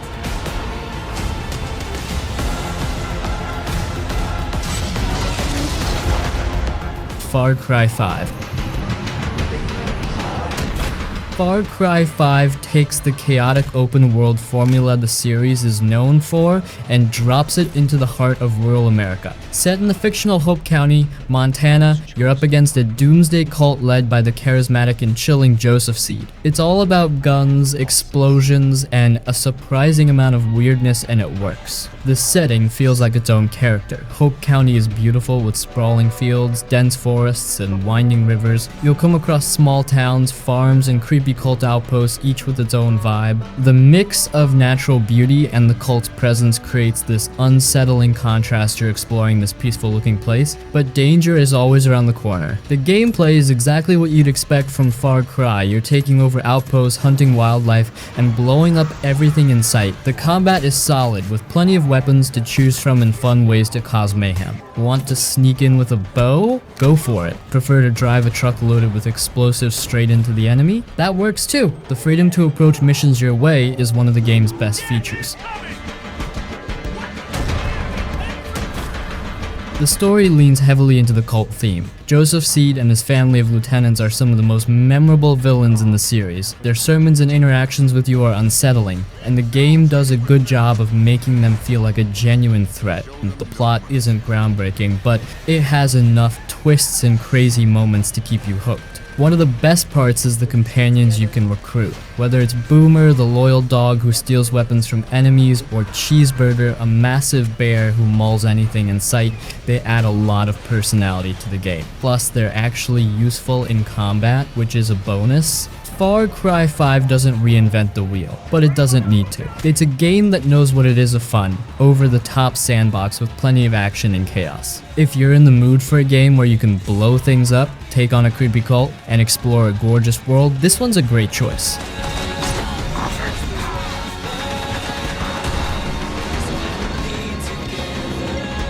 Enderal Forgotten Stories.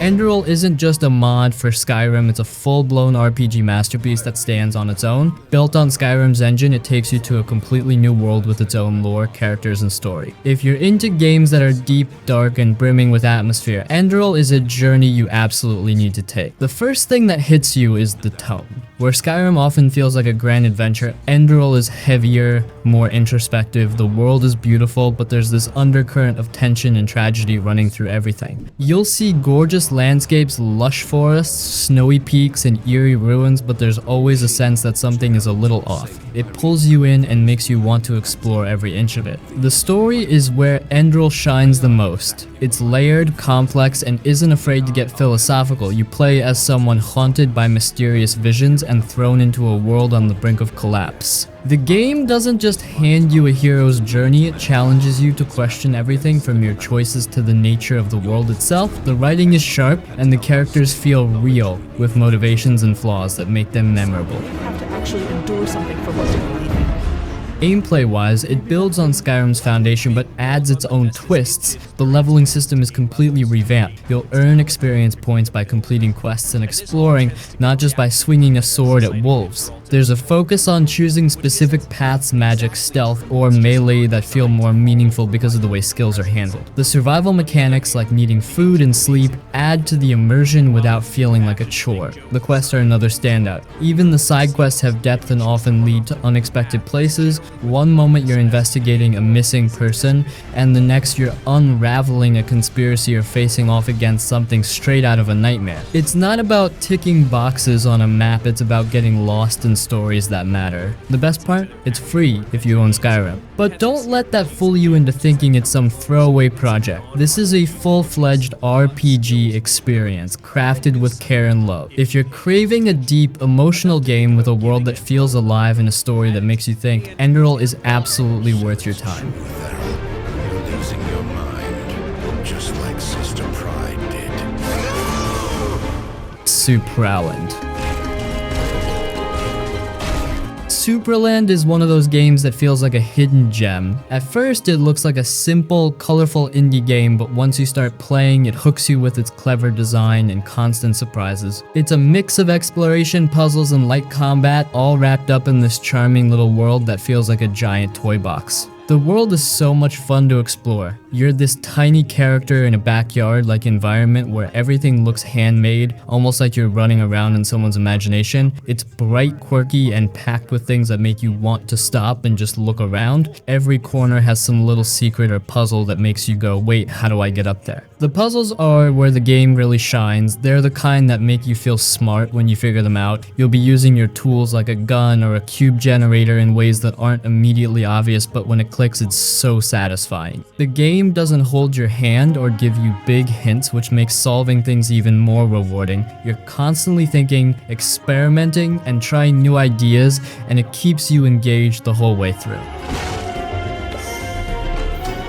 Combat isn't the main focus, but it's fun when it pops up. You start with basic attacks, but as you explore and upgrade, you get stronger and more creative ways to deal with enemies. It's a nice break from the puzzles and adds a bit of excitement to the mix. What I love most is how playful the whole thing feels. The humor is great, there's a lot of silly dialogue and goofy moments that made me laugh. The game doesn't take itself seriously, and that lighthearted tone just adds to the fun. The best part is the sense of freedom. The game doesn't hold you back or tell you exactly where to go. It trusts you to figure things out, and that makes every discovery feel earned. You're always rewarded for being curious, whether it's finding a hidden upgrade or unlocking a new path. Superland is just a joy to play. It's creative, challenging in all the right ways, and packed with personality. If you're into exploration, clever puzzles, and games that don't take themselves too seriously, this one's absolutely worth checking out. It's the kind of game that makes you smile the whole way through.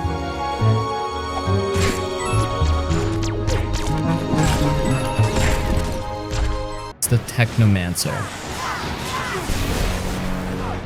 The Technomancer is one of those games that flew under the radar, but it has a lot to offer for anyone craving a story-driven RPG. Set on a dystopian Mars, this game blends sci-fi elements with fantasy-like powers, putting you in the shoes of Zachariah, a newly minted Technomancer, a warrior with the ability to harness powerful electrical abilities. Mars isn't just a backdrop here, it's a world teeming with political intrigue, dangerous factions, and brutal enemies, giving the game a gritty, lived-in feel. The game offers multiple ways to tackle combat, whether through melee weapons, firearms, or by using your Technomancer abilities to electrify enemies in the middle of a fight. The combat system encourages experimentation, and each encounter can play out differently based on how you develop your character. There's also a crafting system that allows you to upgrade gear and weapons, adding depth to your progression, but the heart of the Technomancer lies in its narrative. Your choices throughout the game have real consequences, alliances can shift, relationships with companions can grow or fracture,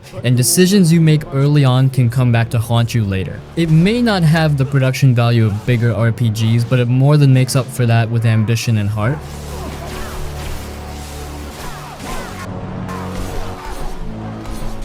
The Council. Please excuse me, madam.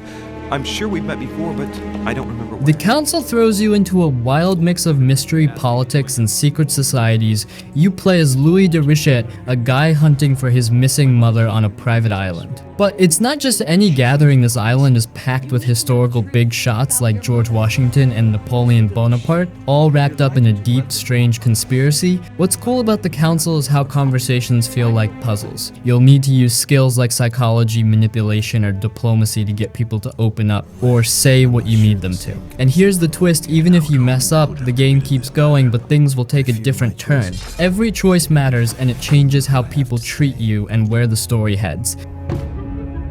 Please, be my guest, mother. When you're not chatting, you're exploring the mansion, digging through old letters, finding secret passages, and solving puzzles. There's always something new to uncover, and it's up to you how much you poke around. The story is packed with intrigue, and you never really know who to trust. Everyone seems to have their own agenda. If you like games with a lot of choices, mysteries to solve, and conversations that feel like duels, the Council will pull you right in. And secrecy are both pillars of the organizations for which we work.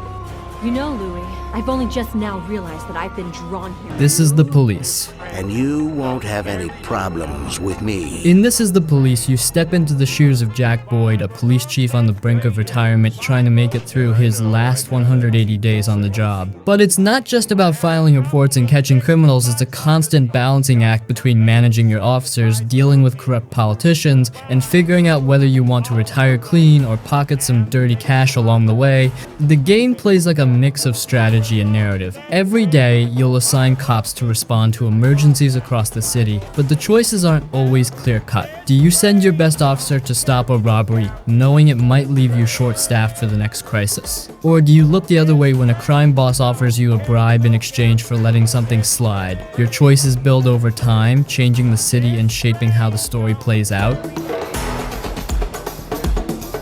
Jack's personal life is just as complicated as his job. Between calls and missions, the story digs into his strained relationships, regrets, and the toll his career has taken. It gives the game an emotional weight, making you feel the pressure of trying to hold everything together in a world that seems determined to fall apart. With multiple endings and plenty of moral gray areas, This Is the Police keeps you on your toes. Whether you play it straight, take a few shady deals, or go full-on corrupt, the game adapts to your decisions, making every playthrough feel different. Squeezing them in my powerful hands. I've earned it. I deserve it. Observer System Redux. Observer System Redux throws you into a dark, cyberpunk future where technology and nightmares blend together. You play as Daniel Lazarski, a neural detective or observer voiced by the legendary Rutger Hauer. Your job? Hack into the minds of the dead or the deranged to uncover clues about a murder case with connections to your missing son. It's as unsettling as it sounds, and it nails that eerie atmospheric vibe right from the start. Set in a grimy, rain-soaked city in 2084, the game invites you to explore crumbling apartment complexes filled with secrets. There's no open world here. It's a tightly crafted, narrative-heavy environment that pulls you deeper into the mystery with every clue you find. The game's cyberpunk aesthetics are on point, with flickering neon lights, malfunctioning tech, and claustrophobic spaces that make you feel trapped and paranoid. The real kicker is the mind-hacking sequences. These sections dive into the memories and fears of others, creating surreal, fragmented worlds where nothing makes sense and danger can come from anywhere. It's unsettling but captivating, like being stuck inside someone's nightmare. Each of these sequences offers clues but also forces you to face some of Daniel's own demons along the way. The System Redux version adds extra content, improved visuals, and tighter gameplay, making it the definitive way to experience this psychological thriller. If you're into detective stories with a sci-fi twist and you like games that mess with your head as much as your heart, Observer System Redux is a game you need to dive into.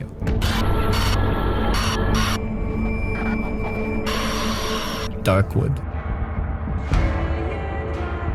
Darkwood is a top-down survival horror game that doesn't rely on cheap jump scares. It gets under your skin with its eerie atmosphere, oppressive world, and psychological tension. Set in a mysterious forest that seems to have a life of its own, you scavenge for supplies by day and barricade yourself indoors at night, hoping to survive whatever lurks outside. The world is unforgiving, and every choice feels like it could be your last. Exploration is tense. The forest is filled with strange creatures and unsettling NPCs, and the more you uncover, the deeper the mystery becomes. You'll meet people who seem helpful or not, and deciding whom to trust can make a difference in whether you live or die. The map is randomly generated each time you play, so no two runs are ever the same, which makes every attempt at survival feel fresh. The game shines in how it builds dread. When night falls, you're forced to sit in your barricaded hideout, listening to footsteps and strange sounds, hoping whatever is out there doesn't find its way in. And even when it seems like the coast is clear, Darkwood keeps you on edge, always making you second-guess yourself.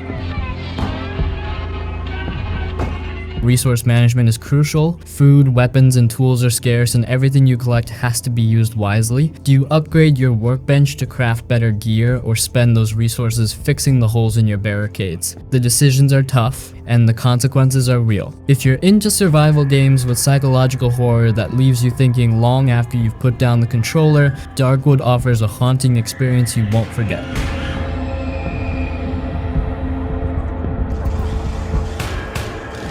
Chronos Before the Ashes.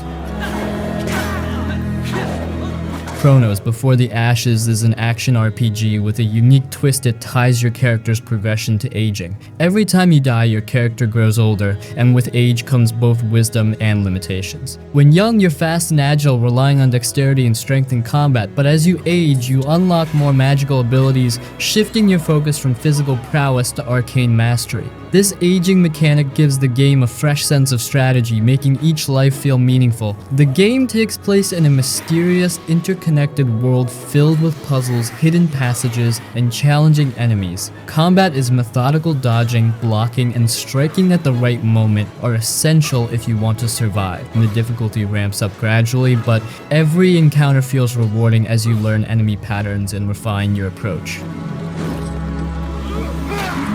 The world is steeped in mystery, with environments ranging from ancient temples to surreal dreamscapes. There's a sense of isolation as you explore, but every room feels purposeful, whether it hides a tough enemy, a new weapon, or a clue to the game's cryptic lore. While it shares some DNA with Remnant from the Ashes being set in the same universe, Chronos is more intimate, focusing on exploration and personal growth rather than gunfights. If you're a fan of games with tight, deliberate combat and a world that rewards curiosity, Chronos Before the Ashes offers a memorable journey. The aging mechanic adds a layer of depth not often seen in action RPGs, making each attempt at the game's challenges feel meaningful.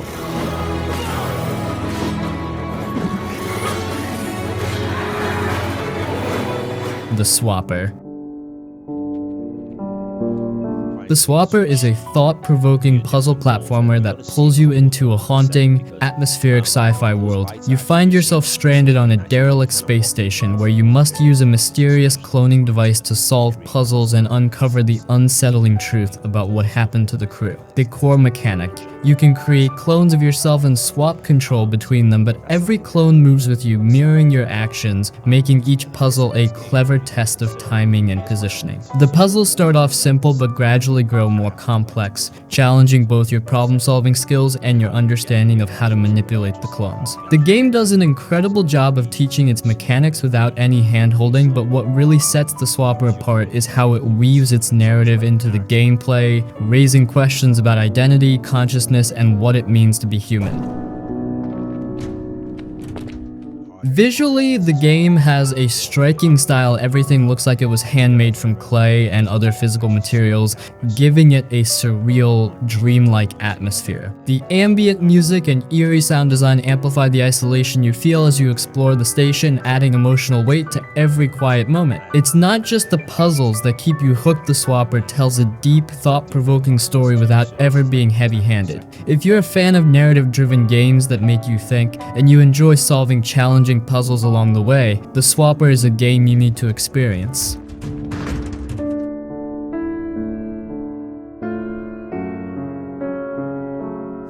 Murdered Soul Suspect. Murdered Soul Suspect puts a supernatural twist on detective games. You play as Ronan O'Connor, a detective who's murdered in the line of duty but returns as a ghost. Trapped between worlds, Ronan must solve his own murder while uncovering the truth behind a series of other mysterious deaths in the town of Salem. The catch? As a ghost, you can't interact with the world directly, so you'll need to possess people, read minds, and manipulate objects to gather clues. The game's setting is rich with atmosphere. Salem feels eerie and lived in, with dark streets, old buildings, and hints of the town's infamous history woven into the narrative. As you explore, you encounter restless spirits, each with their own story and unfinished business. Helping these ghosts move on not only deepens the world, but also gives you a break from the main investigation, adding layers to your experience. Abilities that will help him traverse. Solving cases in Murdered Soul Suspect involves piecing together clues, finding hidden objects, and making deductions. There's no combat in the traditional sense, but you'll need to avoid or outwit demonic spirits that hunt you, adding moments of tension. The investigation mechanics are simple but satisfying, making you feel like you're slowly unraveling a web of mysteries. It's not a long game, but Murdered Soul Suspect is memorable for its unique premise and emotional storytelling. If you're in the mood for a slower-paced, narrative-focused game that blends detective work with supernatural elements, this is one to dive into.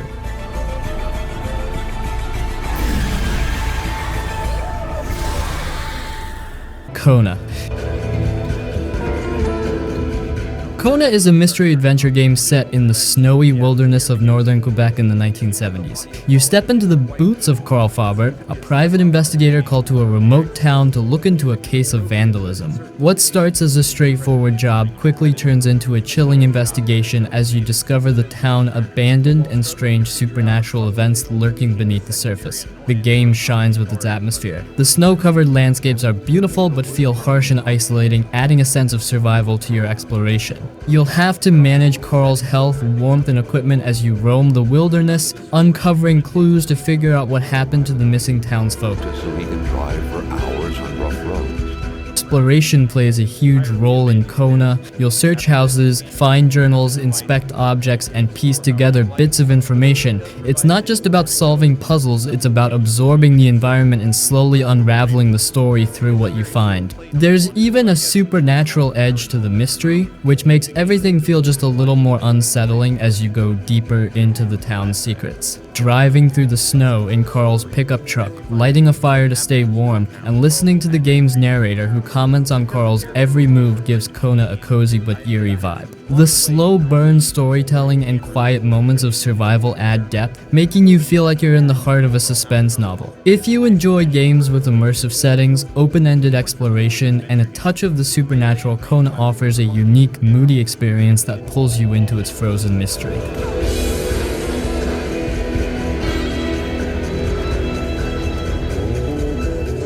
A juggler's tale. Now hear yourself scream. It's your own damn choice. A Juggler's Tale is a short but impactful indie game that feels like playing through a beautifully crafted puppet show. You follow the journey of Abby, a marionette trying to escape a life of servitude in a traveling circus. But it's not just the circus she has to escape. Abby's strings are literally being pulled by a narrator, whose motives become more questionable as the story unfolds. The game's world is a work of art. Everything, characters, objects, and scenery moves like it's part of a puppet theater, with string-pulled figures casting shadows on handmade backdrops. This visual style gives the game a unique charm and perfectly complements the fairy tale-like narrative, but the story also carries darker themes about freedom, control, and manipulation, making it much more than just a whimsical adventure.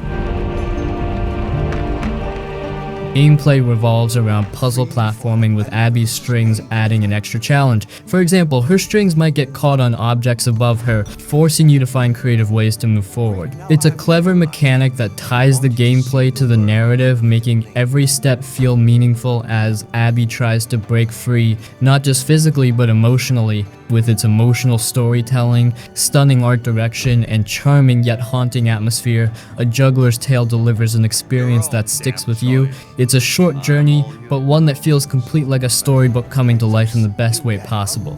Also hold you back. Sometimes life hangs on a thread. Blacktail. What you say? Blacktail offers a unique blend of folk-inspired storytelling, archery-based combat, and moral choices. You play as Yaga, a young girl accused of witchcraft and exiled from her village. With no one to turn to, she ventures into a mystical forest, where strange creatures and haunting memories force her to confront her destiny. Will she become the feared Baba Yaga of legend or forge her own path? The game's story is driven by these choices, shaping both the narrative and Yaga herself as you play. The world of Blacktail is beautiful and eerie, filled with creatures inspired by Slavic mythology. The forest feels alive, with strange beings lurking around every corner, some friendly, others dangerous. Exploration is key, and the open environment encourages you to wander off the path to uncover secrets, solve environmental puzzles, and gather resources. Combat focuses on archery with tight, responsive mechanics that keep fights challenging but fair.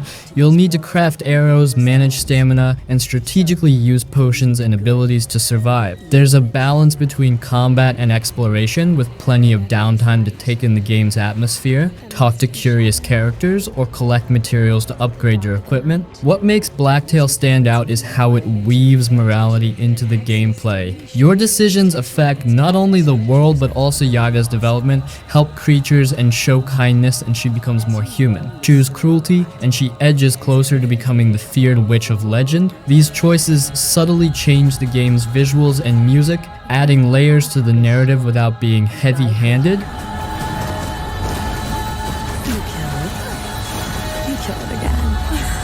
Lake. Lake is the kind of game that lets you just slow down and breathe. It's set in 1986, and you play as Meredith Weiss, who takes a break from her busy city life to return to her quiet hometown, Providence Oaks. For 2 weeks, she steps in as the local mail carrier, driving around town, delivering letters, and reconnecting with the people she left behind. The magic of Lake is in its simplicity. You won't find high-stakes drama here, just everyday moments that feel warm and real. As you drive through the scenic roads and chat with the locals, you'll get to know their stories. Some are lighthearted, others are a bit more bittersweet, but every interaction feels meaningful. Whether you reconnect with old friends or spark a new romance, the choices you make shape Meredith's story, giving you a say in whether she stays in town or returns to her city life.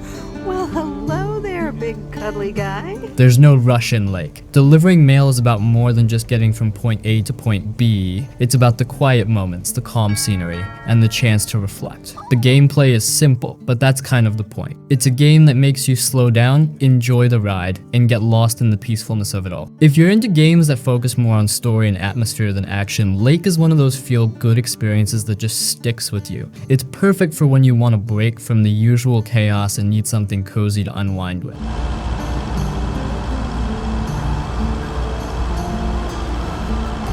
The Payne's Creek Killings. The Payne's Creek Killings is a slow burn mystery game that drops you into an abandoned town with one goal: figure out who killed Vivian Roberts. You play as Janet, an investigative journalist sent to uncover the truth behind this cold case that was left unsolved. The catch: there are no hand-holding tutorials or quest markers. You're on your own, piecing together the story through notes, journals, and clues scattered across the eerily quiet town. The game's strength lies in how it handles exploration. The town of Payne's Creek feels real. Every house, church, and building looks lived in, as if the residents left in a hurry. You'll need to be thorough, checking drawers, reading letters, and following leads that might take you across town or unlock hidden passages. It's all about connecting dots. What someone wrote in their diary could lead you to a key hidden elsewhere, or a photograph might reveal a location you need to visit. There's no combat, but the tension is always there. The more you dig, the more unsettling the story becomes, and you'll start to feel like you're in over your head. Each new discovery adds layers to the mystery, and by the end you'll be second-guessing everything, especially the people involved. It's a game that rewards patience and curiosity with multiple endings based on what you uncover and how you interpret the clues. If you're into detective games where exploration and storytelling are front and center, the Payne's Creek Killings offers an immersive, haunting experience that pulls you in from the first clue.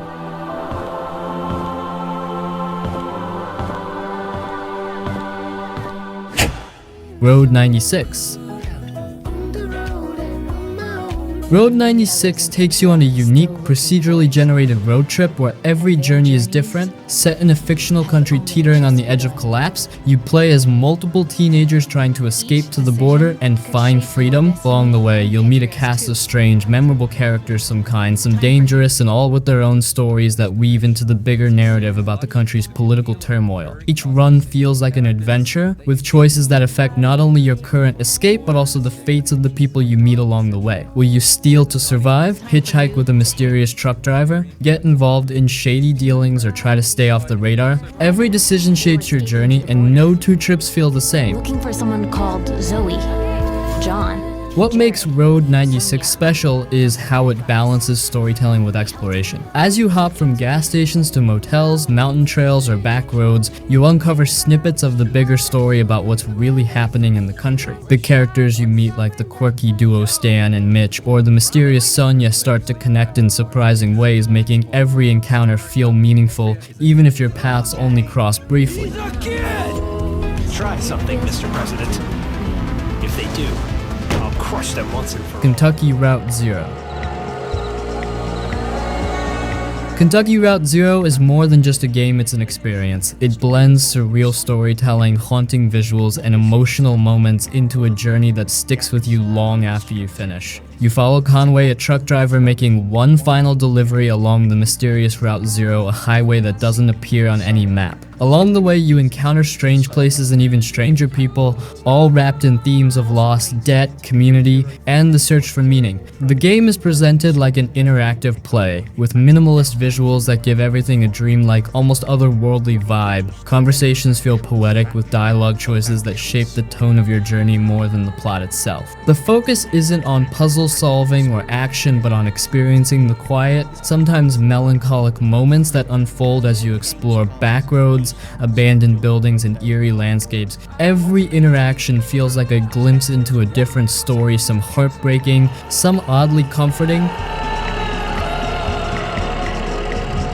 What really sets Kentucky Route Zero apart is its atmosphere. It's not just about where you go, but how the game makes you feel along the way. From a bar nestled underground to an office that stretches across a river, every location is soaked in mystery and metaphor. The soundtrack, filled with ambient sounds and folk-inspired songs, adds to the game's strange, beautiful melancholy. This isn't a game with easy answers or clear endings, it's a narrative experience where the journey is what matters. If you like games that are more about storytelling, emotion, and mood, Kentucky Route Zero offers something truly special. It's the kind of game that sticks with you, quietly asking questions about life, work, and the things we leave behind.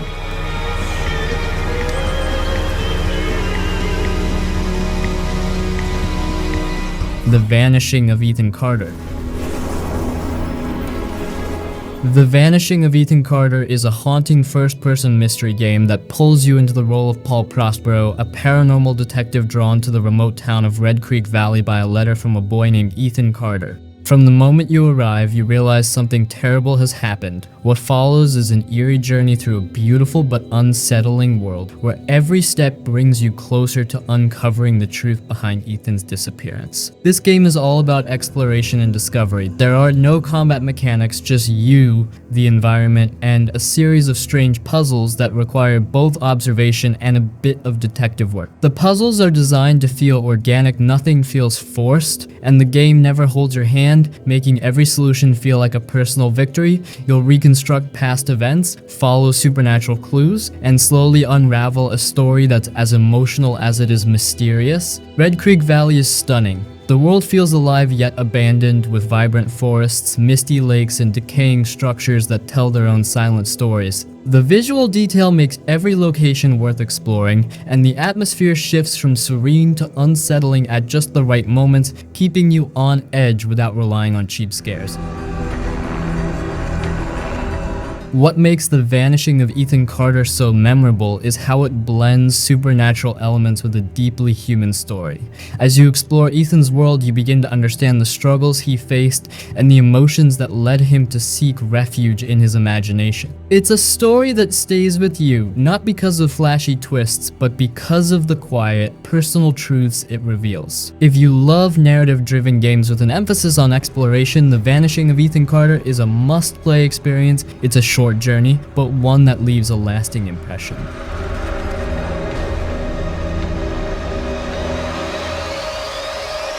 Heaven's Vault.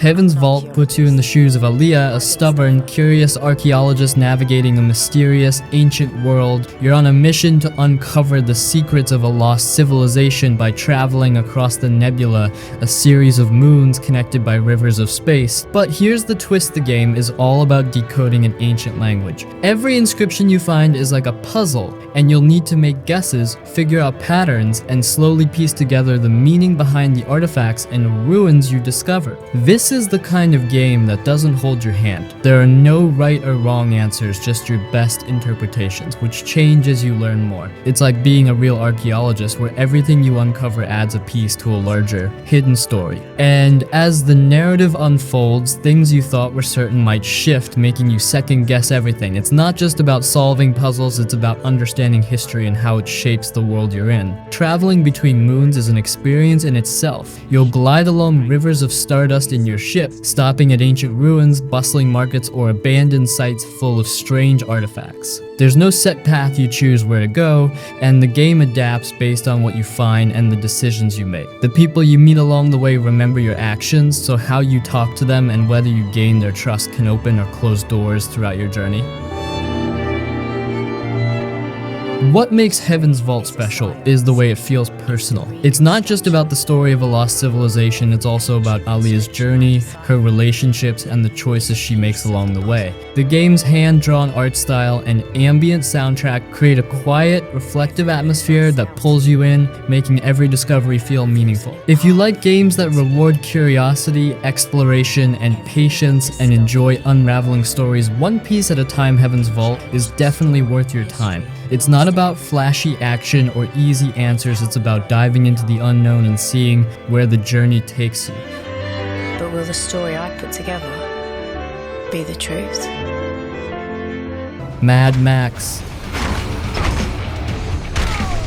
Mad Max doesn't reinvent the wheel, but it nails the atmosphere of its wasteland setting and delivers a game that's surprisingly addictive. You play as Max, a lone survivor trying to build the ultimate car, the Magnum Opus, while surviving the brutality of the post-apocalypse. What hooks you is the world. The wasteland is vast, barren, and oddly beautiful, filled with sandstorms, towering cliffs, and remnants of a world gone by. Exploring it feels rewarding, whether you're scavenging for scraps, raiding enemy camps, or uncovering hidden relics from the past. The car combat stands out. You'll spend a lot of time in your Magnum Opus, upgrading it with weapons, armor, and speed boosts to take on raiders and warlords. The battles are chaotic and fun, with harpoons and flamethrowers turning every skirmish into a high-octane spectacle.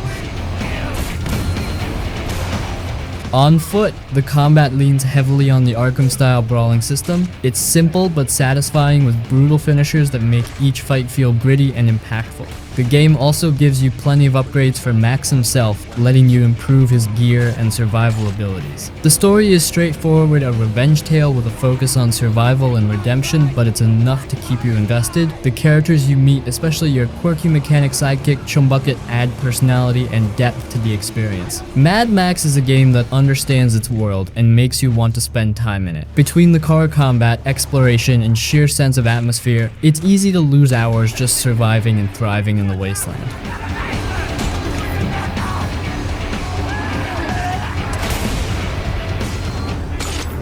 Metro Exodus.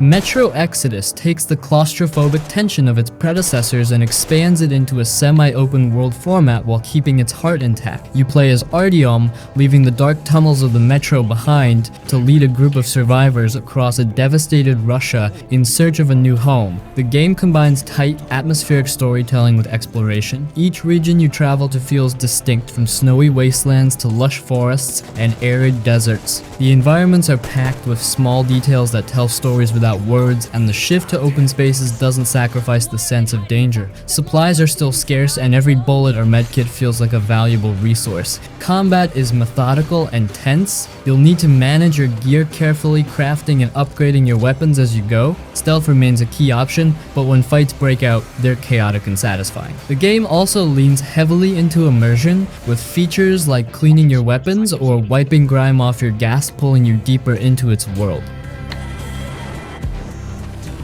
The story focuses on hope and survival, with quieter moments that let you connect with the characters traveling with you. These interactions add weight to the journey, making the stakes feel personal and real. Metro Exodus doesn't abandon its roots but evolves them. It's a gripping mix of exploration, survival, and storytelling, making it one of the most engaging entries in the series. If you're a fan of atmospheric shooters or well-crafted worlds, it's worth your time.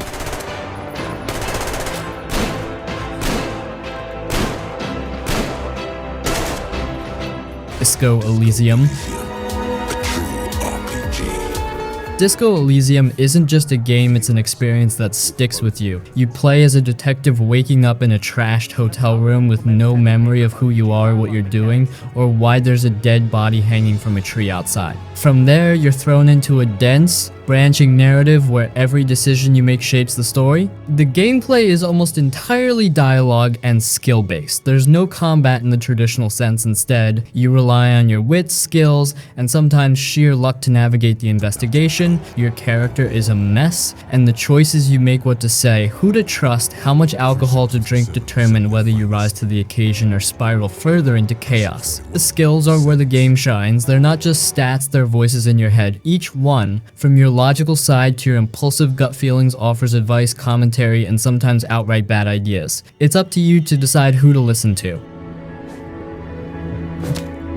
The world of Revachol is rich, grimy, and alive. Every character you meet has a story, and the game rewards curiosity. You'll uncover deep political and personal themes, ranging from class struggles to existential dread, all written with razor-sharp humor and heart. Disco Elysium is for players who love story, character development, and thinking their way through challenges. It's unconventional, thought-provoking, and often hilarious, making it one of the most addictive narrative-driven games out there. If you want a game that gives you total freedom to shape your detective's path, this one is a must-play.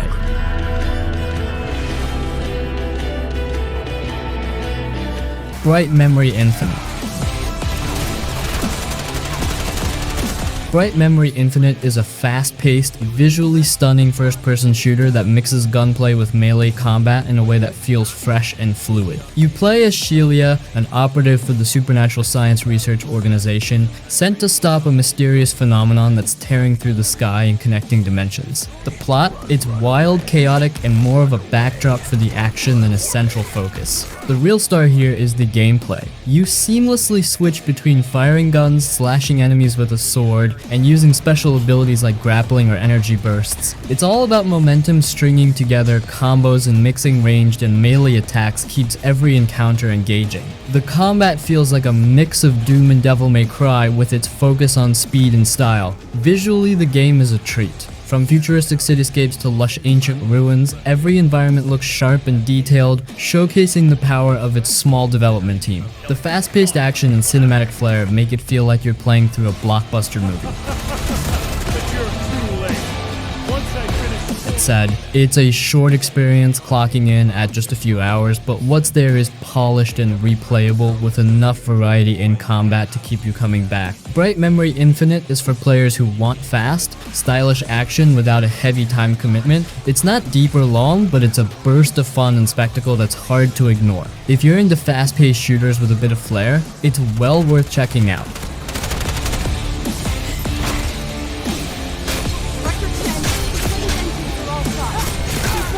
Pathologic 2. Pathologic 2 is an intense survival horror RPG that challenges you in ways most games don't. You play as a healer returning to your plague-stricken hometown to confront a mysterious illness that's tearing through the population. It's not just about survival, it's about tough choices, limited resources, and the constant pressure of time slipping away. The gameplay puts you in a constant state of tension. Food, water, medicine, and sleep are all scarce, and managing your own health while trying to save others feels like an impossible task. Every decision matters. Do you spend precious time helping a stranger, or do you focus on keeping yourself alive? The town itself feels alive in the worst way. Its streets are grim and oppressive, filled with desperate people and eerie sounds. The atmosphere is suffocating, but it draws you in. The NPCs you meet have their own goals and personalities, and their fates often hinge on your actions or inaction. The storytelling is cryptic and surreal, filled with moral ambiguity and philosophical undertones. It doesn't spoon-feed you answers, which makes every discovery feel personal and meaningful. The plague itself becomes a character, an ever-present threat that forces you to confront your limits. Pathologic 2 isn't for everyone. It's brutally difficult and emotionally draining, but that's exactly the point. If you're willing to embrace the challenge, it's one of the most unique and rewarding experiences you'll find. It's not just a game, it's a test of how far you're willing to go to make impossible choices. Make haste, son. I truly need you. Hardspace Shipbreaker. Hi, your mic's still messed up. Hardspace Shipbreaker is one of those games that turns a simple concept into something unexpectedly addictive. You're a blue-collar worker in space, dismantling massive derelict ships to pay off a crushing debt to a mega corporation. The setup is straightforward, but the execution is where the magic happens. The gameplay revolves around precision and strategy. Armed with a laser cutter and a grappling tool, you float through zero gravity, slicing apart ships piece by piece. You'll separate valuable materials from scrap, avoid hazardous components like explosive fuel tanks, and carefully maneuver the parts into designated zones. It's a mix of puzzle solving, resource management, and risk-taking that keeps you engaged. Jobs and opportunities. Each ship presents a new challenge. Early on, you'll deal with smaller, simpler vessels, but as you progress, the ships get larger and more complex. Mistakes can be costly, an explosion or misplaced cut can ruin your day, or worse, get you killed. The game rewards careful planning, but also lets you experiment, which keeps the process fresh. The atmosphere pulls you in, the hum of your tools, the crackle of comms chatter, and the quiet vastness of space create an immersive work environment. The story, while subtle, touches on corporate exploitation and the human side of labor, adding depth to your role. Hard Space Shipbreaker is a slow burn, but its loop of problem solving and progression is deeply satisfying. If you enjoy games that let you master a craft and take pride in your work, it's easy to lose hours breaking apart ships and perfecting your technique.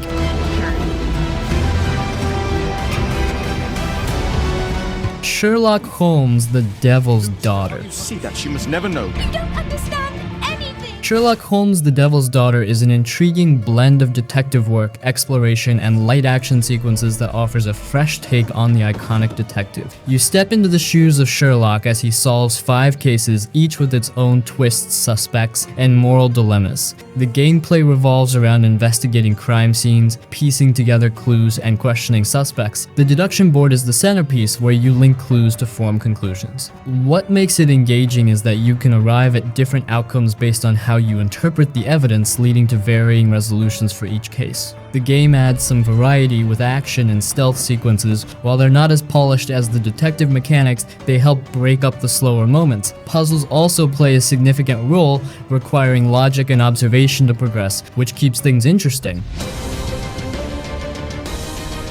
The Victorian London setting is richly detailed, immersing you in the time period with its cobbled streets, dimly lit alleys, and atmospheric interiors. The story, while not as tight as previous entries in the series, dives into Sherlock's personal life, adding some emotional weight to the usual cerebral investigations. Sherlock Holmes, the Devil's Daughter isn't without its flaws. Some mechanics feel clunky, and the pacing can be uneven, but it captures the essence of being a detective. If you enjoy solving mysteries and piecing together stories, it's an engaging experience that keeps you thinking.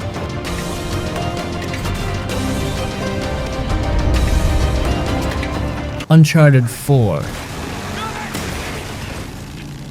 If we're talking about the perfect mix of action, storytelling, and cinematic flair, then Uncharted 4: A Thief's End is a no-brainer for this list. This game is like playing through an Indiana Jones movie, but with a bit more emotional depth and a protagonist that we all can't help but love. Nathan Drake, everyone's favorite treasure hunter, is back for one final ride, and man, what a ride it is. First off, Uncharted 4 is a visual masterpiece. Whether you're climbing crumbling ruins in the jungle, exploring sunken pirate ships, or scaling mountains during a full-on snowstorm, every frame of this game is jaw-droppingly gorgeous. It's the kind of game where you'll stop just to admire the view before you get back into the action. Naughty Dog really outdid themselves here. The environments feel alive, from the bustling streets of a tropical city to the hidden caves filled with treasures, and of course death traps.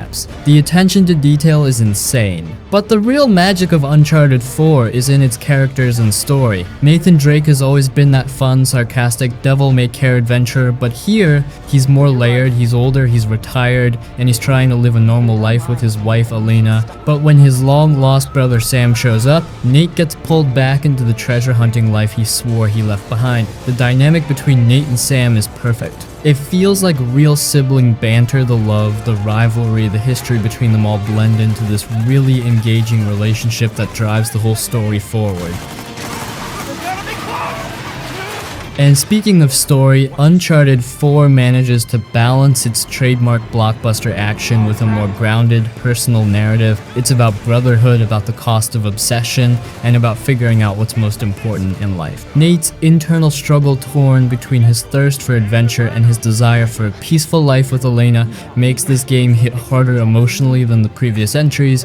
It's not just about finding treasure anymore, it's about the relationships and the choices that define Nate as a person. Now let's get to the action because Uncharted 4 doesn't hold back. The set pieces are just as wild and over the top as ever. There's this one chase scene in Madagascar where you're in a jeep being hunted down by armored trucks and enemy soldiers. It's just chaos in the best possible way. The game keeps finding ways to top itself with massive shootouts, death-defying platforming, and those classic Uncharted moments where you think, there's no way I'm surviving this, but somehow Nate pulls through. It's pulse-pounding and the pacing is perfect. It never feels like the action drags or overstays its welcome. But there's more depth to the gameplay this time around. The addition of the grappling hook opens up new ways to approach combat and exploration. You can swing around, get the drop on enemies, or just use it to make a daring escape when everything is crumbling, which happens a lot. The stealth mechanics have been improved too. You can choose to go in guns blazing or sneak around and pick enemies off one by one.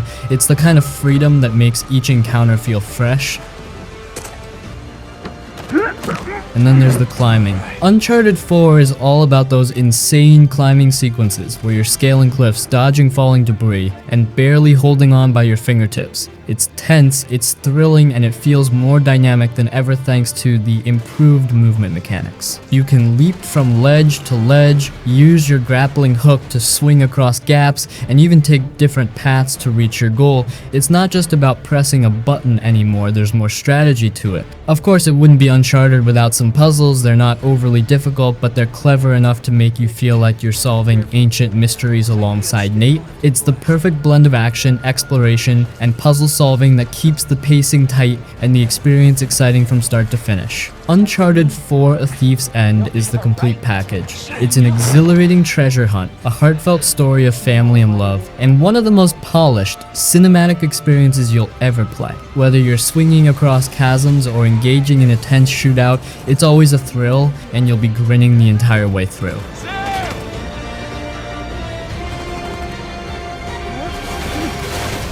The Talos Principle. The Talos Principle is one of those games that sneaks up on you. You start it thinking, okay, cool, a puzzle game with robots, and before you know it, you're deep into philosophical questions about consciousness, existence, and what it means to be human. It hooks you within the first hour, not just with clever puzzles, but with a sense that there's something bigger going on beneath the surface. At first, it's simple. You're placed in these serene, open environments, ancient ruins, lush forests, and deserted temples tasked with solving puzzles using tools like lasers, connectors, and pressure plates. The puzzles start easy enough to get you comfortable, but before long, the game challenges you to think in new ways. Each solution feels satisfying, and figuring out the trick to a particularly tricky one will have you grinning like a fool. It's a game that makes you feel smart without being too punishing. But what really makes the Talos Principle special is the atmosphere. While you're solving puzzles, this voice Elohim guides you, presenting himself as your creator. At first it's soothing, almost like a mentor, but the more you play, the more questions creep in. Why are you solving these puzzles? What are you? Why does this idyllic world feel off? And that's when the game starts messing with your head in the best way possible. Curiosity. Our mythologies are full of... The puzzles are great, but it's this blend of gameplay and philosophy that grabs you. Every time you unlock a new area or solve a puzzle, you feel like you're peeling back another layer of the world's mystery. It's not just about getting to the end, it's about figuring out what the hell is really going on and what role you play in it. The beauty of the Talos Principle is that it doesn't rush you. It lets you explore, think, and piece things together at your own pace. Before you know it, you'll be obsessed not just with solving the puzzles, but with uncovering the truth of the world. And when the game finally pulls back the curtain and hits you with the big questions, you'll be thinking about it long after the credits roll. If you're into games that challenge both your brain and your worldview, the Talos Principle will get under your skin in the best way possible. It's not just a puzzle game, it's a journey through ideas, and once it grabs you, it won't let go.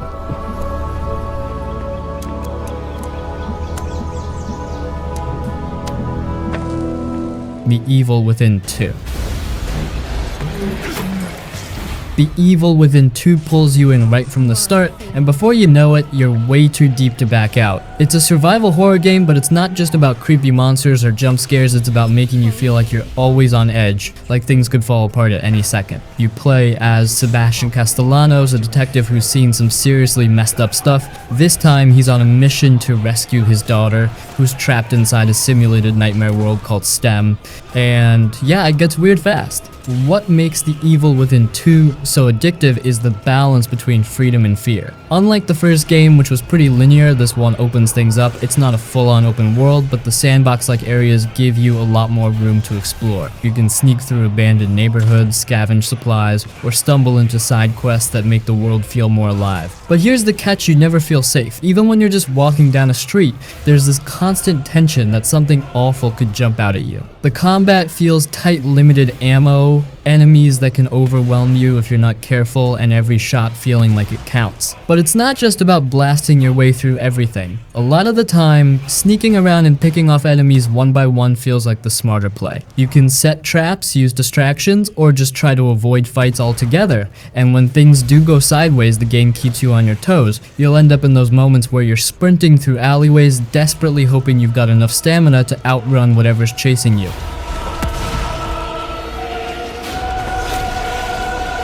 What really makes this game work is the personal story underneath all the horror. Sebastian isn't just dealing with monsters, he's wrestling with guilt, loss, and trauma, and the whole journey is about him trying to piece himself back together while searching for his daughter. It's more emotional than you'd expect, and there are moments where the game genuinely hits you in the feels right when you're least expecting it. And man, the monsters in this game are nightmare fuel. They're not just creepy, they're unsettling in a way that sticks with you. You've got twisted humanoid creatures, bizarre abominations, and boss fights that feel like they've been pulled straight out of your worst dreams. Every encounter feels unique, and the designs are weird enough to make you stop and think, what the hell am I even looking at? The pacing is on point too. The game knows when to crank up the tension with a big encounter and when to slow things down, giving you time to explore, gather resources, and catch your breath just before throwing you back into the madness. It's a perfect blend of action, horror, and exploration, and it keeps you glued to the screen the whole time.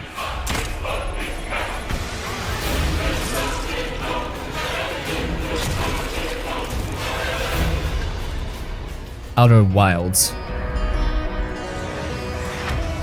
Outer Wilds is one of those games that feels like magic the moment you step into it. It doesn't hold your hand or bombard you with objectives, it just says, here's a spaceship, go explore, and that's all it takes to suck you in. You play as an astronaut from a small alien race setting out to explore your solar system, but pretty soon you realize there's way more going on than you expected. There's mystery, there's awe, and without giving too much away, there's a time loop. Yeah, things get wild. The obsession kicks in fast because the game taps into that pure curiosity. You hop into your rickety little spaceship, pick a planet, and just go. Every location feels handcrafted, and every place you land has something strange or beautiful waiting for you, whether it's a massive storm, ancient ruins, or a planet that's slowly falling apart in real time. And the best part, you never know what you're going to find. That sense of discovery is so addictive, and the game doesn't tell you where to go or what to do, you figure it all out on your own. The time loop mechanic is genius. Every 22 minutes the sun goes supernova and everything resets. At first it feels like a gimmick, like, oh cool, a Groundhog Day thing, but as you explore, you realize that each loop is part of the puzzle. Every piece of knowledge you gain, like how to open a certain door or avoid a deadly hazard, sticks with you, and you start connecting the dots across planets, piecing together this massive cosmic mystery. It's not about grinding stats or gear, it's about understanding, and when things finally start to click, it's one of the most satisfying feelings in gaming. The coolest part of Outer Wilds is how it's not about winning, it's about learning. The entire solar system is like one big interconnected puzzle, and every discovery opens up new questions. Every loop is a chance to learn a little more, to get a little closer to the truth, and the mystery at the heart of the game is so compelling that you have to see it through.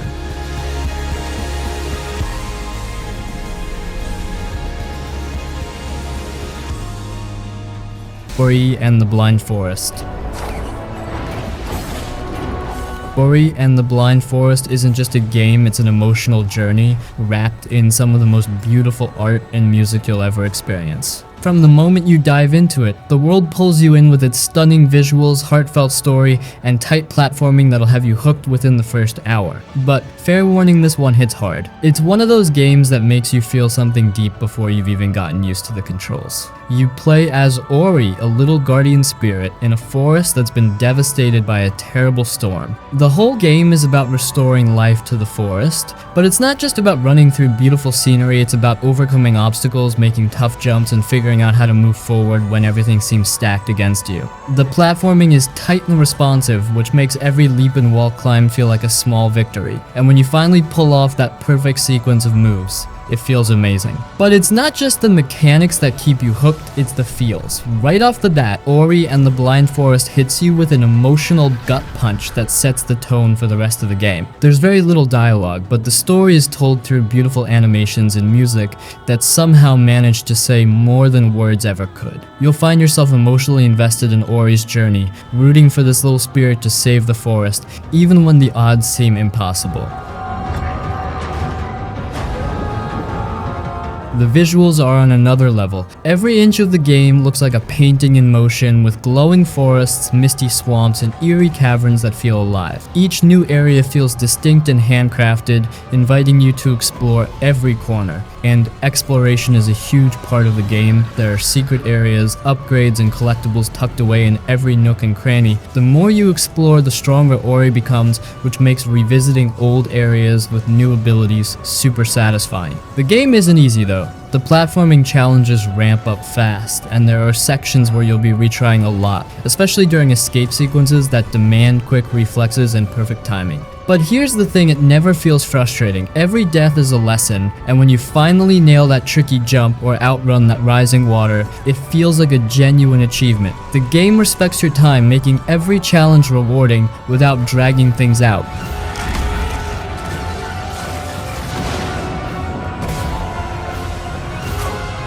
Titanfall 2. Titanfall 2 is one of those games that came out of nowhere and blew everyone away, especially with its single-player campaign. Most people expected it to be all about the multiplayer, but damn, the campaign is easily one of the best in the FPS genre. You play as Jack Cooper, a regular grunt who gets thrown into the pilot's seat of a Titan, basically a giant mech after his mentor dies in battle. From there, it's you and your Titan buddy BT-7274 going on a mission to save the day, and honestly, the bond between you and BT is what makes this game special. The campaign is fast and smooth. The parkour movement where you can run along walls, double jump and slide makes every firefight feel incredibly fluid. You're always on the move and it keeps the adrenaline pumping. Then there's the mix of combat where you're either on foot as a pilot or controlling BT in full-on mech mode. The shift between pilot and Titan is seamless, and it keeps the gameplay fresh. 1 minute you're sprinting across rooftops, the next you're stomping through enemies in a Titan, blasting everything in sight. It's the perfect mix of speed and power. What really takes Titanfall 2's campaign to the next level are the level designs. There's one mission in particular effect and cause that everyone talks about because it's straight up genius. You're flipping between two timelines in real time, solving puzzles and fighting enemies by switching back and forth. It's one of those moments that hits you like, whoo, this is next level, and the game is packed with little surprises like that, constantly keeping things interesting. BT is more than just a big robot you climb into. He's got personality. The game really nails the dynamic between Jack and BT, and by the end you actually care about this big mech. The dialogue between them has some funny moments, but there's also a lot of heart. It's rare for an FPS campaign to make you care this much about its characters, but Titanfall 2 does it effortlessly. If you're looking for an FPS campaign that mixes fast-paced action with clever level design and a story that'll actually make you care, Titanfall 2 is an absolute must-play. It's short, sweet, and packs a punch, one of the best FPS campaigns out there, hands down.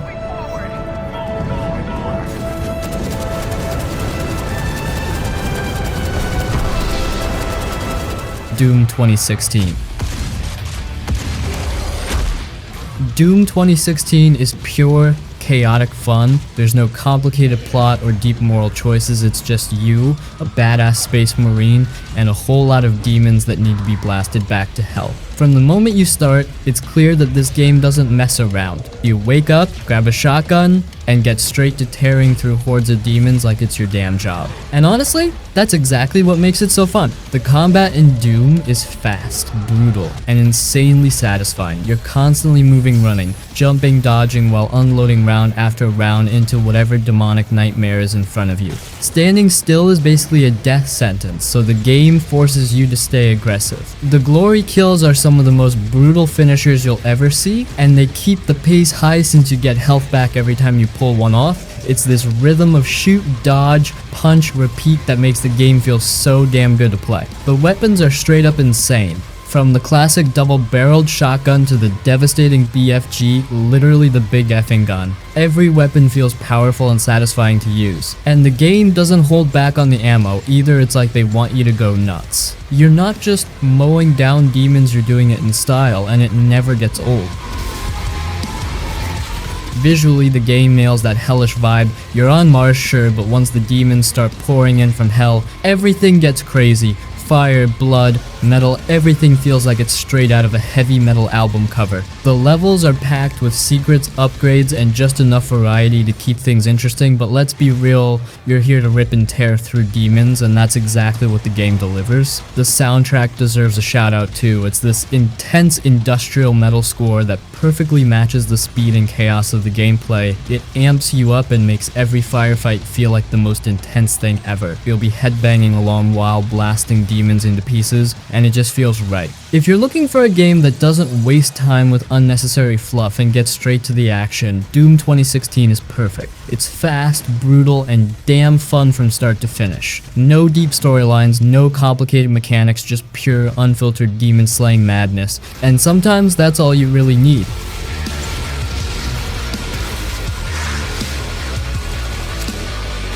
Halo Reach. Halo Reach is the kind of FPS campaign that just sticks with you. It's intense, emotional, and a bit of a gut punch for longtime fans of the series. You play as a member of Noble Team, a group of Spartans fighting to protect the planet Reach from the Covenant invasion. And if you know your Halo lore, you already know this isn't going to end well. That sense of looming tragedy hangs over the entire campaign, giving the whole thing a different vibe from other Halo games. The gameplay is classic Halo tight, responsive, and just damn fun. You've got all the iconic weapons at your disposal, from the trusty assault rifle to the badass energy sword, and each firefight feels like a high-stakes battle for survival. But what makes Reach stand out is how it balances those big action set pieces with quieter, more personal moments. You're not just a one-man army here, you're part of a team, and the game makes you care about each of the characters as you fight alongside them. Noble Team is really what gives this campaign its heart. Each member has their own personality and backstory, and you get attached to them as you move through the campaign. When things start going south, it hits hard, and the final moments of the game. Man, they're some of the most emotional in the entire Halo series. You know what's coming, but it doesn't make it any easier. We're going down. Look your armor, Spartan! Visually, Reach is stunning, especially for its time. The battle-scarred landscapes, the massive Covenant warships hovering overhead, and the brutal firefights all come together to create a sense of scale that feels epic. The game takes you from ground-pounding combat to aerial dogfights in space, mixing things up enough to keep you constantly on your toes. The pacing is perfect too. One moment you're in an all-out war zone, the next you're sneaking behind enemy lines or defending a base from an overwhelming Covenant attack. Each mission feels distinct, and it keeps the action fresh while still driving the story forward. And the multiplayer, well, that's a whole other level of fun, but the campaign is where Reach really shines. If you're a fan of Halo or just love a good FPS campaign, Halo Reach is an absolute must-play. It's got everything: tight combat, a gripping story, and an emotional punch that hits hard. It's not just about fighting the Covenant, it's about sacrifice, loyalty, and knowing when the fight is bigger than you. This is Halo at its best.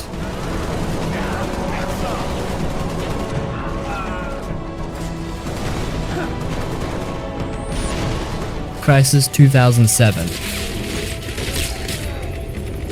When people talk about Crysis, they usually ask, can it run Crysis, because this game was a beast back in the day. But it's not just about the graphics though, damn, the game still looks crazy good for something released in 2007. It's the gameplay that really sets Crysis apart. You play as Nomad, part of an elite military unit equipped with these insane nanosuits that basically turn you into a one-man army. And trust me, when you start messing around with the suit's abilities, you feel unstoppable. The nanosuit is what makes the gameplay so damn fun. You've got options cloaking for stealth, maximum strength to punch enemies through walls, or maximum speed to zip around the map. And let's not forget the maximum armor mode, which lets you tank through firefights like a walking tank. The game gives you the freedom to approach each encounter however you want. Want to sneak around and take out enemies quietly? You can do that. Prefer to go in guns blazing? Hell yeah, that works too. The environments in Crysis are open and sprawling, especially for an FPS in 2007. You're dropped into this lush tropical island which looks gorgeous, and the game gives you plenty of room to explore and tackle objectives your way. There's a mix of jungles, enemy camps, and eventually some sci-fi madness once you get deeper into the story.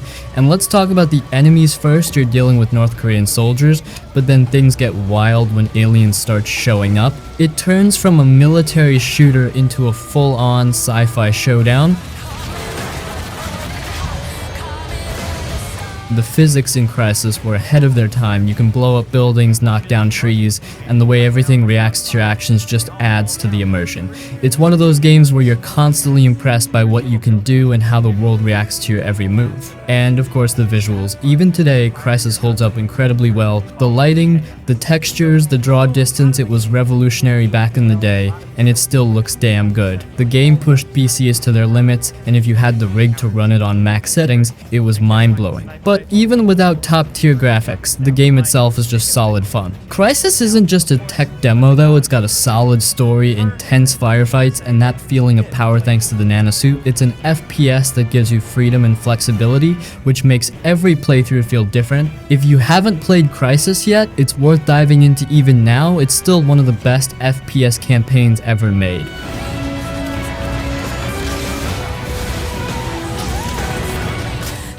Fear.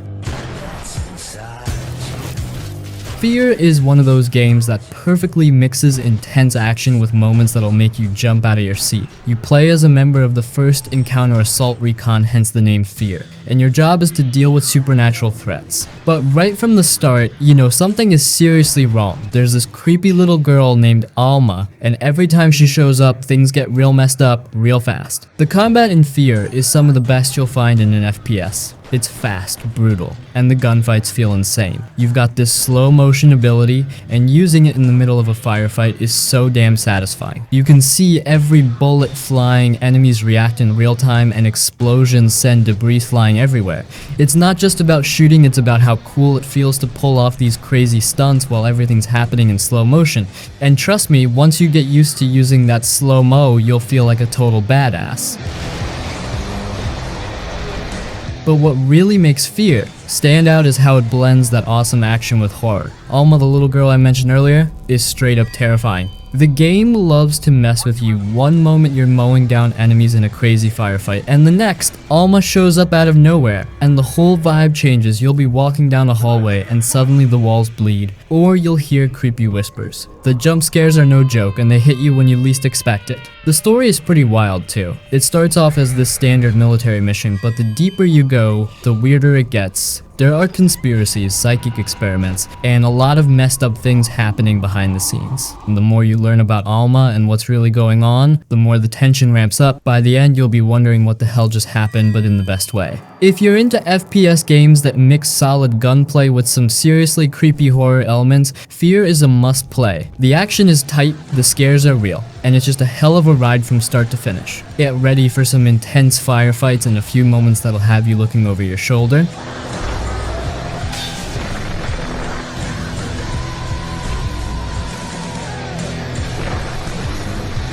Portal 2. Let's talk about Portal 2, a game that's not just a 10 out of 10, it's a genre-defining classic. If you haven't played it yet, what are you even doing? This game takes everything the original Portal did and cranks it up to 11. More puzzles, more story, more humor, it's the total package. So, you're back in the shoes of Chell, stuck in Aperture Science, trying to escape its creepy, crumbling halls. And yes, GLaDOS is back, and she's just as passive-aggressively evil as you remember. But this time, the story gets a whole new layer thanks to Wheatley, the hilariously clueless robot voiced by Stephen Merchant. Seriously, Wheatley steals the show. He's like that one friend who always thinks they know what they're doing but absolutely does not. The gameplay is of course centered around the iconic portal gun. You know the drill, blue portal, orange portal, and your brain working overtime to figure out how to use them to solve increasingly tricky puzzles. But what makes Portal 2 so brilliant is how it keeps introducing new mechanics. One moment you're bouncing on repulsion gel, the next you're speeding across propulsion gel, and then you're redirecting lasers or using light bridges. It's constantly surprising you, and it's all so well designed that every solution feels clever but never unfair. Oh, no. I fizzled that one too. The writing is also next level. The humor is razor sharp, from GLaDOS' sarcastic jabs to Wheatley's bumbling attempts to help, but what surprised me is how the game also builds on the lore of Aperture Science. You explore old, abandoned test chambers, hear recordings from Cave Johnson, and learn about the company's bizarre, shady history. Somehow, Portal 2 manages to balance humor with a touch of melancholy, making it feel way deeper than you'd expect. And let's not forget the co-op mode. Playing as the adorable robots Atlas and Peabody, you and a friend will face some of the trickiest puzzles in the game. It's the ultimate test of teamwork, or a great way to accidentally ruin friendships when someone totally misplaces their portal. Visually, the game holds up so well. The mix of sleek, futuristic test chambers and the overgrown, decaying areas of Aperture Science is still stunning. And the soundtrack? Perfect. It subtly shifts depending on what you're doing, adding this almost subconscious layer to the experience.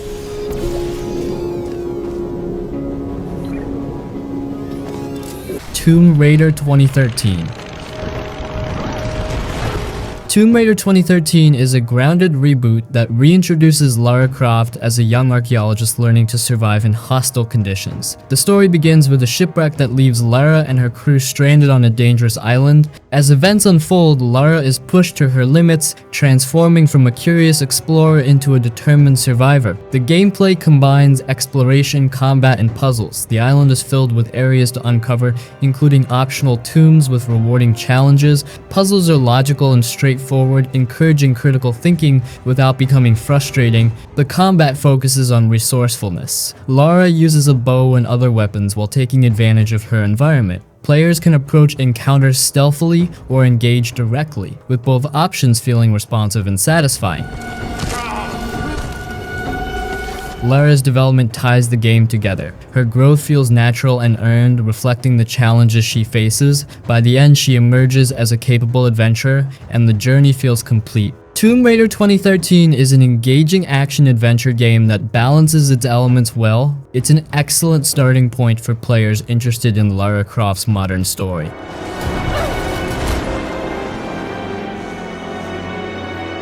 To the Moon. To the Moon is a small game with a big heart. It's not about flashy graphics or complex mechanics, it's all about the story, and wow, does it deliver. This is one of those games that sneaks up on you emotionally and hits harder than you'd expect. You play as two scientists, Dr. Rosaline and Dr. Watts, who work for a company that fulfills people's dying wishes by altering their memories. They're called in to help Johnny, an elderly man whose final wish is to go to the moon. The catch, he doesn't know why he wants to go. So you dive into his memories, moving backward through his life to piece together his story and figure out how to grant his wish. The gameplay is super simple. It's mostly exploring, solving light puzzles, and connecting memory fragments. There's no combat, no skill-based challenges, just you, the story, and the music. And honestly, that's all it needs. The simplicity lets the narrative shine.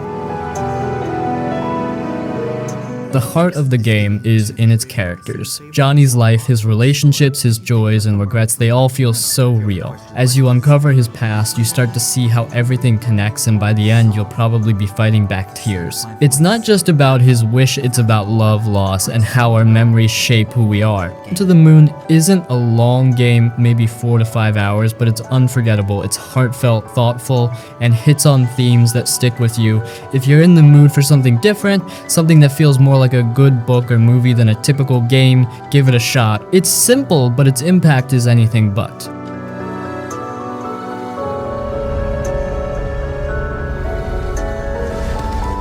Yakuza 0.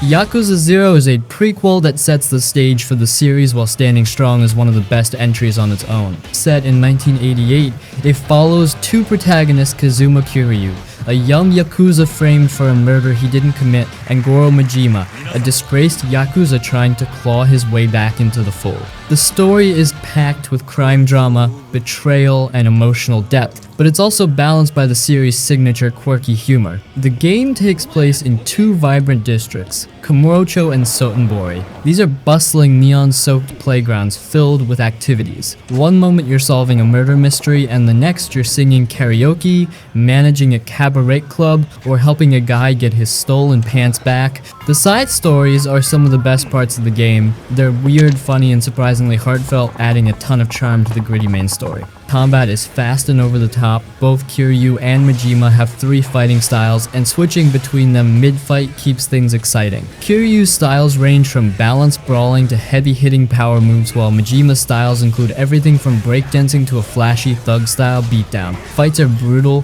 satisfying, and full of heat actions, cinematic finishing moves that are as painful as they are fun to watch.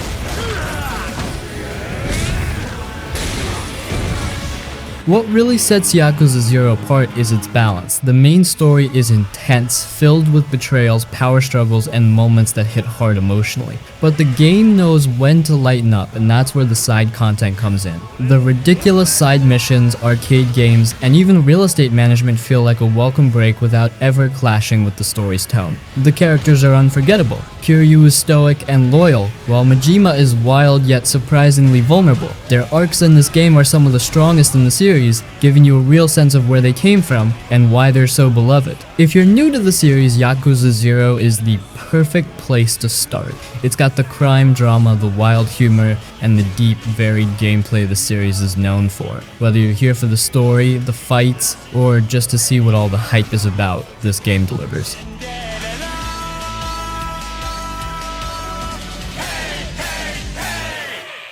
Persona 5 Royal.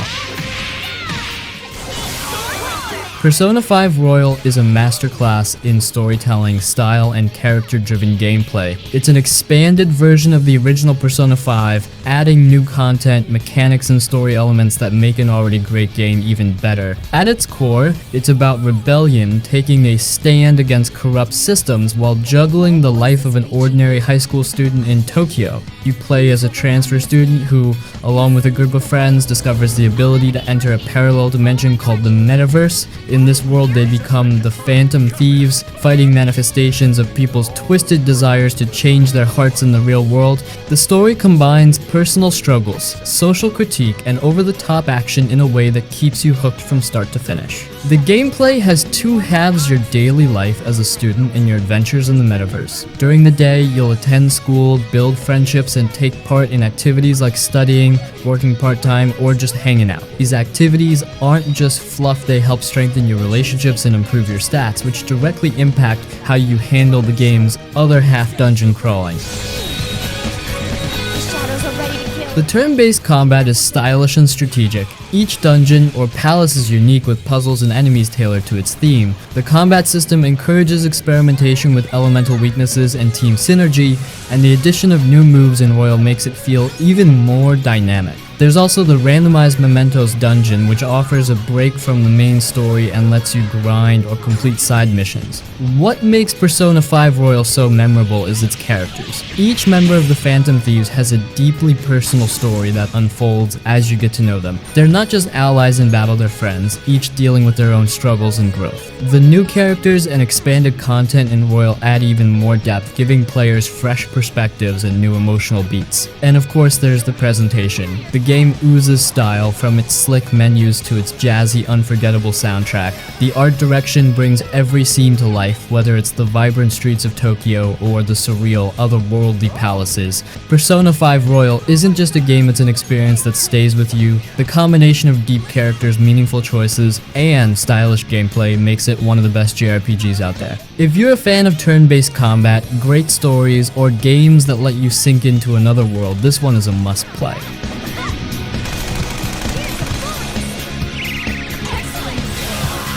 Star Wars Jedi Survivor. Star Wars Jedi Survivor is exactly what you'd want from a sequel that takes everything you loved about Fallen Order and makes it bigger, better, and way more intense. It picks up 5 years later with Cal Kestis now a full-blown Jedi, still on the run from the Empire and trying to make a difference in a galaxy that feels more broken than ever. The story dives into some heavier stuff too: loyalty, sacrifice, and what it really means to keep fighting when the odds are stacked against you. Cal's grown a lot, and you feel it. The gameplay, so good. They've taken the combat and fleshed it out even more. You've got different lightsaber stances now, like dual wielding or a heavy crossguard stance that makes you feel like a tank. Switching between them depending on the enemy keeps things fresh, and when you nail those parries or use force powers to throw someone off a ledge, it's just chef's kiss. The enemies are tougher and more varied too, so you're constantly tweaking your approach. Exploration is where this game shines. The worlds are way bigger and packed with secrets, puzzles, and side quests. You'll get lost in the best way, whether you're climbing ancient ruins, finding hidden Jedi chambers, or just chilling in a cantina talking to NPCs. Movement feels smoother this time, with new traversal tools that make exploring more fun. You can even tame and ride creatures, which is just so cool. It's all very Star Wars, that perfect mix of epic and whimsical. Visually, it's stunning. Each planet has its own vibe, from lush forests to crumbling cities, and they all feel alive. The attention to detail is insane, like you can see the wear on Cal's outfit after a fight, or how the wind moves through the grass as you run. And the music, it's pure Star Wars magic. It knows exactly when to hit you with the epic orchestral swells or pull back for a quiet, emotional moment. What makes Jedi Survivor special though is how it balances everything. The action's awesome, but it also gives you time to connect with the characters and let the story breathe. Cal's journey feels personal, and the relationships he builds, old and new, really pull you in. By the end, it's not just about lightsabers and cool fights though, there's plenty of that. It's about the choices he makes and what they mean for him and everyone around him. If you loved Fallen Order, this is a no-brainer. It's bigger, deeper, and just feels like the next step in Cal's story. And if you're into action-adventure games with great combat and storytelling, this is one you don't want to miss. It's Star Wars at its best.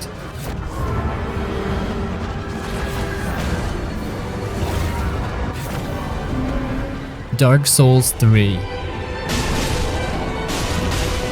Dark Souls 3 is the kind of game that doesn't just challenge you, it demands your respect. It's punishing, sure, but it's also deeply rewarding once you get into its rhythm. If you've ever wondered what it feels like to earn every inch of progress in a game, this is it.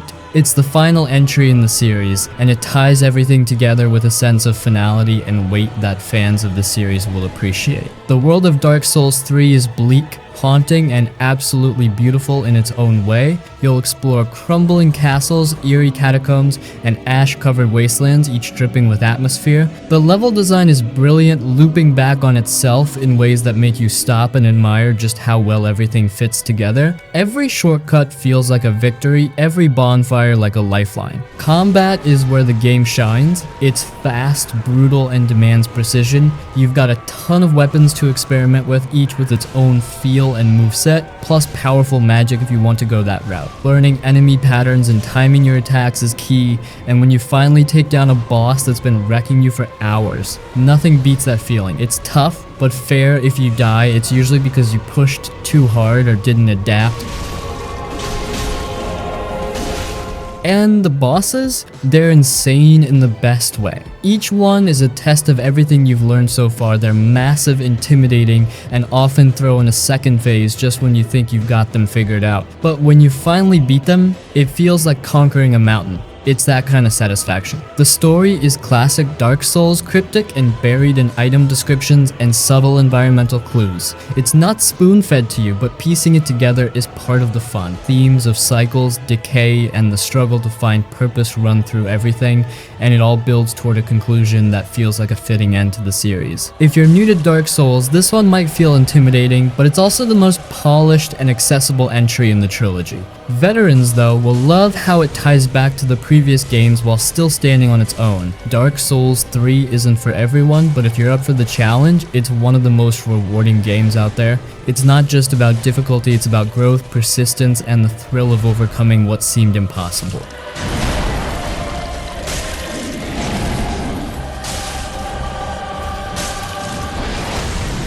The Witcher 2.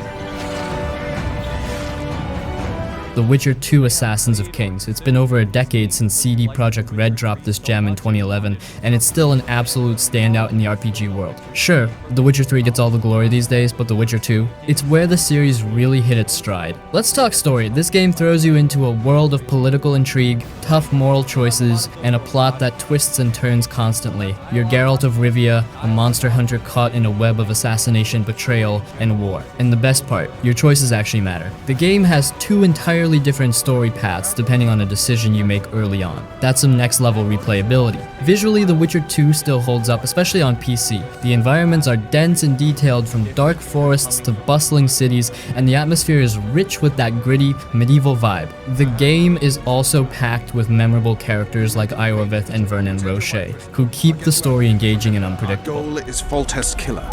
I'll remember, Roach. The combat it's a big step up from the first game. I mean, we all really hate that clunky-ass combat of Witcher 1, but anyways, with more action-focused mechanics, though, it's definitely challenging. You've got to think about your positioning, use potions strategically, and prepare before fights. It's not as smooth as The Witcher 3, but it's satisfying when you get the hang of it. So, why revisit The Witcher 2 today? It's an incredible RPG that still feels fresh, with a story that rivals some of the best in gaming. Whether you're new to the series or a fan looking to see where it all began before Wild Hunt, this one's absolutely worth your time. Plus, it's a great reminder of how CD Projekt Red built the foundation for one of the greatest RPG trilogies ever.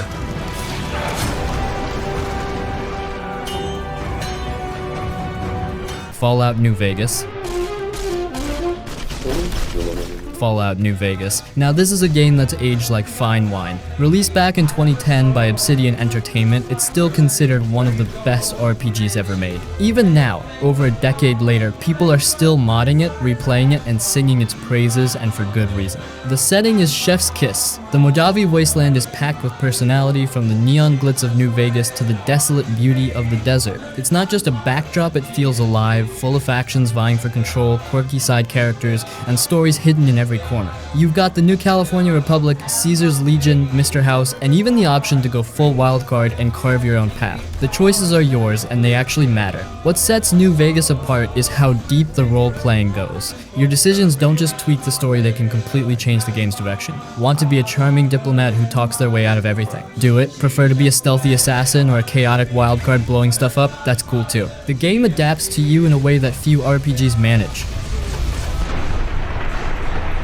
The dialogue and writing are top-notch, packed with humor, drama, and moral gray areas. You'll constantly find yourself questioning which faction you should support, or if you should even trust any of them. And let's not forget the companions like Boone or Veronica, who bring their own stories and personalities to the journey. Sure, New Vegas had its share of bugs at launch, classic Bethesda Obsidian, but with modern patches and mods, it's never been smoother to play. The combat might feel a bit dated compared to newer Fallout games, but the depth of the gameplay and story more than makes up for it. If you somehow haven't played Fallout New Vegas yet, do yourself a favor and dive in. Whether it's your first run or your 10th, the Mojave Wasteland always has something new to discover. It's a game that proves great storytelling and freedom of choice never go out of style.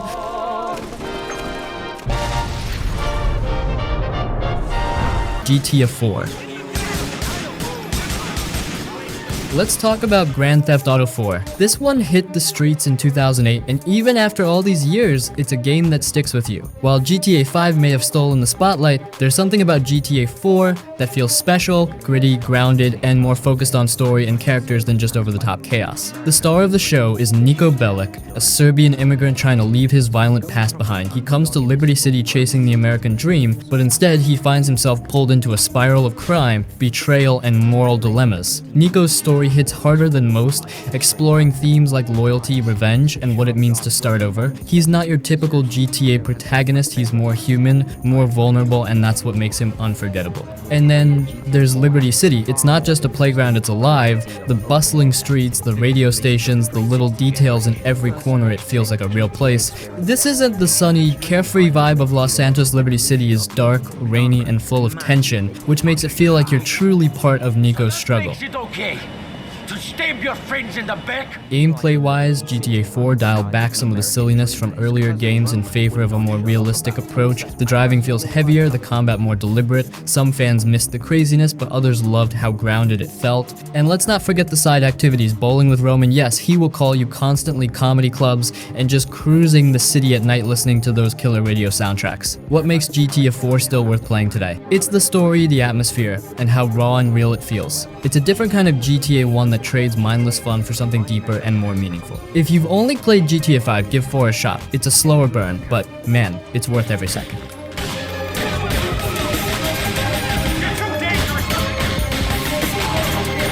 Assassin's Creed 4 Black Flag.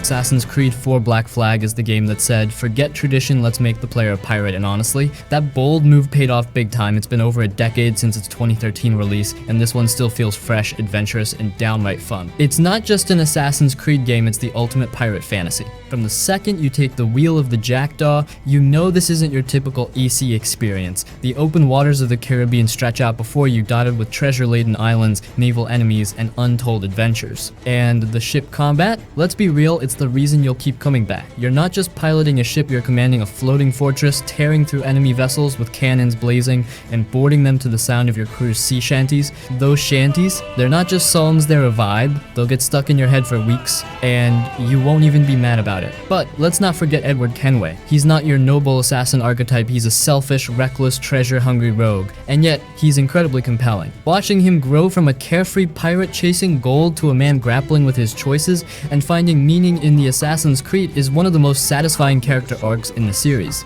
Leave this life for a lasting peace.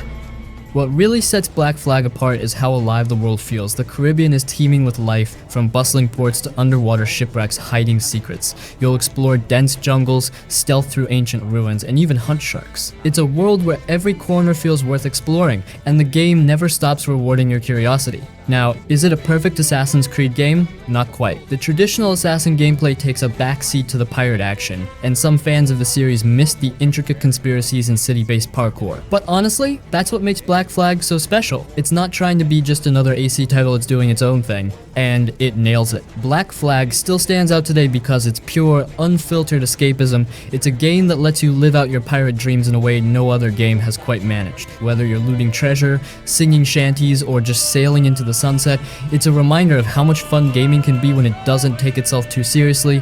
If you haven't played it or haven't revisited it in years, it's time to hoist the sails again.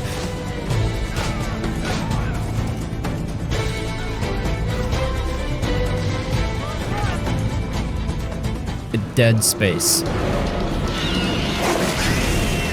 Dead Space. This is the survival horror game that redefined the genre when it launched in 2008, and even after all these years, it's still an absolute masterclass in tension, atmosphere, and pure, unrelenting terror. If you've ever wanted to know what it feels like to be trapped in a nightmare, this game nails it. You play as Isaac Clarke, an engineer sent to investigate a distress signal from the USG Ishimura, a massive mining ship. What you find, let's just say it's not a friendly crew. The Ishimura is overrun with necromorphs, horrific reanimated corpses that don't just want to kill you, they want to rip you apart. The ship itself feels like a living entity with creaking metal, flickering lights, and unsettling silence that's constantly interrupted by something awful. What makes Dead Space legendary is its unique approach to combat. Shooting enemies in the head won't cut it, you've got to dismember them to take them down. It's strategic, brutal, and keeps you constantly on edge. And the weapons are ingenious. Isaac's tools, like the plasma cutter and line gun, aren't traditional firearms, they're mining equipment repurposed to survive a nightmare. It adds to the immersion and makes every shot feel desperate.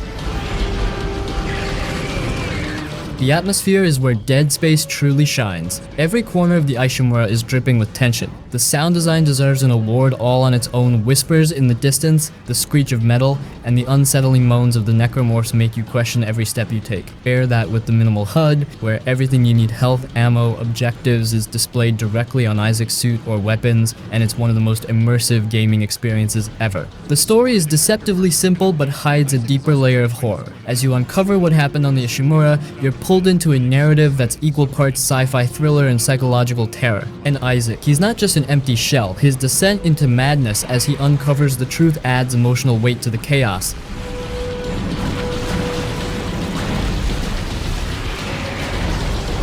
Shadow of the Colossus.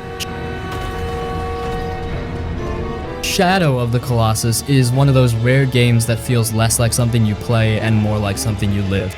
Originally released in 2005 for the PS2, this isn't just a game, it's a work of art that's managed to stay as breathtaking now as it was nearly 20 years ago. Here's the setup: you wander, armed with nothing but a sword, a bow, and a horse named Agro, riding into a forbidden land on a desperate mission. You're trying to bring someone you love back to life, but there's a cost: you've got to take down 16 massive colossi. That's it. No dungeons, no side quests, no endless menus, just 16 battles, each one feeling like its own chapter in an epic tale. The colossi are the game. They're not just enemies, they're living puzzles. Some are slow and towering, others are fast and ferocious figuring out how to bring them down feels like solving a mystery written in stone and fur. Climbing up their massive bodies, holding on for dear life as they thrash around, is pure adrenaline, and when they finally fall, it's a mix of triumph and heartbreak. You don't feel like a hero, you feel like you've just stolen something sacred.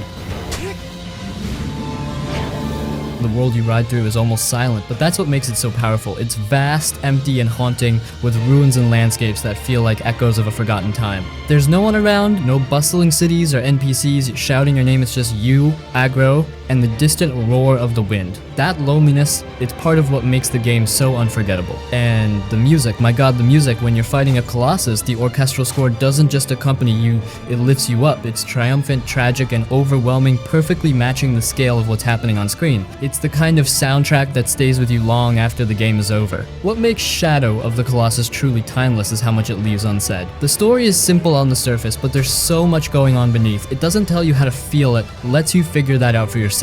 And the result is an experience that feels personal, almost intimate. Even now, whether you're playing the PS2 original, the PS3 remaster, or the stunning PS4 remake, this game is an absolute must-play. It's not just a piece of gaming history, it's a reminder of what games can be: bold, beautiful, and deeply, profoundly human.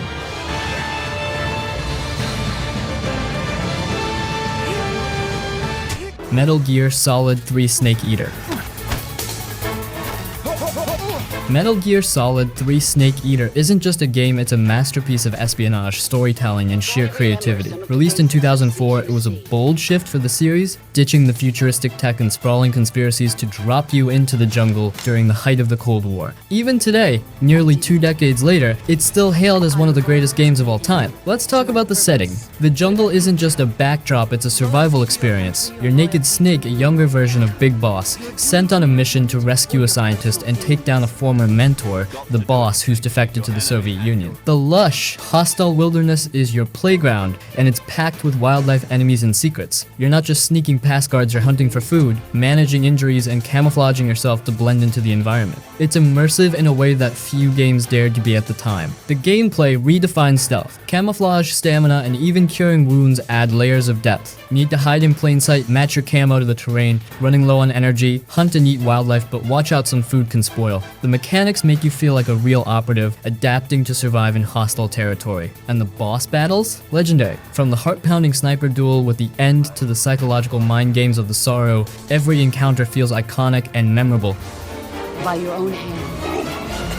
The story is peak Hideo Kojima. It's packed with twists, emotion, and that perfect blend of the absurd and the profound. The relationship between Snake and the boss is the beating heart of the game. By the time you reach the emotional gut punch of the finale, you're not just playing a mission, you're living through one of the most powerful moments in gaming history. The soundtrack? Unforgettable. The title track, Snake Eater, is a Bond-inspired banger that sets the tone perfectly. It's dramatic, over the top, and yet completely fitting for the game's larger-than-life vibe. What makes Metal Gear Solid 3 timeless is how everything works together, the mechanics, the story, the atmosphere. It's not just a game about sneaking around, it's about survival, loyalty, betrayal, and what it means to be a soldier. Whether you're a die-hard fan or new to the series, Snake Eater is a journey worth taking. It's a masterpiece that hasn't aged a day, and honestly, it probably never will.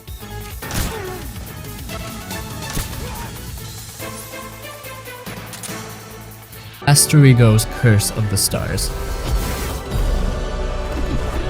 This one kind of came out of nowhere for me, and man, it's one of those games where you start playing and you're like, wait, why is no one talking about this? It's sitting there quietly just waiting to impress the heck out of you. So, Asterigos is this action RPG that draws heavy inspiration from Greek and Roman mythology. Right away, the world sucks you in, bright, colorful environments mixed with these dark, mysterious undertones. It's like God of War, the early ones meets Immortals Phoenix Rising, but with its own flair. You play as Hilda, a young warrior on a mission to uncover the truth about her father's disappearance. Yeah, it sounds kind of cliche, but trust me, the way it's executed feels fresh. The gameplay, this is where it shines. It's got that tight, responsive combat where every weapon feels unique. You've got swords, spears, hammers each with different movesets. What I loved most though is how you're encouraged to experiment. It's not just hack and slash, there's a real rhythm to it. You mess up, that's on you. But when you nail a combo and take down a tough boss, so satisfying.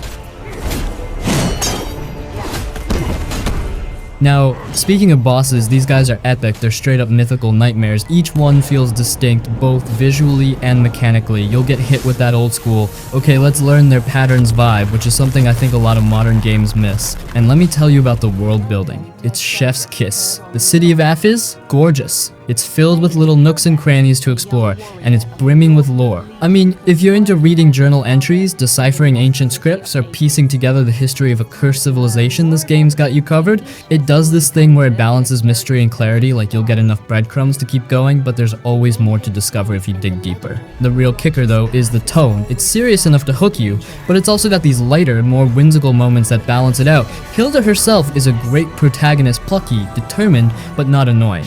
The way she interacts with other characters feels natural too, with dialogue choices that actually matter. I didn't want to hurt them, especially when they can't really hurt me. I'll be honest, Asterigos isn't some massive AAA production, but that's kind of its charm. It's polished where it counts the gameplay, the visuals, the music, it all comes together to create an experience that's honestly better than a lot of overhyped blockbusters. If you're into action RPGs with great combat, rich lore, and a world that begs to be explored, you can't miss this one. Seriously, this is one of those games where you'll finish it and immediately want to talk someone's ear off about how good it was.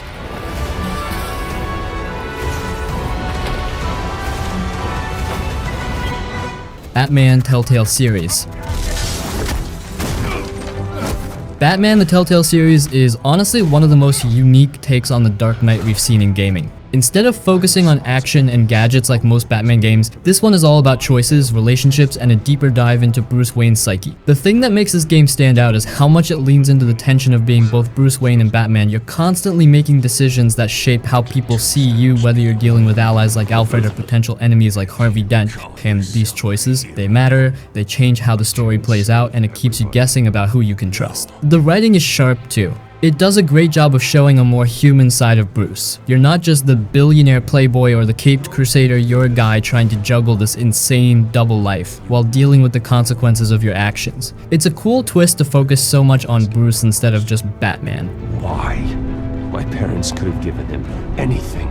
Why would he just shoot them? And don't worry, there's still plenty of action. The quick-time events during fights are actually pretty fun and keep things cinematic, but the real highlight is the detective stuff. Piecing together clues at crime scenes is super satisfying and adds a nice break from all the drama. The art style might take a little getting used to. It's got that signature Telltale look, kind of comic bookish, but it fits the world well. The voice acting is top-notch, with Troy Baker absolutely nailing it as Bruce Wayne. If you're a fan of Batman, this game is a must-play. It's not about being a badass in combat, it's about the choices in the story. story, and it really delivers. Plus, seeing a new spin on classic characters like the Joker, Catwoman, and Penguin keeps things fresh. It's a shorter experience, but it's one that sticks with you. Definitely check it out if you're into story-driven games or just want to see a different side of the bat.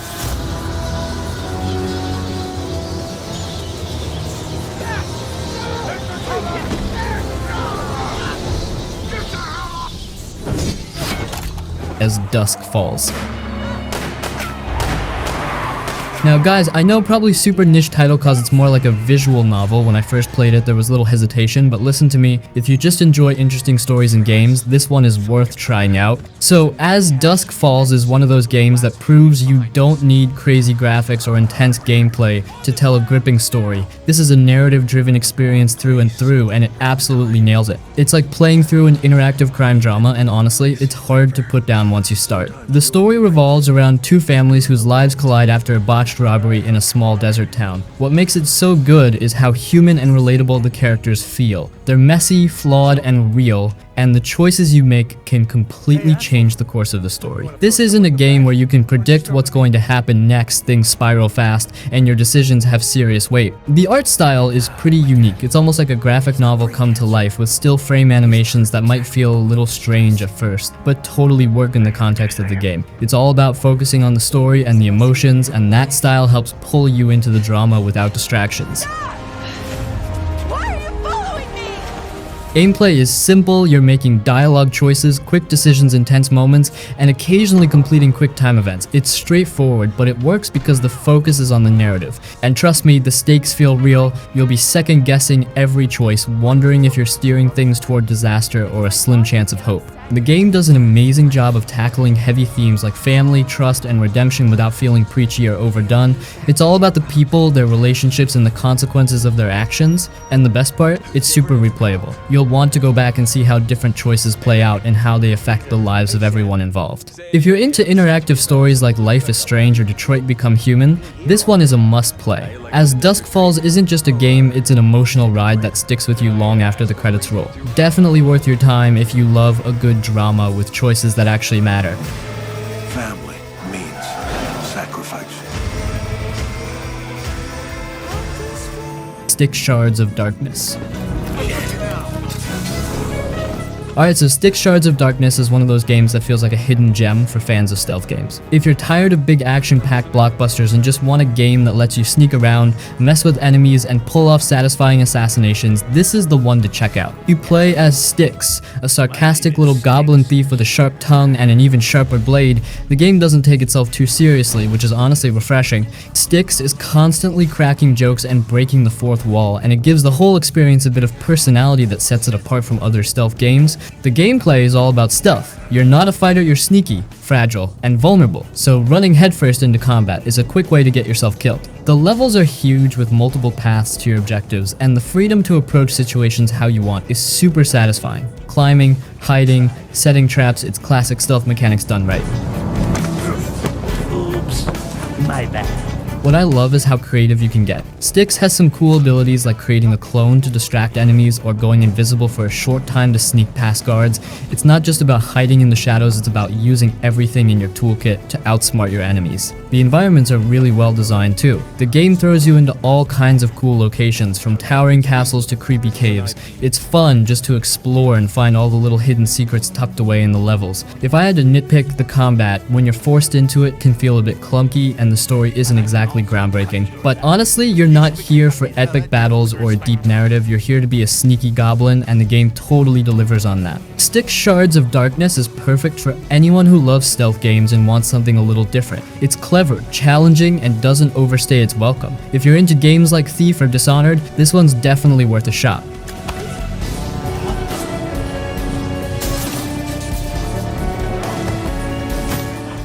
Knack 2. Knack 2 is a game that honestly doesn't get enough credit. The first Knack had a bit of a rough reception, but the sequel, it's a massive improvement and, dare I say, actually a really fun time if you give it a chance. You play as Knack, this cool little or sometimes massive golem made of relics, and the game is all about smashing enemies, solving puzzles, and growing bigger as you absorb more relics. It's straightforward, but there's something super satisfying about seeing Knack go from pint-sized to towering over everything in sight. The gameplay has way more depth this time around. The combat feels tighter with a bunch of new moves and abilities that make fighting enemies way more fun. You've got punches, kicks, and even some flashy combos that add a bit of flair. Plus, the platforming sections are a nice change of pace with some creative level designs that keep things fresh. What really stands out is how great this game is for co-op. Playing with a friend makes everything more chaotic and fun. You can pull off team moves, work together on puzzles, or just mess around and see how much destruction you can cause. Visually, Knack 2 looks great. It's colorful, polished, and has that cartoonish charm that makes it feel like you're playing a Saturday morning show. The story? Okay. It's nothing groundbreaking, it's a lighthearted tale about saving the world from goblins and robots, but it works for the vibe the game is going for. If you're looking for a game that's easy to pick up, fun to play, and perfect for co-op sessions, Knack 2 is surprisingly solid. It's not trying to be the next big thing, it just wants you to have a good time, and it totally delivers on that. Give it a shot if you're into action platformers or just need something fun to chill with.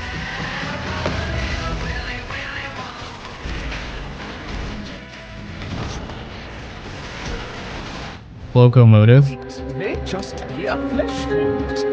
Locomotive is, well, it's a point-and-click murder mystery set on a train, and honestly, it's such a fun time, especially if you're into whodunits with a good dose of humor. The story kicks off with a murder, obviously, and you're bouncing between three characters: a lawyer, a private detective, and, hilariously, a guy who ends up a suspect by pure accident. The characters are so quirky and fun to follow that it's hard not to get sucked into the chaos. Gameplay-wise, it's classic point-and-click adventure stuff. You're solving puzzles, picking up random items that somehow work perfectly in weird situations, and chatting up a bunch of eccentric characters. The puzzles aren't too hard, they're just challenging enough to make you think without being frustrating, which is perfect for a game like this. The humor, though, that's where this game shines. The dialogue is hilarious, full of clever jokes, silly puns, and that dry British wit. It's got that Monkey Island or Thimbleweed Park vibe, where even the smallest interactions make you smile. You'll genuinely laugh at some of the ridiculous situations the characters get into. The visuals are retro-style pixel art, and they totally nail the vibe. The train setting is detailed and cozy, and all the characters are super expressive, even with the simple animation. It's got this old-school charm that makes the whole experience even better. The game's not long, you can finish it in a few hours, but honestly, that's part of what makes it work. It's short, sweet, and doesn't drag anything out. By the time the mystery wraps up, you're left feeling like you've just watched a really funny and clever murder mystery movie. If you're into point-and-click games or just want something that's lighthearted, charming, and fun, Locomotive is absolutely worth checking out. It's a great little game to chill with, and it'll leave you with a big smile by the end.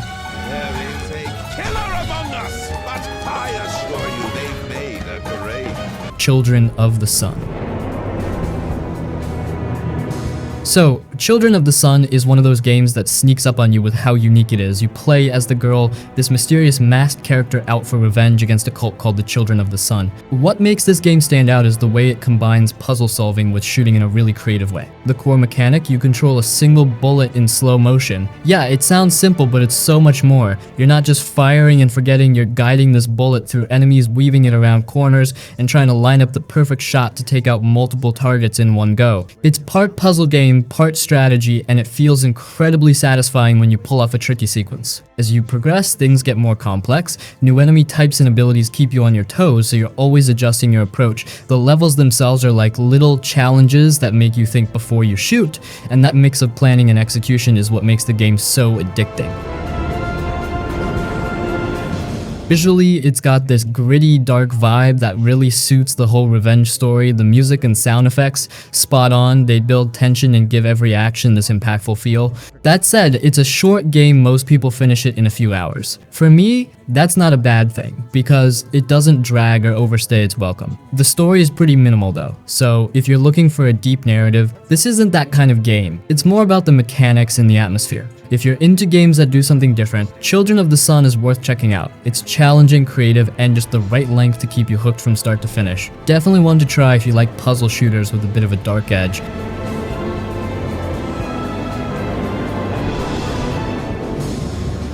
Killzone Shadowfall. Killzone Shadowfall was one of the big launch titles for the PS4, and even though it's been a while since it came out, it's still a solid FPS if you're in the mood for some sci-fi action. It's set in the Killzone universe but takes a slightly different tone from the previous games, focusing more on espionage and smaller scale conflicts instead of all-out war. The story kicks off 30 years after Killzone 3. The Helghast and Vectans are forced to coexist on the same planet after Helgen gets destroyed, and as you'd expect, things aren't exactly peaceful. You play as Lucas Kellen, a shadow marshal tasked with maintaining order, but the whole thing spirals into political intrigue, betrayals, and a lot of shooting. The story has its moments, but it's a bit all over the place. It tries to be deep and philosophical, but doesn't quite land. The gameplay, though, pretty solid. It's got that satisfying Killzone weight to the shooting, and the gunplay feels impactful. One of the coolest additions is the Owl, your personal drum. You can use it to attack enemies, deploy shields, or even zipline to different areas, which adds some variety to how you approach encounters. The level design is more open than the previous games, giving you multiple paths to complete objectives. It's not fully open world, but it does a good job of making you feel like you have options. That said, some missions are a bit too drawn out, and the pacing can feel uneven at times. Visually, Shadowfall was a stunner at launch, and honestly it still holds up. The lighting, the detailed environments, and the overall art direction make it one of the better looking PS4 titles. The contrast between the sterile Vectan areas and the gritty Helghast zones is especially cool. Overall, Killzone Shadowfall isn't perfect, but it's a good mix of intense shooting, tactical gadgets, and great visuals. If you're a fan of sci-fi shooters, or just want to check out one of the PS4's better launch titles, it's worth a shot. It's not groundbreaking, but it's fun, and sometimes that's all you need.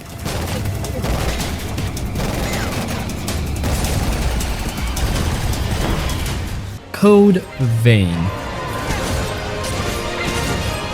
Alright, so Code Vein is basically Dark Souls meets anime, and if that sounds like your kind of thing, you're in for a treat. It's a challenging action RPG with a unique vibe set in this post-apocalyptic world where vampires called revenants fight to survive. It's dramatic, over the top, and surprisingly emotional, which makes it stand out from other games in the genre. You play as a customizable revenant, and one of the best parts is how flexible the character system is. You can completely change your playstyle on the fly by switching blood codes which act as your class. Want to focus on heavy weapons and tank hits?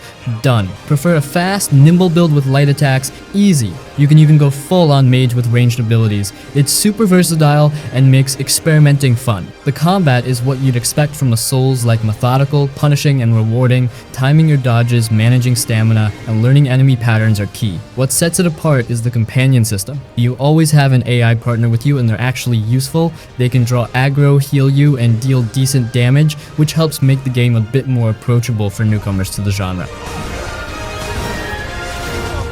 The world design is solid, with interconnected areas full of hidden paths, shortcuts, and secrets. It's not as intricate as something like Dark Souls, but it's still fun to explore. The art style leans heavily into anime aesthetics, with flashy visuals, dramatic character designs, and some seriously cool enemy designs. The story is surprisingly engaging. It's all about uncovering your past and figuring out what caused the apocalypse while dealing with themes of loss, sacrifice, and survival. The narrative is told through cutscenes and these dreamlike memory sequences which can feel a bit slow at times, but they add a lot of depth to the world and characters. If there's a downside, it's that some of the environments can feel repetitive and the difficulty isn't always consistent. Some bosses will destroy you in seconds, while others feel like a walk in the park, but honestly, the variety in gameplay and the cool customization options more than make up for it. If you're a fan of Souls-like games and want something with a bit more style and a unique twist, Code Vein is absolutely worth checking out. It's challenging, fun, and has just the right amount of anime flair to make it stand out in the genre.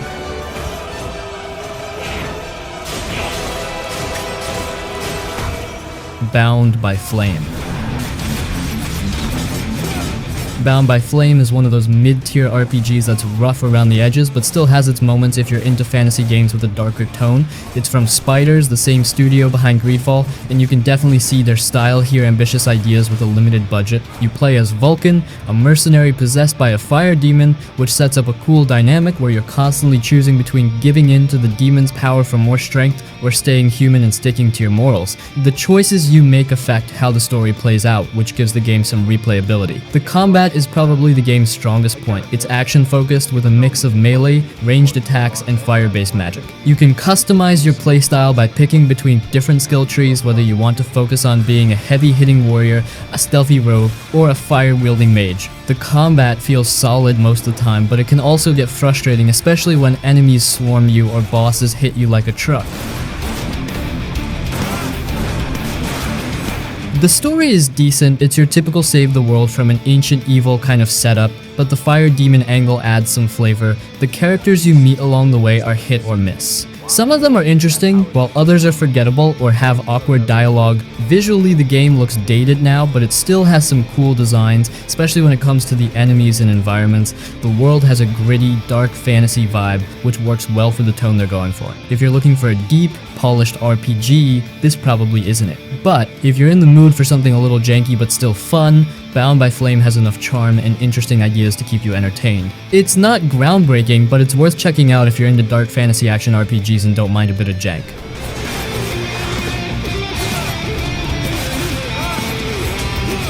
Hellpoint.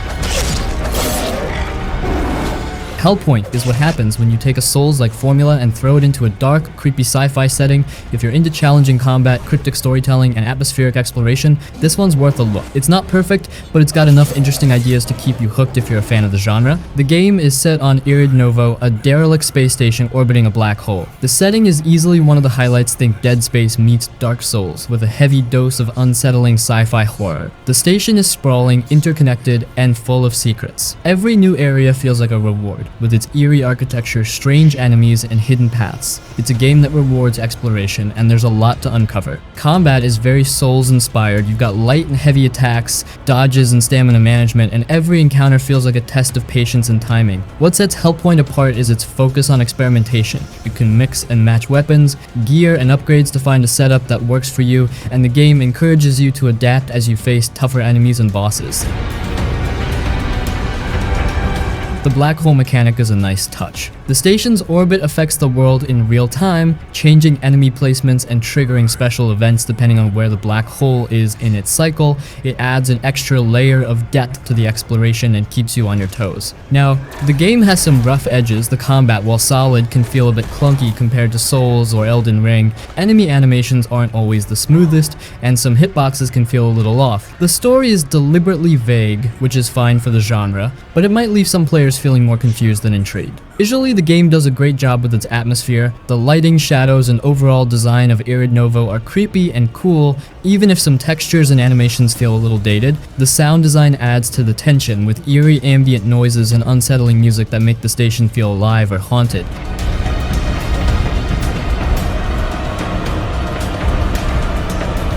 Banisher's Ghost of New Eden.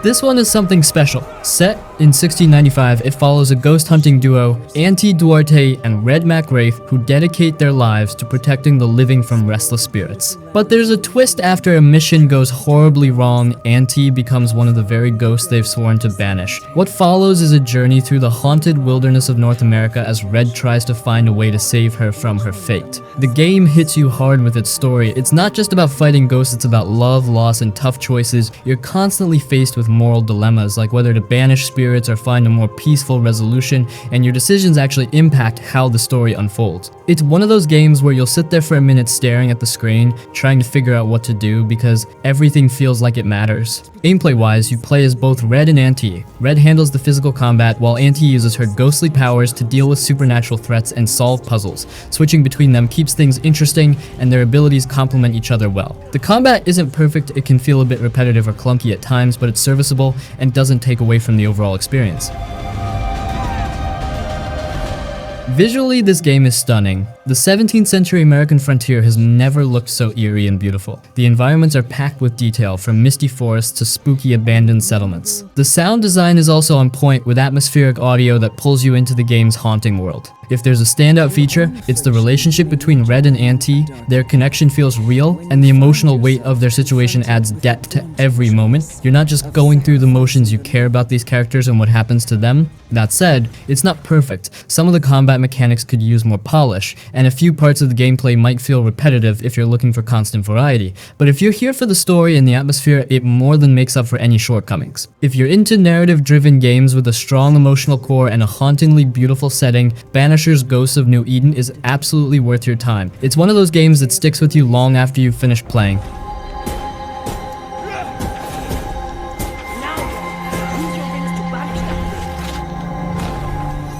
The Darkness 2. The Darkness 2 is one of those games that sticks with you long after you've finished it. When I first played it, I was blown away by how it balanced brutal action with a surprisingly emotional story. You play as Jackie Estacado, a mob boss haunted by the death of his girlfriend and cursed with a demonic force called the Darkness. The story dives into themes of loss and revenge while throwing you into some of the most intense fights I've ever experienced. The gameplay is fast and violent, but it never feels mindless. The Darkness powers let you do things like rip enemies apart with demon arms or impale them with street signs, and it's all as brutal as it sounds. At the same time, you've got your guns, so there's this constant mix of shooting and using your powers that feels smooth and satisfying. It's not just about blowing through enemies, it's about figuring out how to use your powers creatively in each fight. What stood out to me the most was the art style. The cel-shaded visuals make the game look like a graphic novel, which fits the dark, gritty tone perfectly. It's violent, sure, but the stylized visuals give it a unique look that I couldn't stop admiring. The voice acting and music also nail the mood, especially Jackie's internal struggles and the haunting whispers of the darkness. The story goes places I didn't expect, blending moments of over-the-top action with quieter, emotional beats. There's a lot of heart in this game, even with all the chaos. I still think about certain scenes and how much they hit me when I played. If you're into action games with a strong story, The Darkness 2 is a must-play. It's short but leaves a lasting impression, and I can't recommend it enough if you've missed out on it. It's not just fun, it's memorable.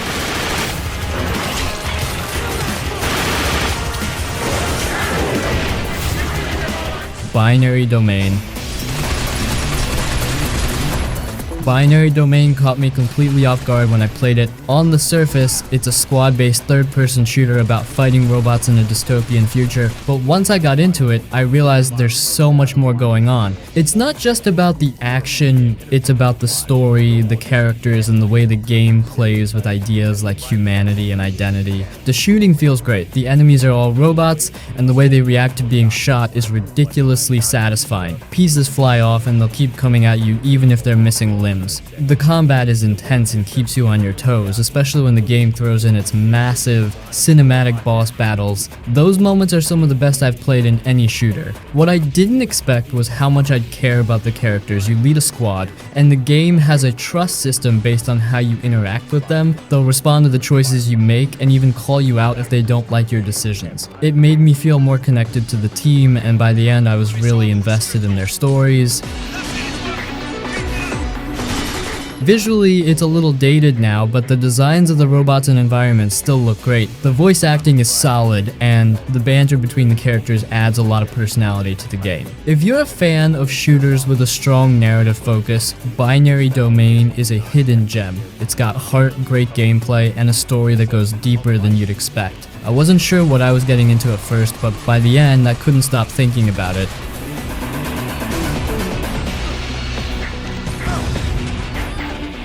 Sifu.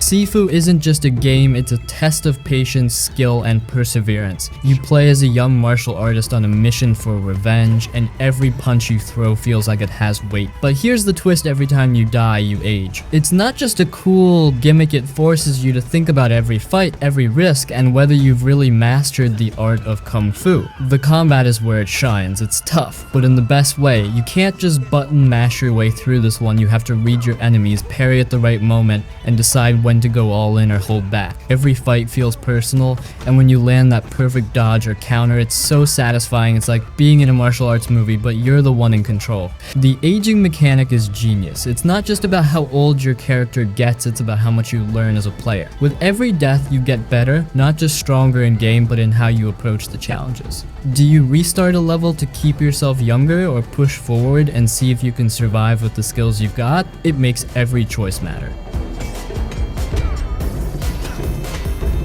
The levels are stunning. Each one is packed with personality, from the neon-lit chaos of a nightclub to the calm, eerie beauty of a mountaintop temple. The transitions between action and exploration feel seamless, and the art style simple but bold gives the whole game a timeless, cinematic look. What makes Sifu stand out is how it pushes you to improve. It's not just about beating the enemies, it's about mastering yourself. The story might be a classic revenge tale, but the real journey is in how you grow and adapt. It's tough, no doubt about it, but when you finally take down that boss who gave you trouble for hours, it's all worth it. If you love games that challenge you and make every victory feel earned, this one's for you. It's brutal, it's rewarding, and it makes you feel like a true martial artist by the time the credits roll.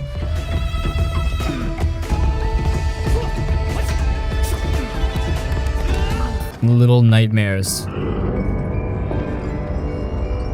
Little Nightmares is one of those games that stays with you long after you've finished it. It drops you into a world that's equal parts eerie and fascinating, where every shadow and sound feels like it's hiding something sinister. You play as Six, a tiny figure in a yellow raincoat trying to escape a nightmarish place called the Maw. The game doesn't spell things out for you, you're left to piece together its strange, unsettling world as you go. The gameplay is simple but effective. It's a mix of platforming, puzzles, and stealth. You're not fighting back against the horrors that chase you, you're running, hiding, and figuring out how to survive. The controls are tight and every encounter feels tense. There's a moment where you're being chased by a grotesque chef, and the panic of trying to stay quiet while figuring out an escape route is something I won't forget. The art and atmosphere are the heart of the game. The world feels huge and oppressive, with grotesque, larger-than-life creatures that tower over you. Every room is packed with detail, from the creaking of floorboards to the way shadows move as you carry your tiny lighter. It's unsettling in a way that's more about atmosphere than jump scares, and that makes it even more powerful. The story is told without words, which makes it feel mysterious and open to interpretation. You're not sure why Six is here or what's really happening, but that only adds to the tension. It's a game that makes you think about what it's showing you rather than just handing you answers. What makes Little Nightmares special is how it combines its creepy tone with a sense of wonder. You want to keep exploring, even when the world feels hostile and strange. It's short, but every moment feels intentional, and by the end you'll probably find yourself sitting in silence, thinking about what you just experienced. If you're into atmospheric games with a dark edge, Little Nightmares is a must-play. It's weird, beautiful, and unsettling in a way that feels completely unique.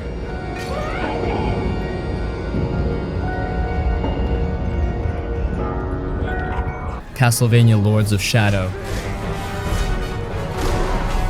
Castlevania Lords of Shadow is a bold reimagining of the classic series. It takes the gothic roots of Castlevania and spins them into a sprawling cinematic action adventure.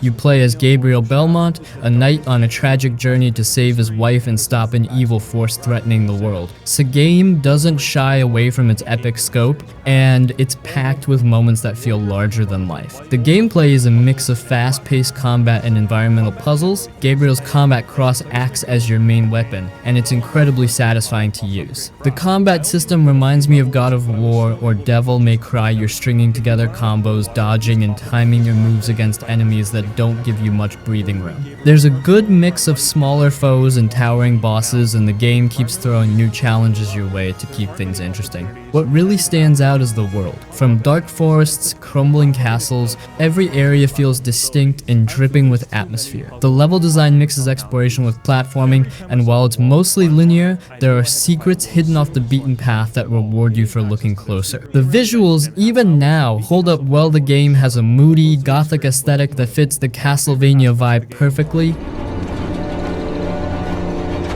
The story is surprisingly emotional, Gabriel's journey is deeply personal, and the voice acting, led by Robert Carlyle as Gabriel and Patrick Stewart as his guide, adds weight to every scene. The twists along the way are memorable, and the ending, let's just say, it left me thinking about it long after the credits rolled. The game's pacing can feel uneven at times, with some sections dragging on a bit too long, but the variety in combat and exploration helps smooth things out. The mechanics might feel familiar if you've played other action-adventure games, but they're executed well enough to stand on their own. If you're a fan of Castlevania or enjoy story-driven action games, Lords of Shadow is worth playing. It takes the series in a new direction while still respecting its roots, offering a grand, emotional journey that's both challenging and rewarding.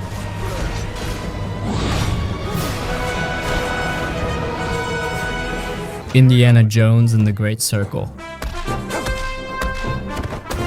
I didn't think stepping into Indy's boots could feel this good, but Indiana Jones and the Great Circle nails it. From the moment you start, it feels like you're living out one of his classic adventures. The story hits all the right beats, ancient secrets, mysterious artifacts, and plenty of that, oh no, how's he getting out of this one energy? It's pure Indiana Jones and it works. The gameplay has a little bit of everything. The puzzles are just tricky enough to make you feel clever without driving you crazy. Using Indy's wit to solve puzzles or swing across chasms is just plain fun, and the action scenes keep things exciting. Whether you're punching out bad guys or dodging traps in a crumbling temple, every moment feels like it belongs in a movie. The environments are what really pulled me in. Exploring sun-baked deserts, lush jungles, and ancient ruins packed with details and adventure all on its own. I kept wandering off the main path just to see if I could find some hidden treasure or clue. It's that kind of game. It makes you feel like a real archaeologist piecing together the past bit by bit.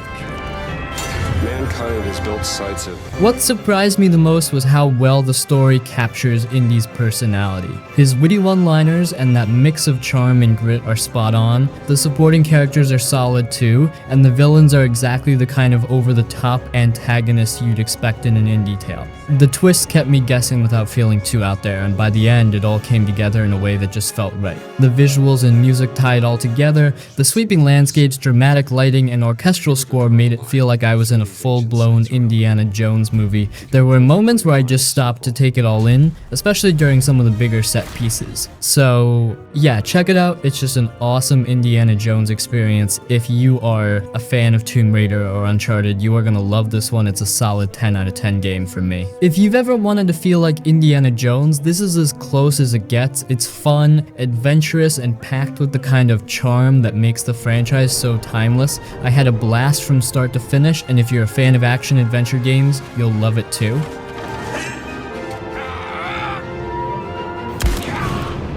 Why'd you have to do that? Guardians of the Galaxy. Guardians of the Galaxy caught me completely off guard in the best way possible. It's not just another Marvel cash grab, it's a heartfelt, hilarious, and genuinely fun space adventure that nails the spirit of the comics and movies. You play as Peter Quill, aka Star-Lord, leading the ragtag Guardians on a mission that of course spirals into saving the galaxy. What I didn't expect was how much heart this game has. The gameplay is straightforward but solid. You're controlling Peter during combat, using his blasters and jet boots while issuing commands to the rest of the team. Each Guardian has their own unique abilities. Groot can trap enemies, Rocket blows stuff up, Gamora is all about precision, and Drax is, well, Drax. It's chaotic at first, but once you figure out how to chain their abilities, fights become super satisfying. The huddle mechanic, where Peter rallies the team mid-battle, adds a fun layer and reminds you that teamwork is at the core of everything. What really makes this game shine is the writing and characters. The banter between the Guardians is non-stop, and it's genuinely funny. But it's not all jokes, there's a surprising amount of depth to their relationships. They argue, make up, and reveal their insecurities in ways that feel real. The story has plenty of twists and emotional moments, and by the end I was more attached to these versions of the Guardians than I expected. Leader of the Church of Truths. The world design is another highlight. Each planet you visit is vibrant and packed with detail. Whether you're exploring alien cities or navigating bizarre landscapes, the game keeps things fresh. The The soundtrack is also killer packed with 80s hits that add so much personality, especially during key moments. Nothing beats taking down enemies while Don't Fear the Reaper plays in the background. Guardians of the Galaxy is more than just a fun Marvel game. It's a great mix of humor, heart, and action that stands on its own. Even if you're not a huge fan of the MCU, it's worth playing for the story, the characters, and the sheer fun of being part of this dysfunctional family. It's got its quirks, but honestly, that just makes it more lovable.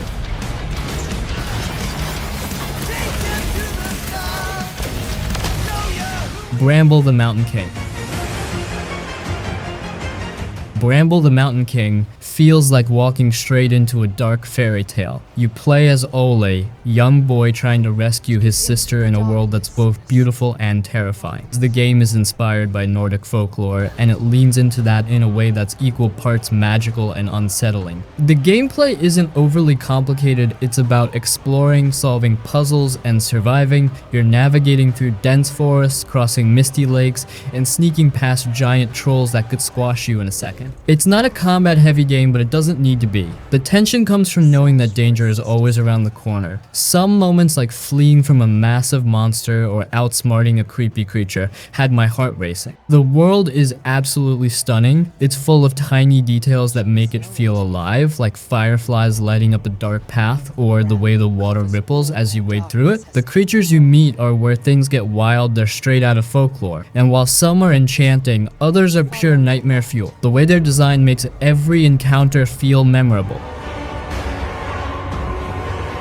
What I loved most was how the game constantly switches between awe and dread. 1 minute you're admiring a gorgeous landscape, and the next you're running for your life. It's unsettling in a way that keeps you hooked, like you're walking through a dream that could turn into a nightmare at any second. The story is simple, rescue your sister, but it's emotional and pulls you in. There's something about how it's told, with the folklore adding layers to the world, that makes it feel special. It's not trying to overwhelm you with details, it just lets the world and its creepy, beautiful vibe speak for itself. If you're into games that feel more like an experience than just something to play, Bramble the Mountain King is worth your time. It's dark, it's gorgeous, and it's one of those games that stays with you after you've put the controller down.